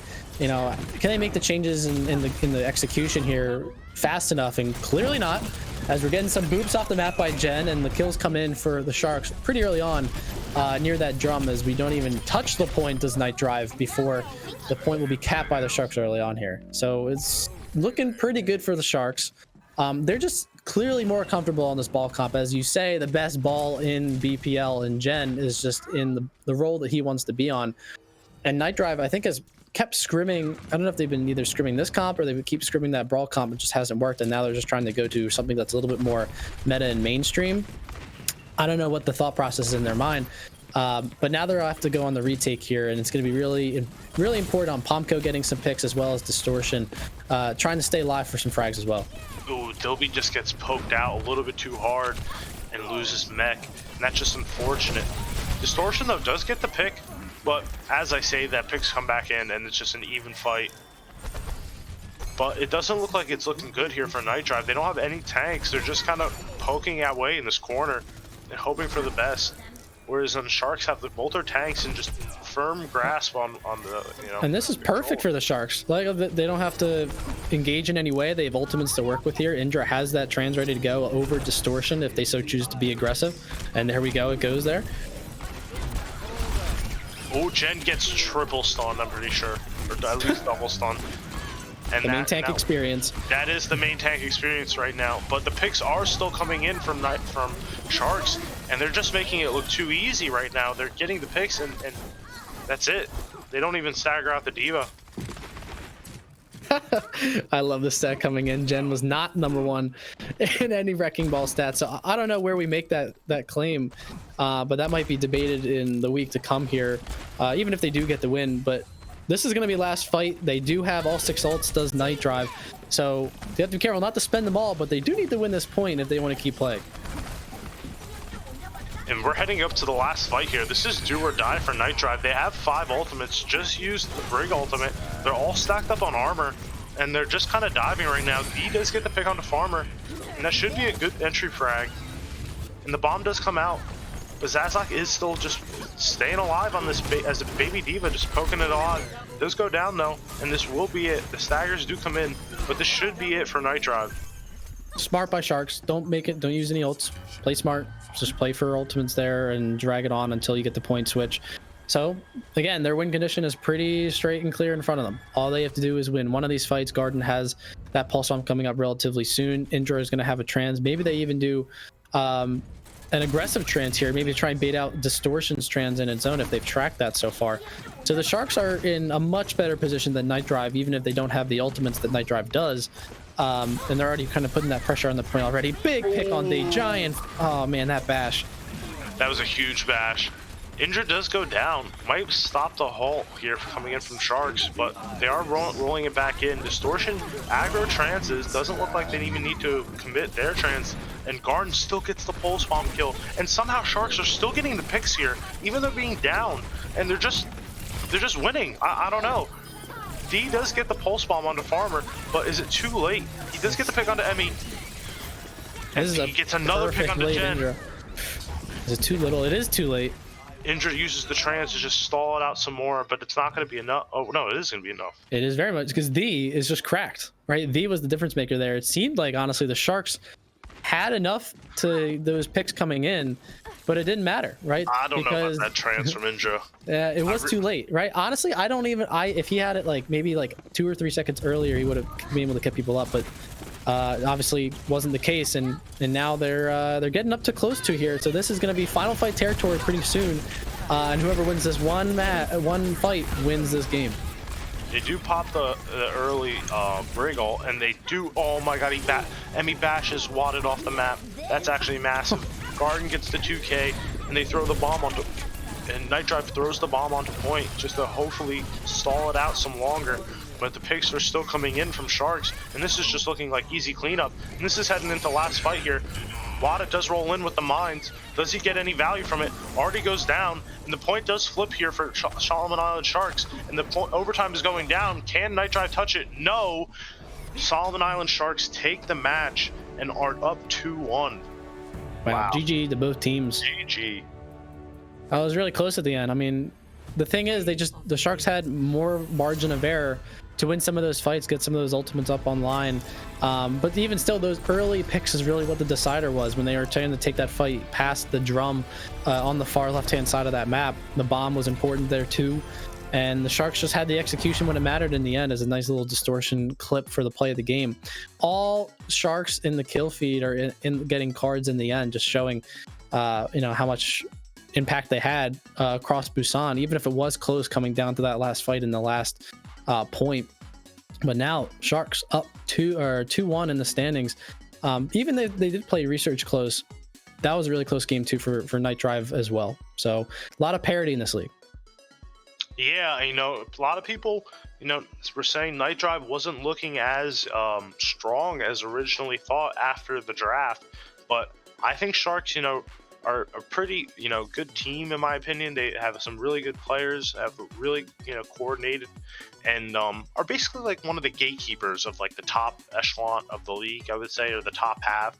And NightDrive really, at least showed them, why they actually are in the middle of the pack. They're not the best team, but they're definitely not the worst team. They have a lot of good players. They had some really good moments with some synergy, like the boop onto the boop 2K with the Diva Bomb on Busan. It's just unfortunate they couldn't come out with the victory here. But that being said, I think Solomon Island Sharks had a lot of, they just beat them in the neutral in a lot of points. Were very quicker to engage on a lot of fights. Some fights when NightDrive, I think we're running what was it called? Like the rush kind of with the monkey diva. Sometimes they were getting beat on the engages, I would say. That's actually when NightDrive looked their best. But overall, I think Solomon Island was just, quicker. And another thing, I think there's a lot of room for improvement for NightDrive. I talk about that comp after Volskaya being a good composition, and I still hold true to that. I think if they learn to play that composition even better, that could be pretty good, right? Because if you're not a good team on being able to hold against that, then the ult cycles of the EMP and getting the pressure from the dive could be too much, right? So I don't hate what NightDrive is thinking in terms of playing that comp, but they just need to execute it a little bit better, and that's what scrims are for. So we are still really early on, right? We're not even at the Midseason Tournament yet, so they have plenty of time to make that composition theirs and execute even better going forward. So I don't know. I think we have some people who want to be interviewed. I don't know if you were talking about that, Solomon. Yeah, let's drag them in. Let's bring them in here. Who we got? We should have Jen and Robbie from Solomon Island Sharks. Congratulations, gentlemen, on your first, not your first, but on the victory. Thank you. Thanks. All right, so I have the first question here because I'm just now curious. How many times we've heard that Jen is the best ball in BPL? I don't know if that's a meme or not. Oh, it's but I want to hear you defend why you think you're the best ball in BPL. Honestly, I don't think I am the best ball. I made a lot of misplays that game. I think I probably am one of the better balls, but I definitely don't think I'm the best ball, especially that game. I played really sloppily. And the meme, the origin of the meme was kind of just Alwyn posting that. But yeah. See? That's why I said I want to make sure it's a meme too. So. He is the best ball. Undisputed. There's Beak. I knew about this. I Pepe laughed. Didn't tell him. That's why I said it could be a meme, but either way, I wanted to hear him defend that position anyway because I thought it'd be funny. Yeah, there's a GIF of him rolling around, and they do win the map actually, but it's funny. That's right. Results matter at the end. It's I have a question. How do you guys feel going into the mid-season tournament? Do you feel comfortable going up against anybody? How are you guys just feeling overall against how you stack up against the rest of the league? Overall, we feel pretty confident. We had a really close game against Resurge recently, and also like this week we didn't really have that much time to scrim, which was a little unfortunate. I really wish if we did have like more time to plan out stuff. It was a lot more rushed this week, but I'm glad that we could all pull it through in the end, and we're just going to focus hard on the mid-season tournament, grind hard, and I think we can make it all the way. Honestly, we have a really solid roster and lineup. Good. That's what I'd love to hear. I wouldn't want to hear anything. Oh, here's the GIF, Beak. You know what? I mean, I think every ball does that too. So can't disagree. It does. Hey, if it wins you games, then you have no room to defend yourself. You're good. So, a question for Robbie. So I think you played the first map in Volskaya, as Monkey, correct? So I guess what is the team's thought process behind what map you play versus some of the other tank players on the team, and what are your thoughts on the match as a whole? So I'm not sure what our specific strategy is on the maps I play, but no matter what map I'm on, I'm gonna try my best, and usually I think we're good enough that even if I don't play well, we can do pretty well. So I guess follow-up question is, you guys are playing the Winston Ball on that map against their rush comp, the Moira Lucio type. What made you guys decide to play Winston Ball, right? Because most people you're seeing the Ball Diva or Ball Zarya, but you guys didn't do that, at least in that map. Well, first of all, it's an actual comp that's been ran in Overwatch League before. It's never been dominant or anything, but a few teams have shown it before. Chengdu, Chengdu being Chengdu, they've thrown it out quite a few times. If Chengdu's done it, yeah. Yeah.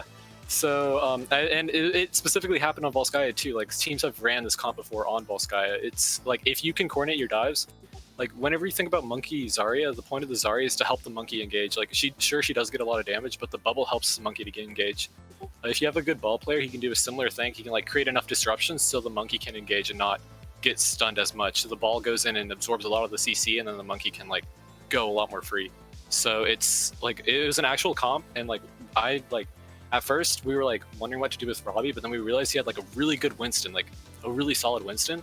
So I was like, hey, we can just try running Super Monkey Ball and Volskaya, and it's an actually good strat. So we started running it, and we saw success with it, and it paid off today. I like the name too. Yeah, it's a trademark. I'm glad it works out for you guys. Congrats again. Thank you. Let me check these two out. Thank you so much for the interview. Good luck at the midseason. Thank you. Thank you. There's one, and there goes the other. All right, let me just bring us 1,000 miles away to the desk. Wow, we're at the desk. Isn't that crazy? Ooh, big. Because I've got some things to talk about for mid-season. I'm just enabling the news article right now because there's a few different interesting things that you need to know for mid-season. In that, number one is that the top 8 teams will be picking their opponents. So let me just press this button on here. Unhide. Nice. Now I wish we could have gotten the answer or the question to those guys on the Sharks. Who would they pick with their question? But of course, they can strategize that. They have time. True. So if I take you to the standings right now, obviously this is going to look different tomorrow because there are still teams to play their games. You can see there's a bunch of 3s and 2s in their played column. But the top 8 after tomorrow's games will then be able to pick from anyone in the lower half. Of course, the bottom 2, Sarasota and Sovereign, won't be available to pick, and it'll be the B-League teams. So that'll be tomorrow. I've just released at bpl.solomon.gg/midseason every information you should possibly need to know. For example, I'm even going to open it right now. bpl/midseason. It's all there. Midseason tournament details. Definitely not going to there right this second as well. So top 14 of A-League, top 2 of B-League. Round 1 will be a standard first to 2 match. All games will be first to 2 apart from the finals, that's true.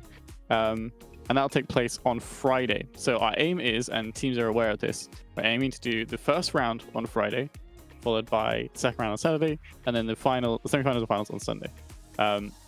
Obviously, permitting availabilities and all that kind of stuff, but it's hard to do for tournaments. It's hard to do everything for tournaments. It just makes it crazy.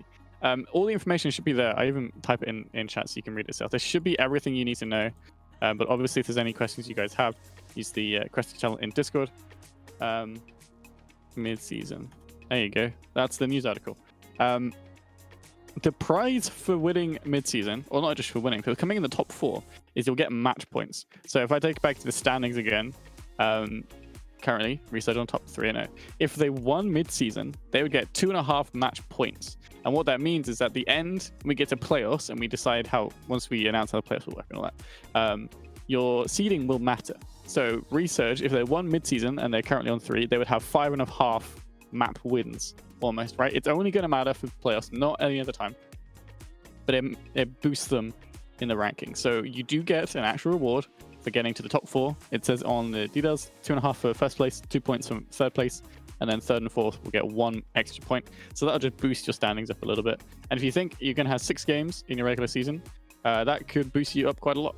But also, it means if you don't do well in mid-season, it doesn't really matter because you can still win the entire league if you just grind your way up. It's like doing the low bracket run. Yes, so Resurge has not dropped a map. No,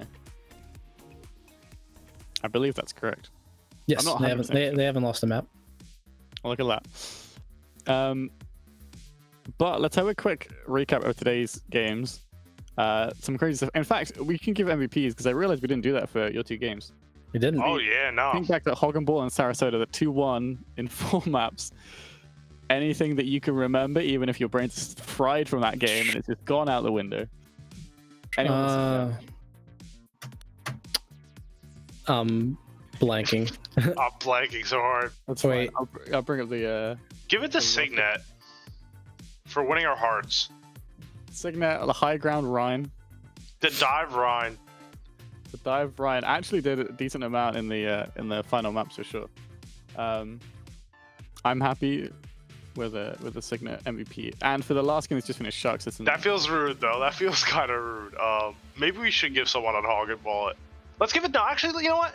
I actually have a really good MVP. Let's give it to Dust. Dust for doing, that was gonna be my pick as well. An okay job in his first performance. He's only been with the team a couple of days. He had a decent showing. Obviously it wasn't perfect. Nobody's perfect, but got caught out a few times. But overall, had a not bad job, and led his team to a victory. I agree. I concur. And if we head through to Sharks NightDrive, a game that just finished, anyone who stood out for you?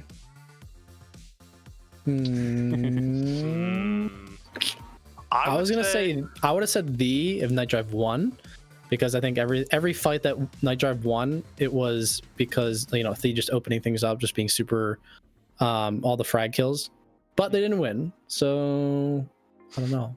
Kind of want to give it to Robbie or maybe like Jen. Or even Garden. Garden had, didn't have a bad match, to be perfectly honest.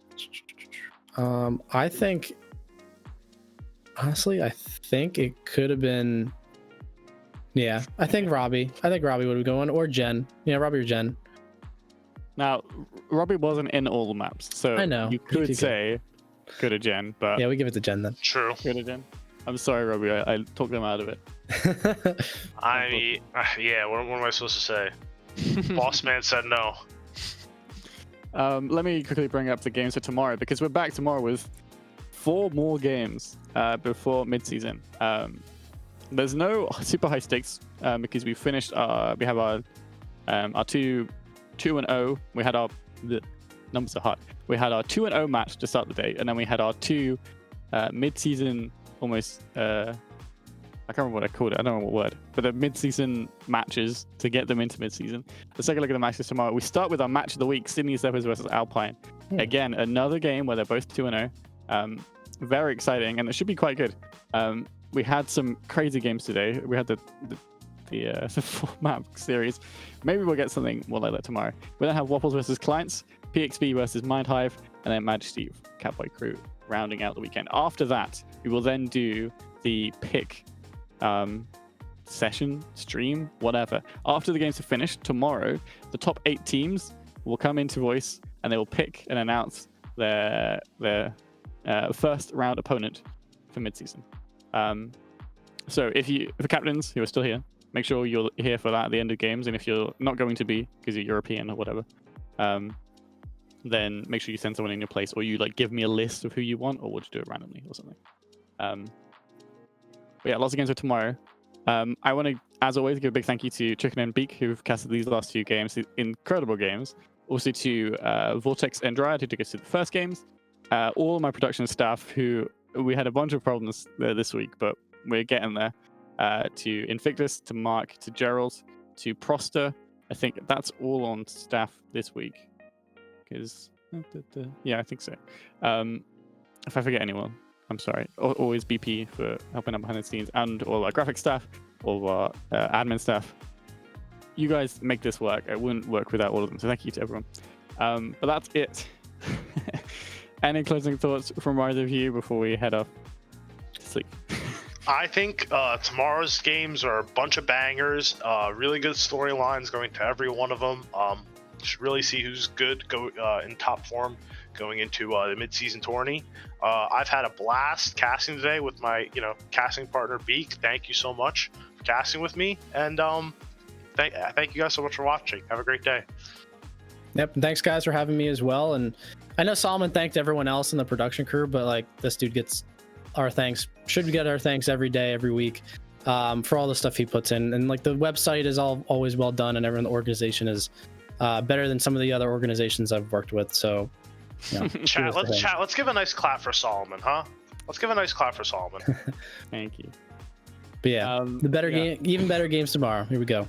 Even better games. We got mid-season coming up. We got the rest of the regular season, and then we got playoffs. We got a lot of stuff to do. I'm just gonna check this DM, make sure it's not important for right now. No. I'll see you. We will see you all tomorrow at 4 p.m. Eastern for a match of the week. See you tomorrow.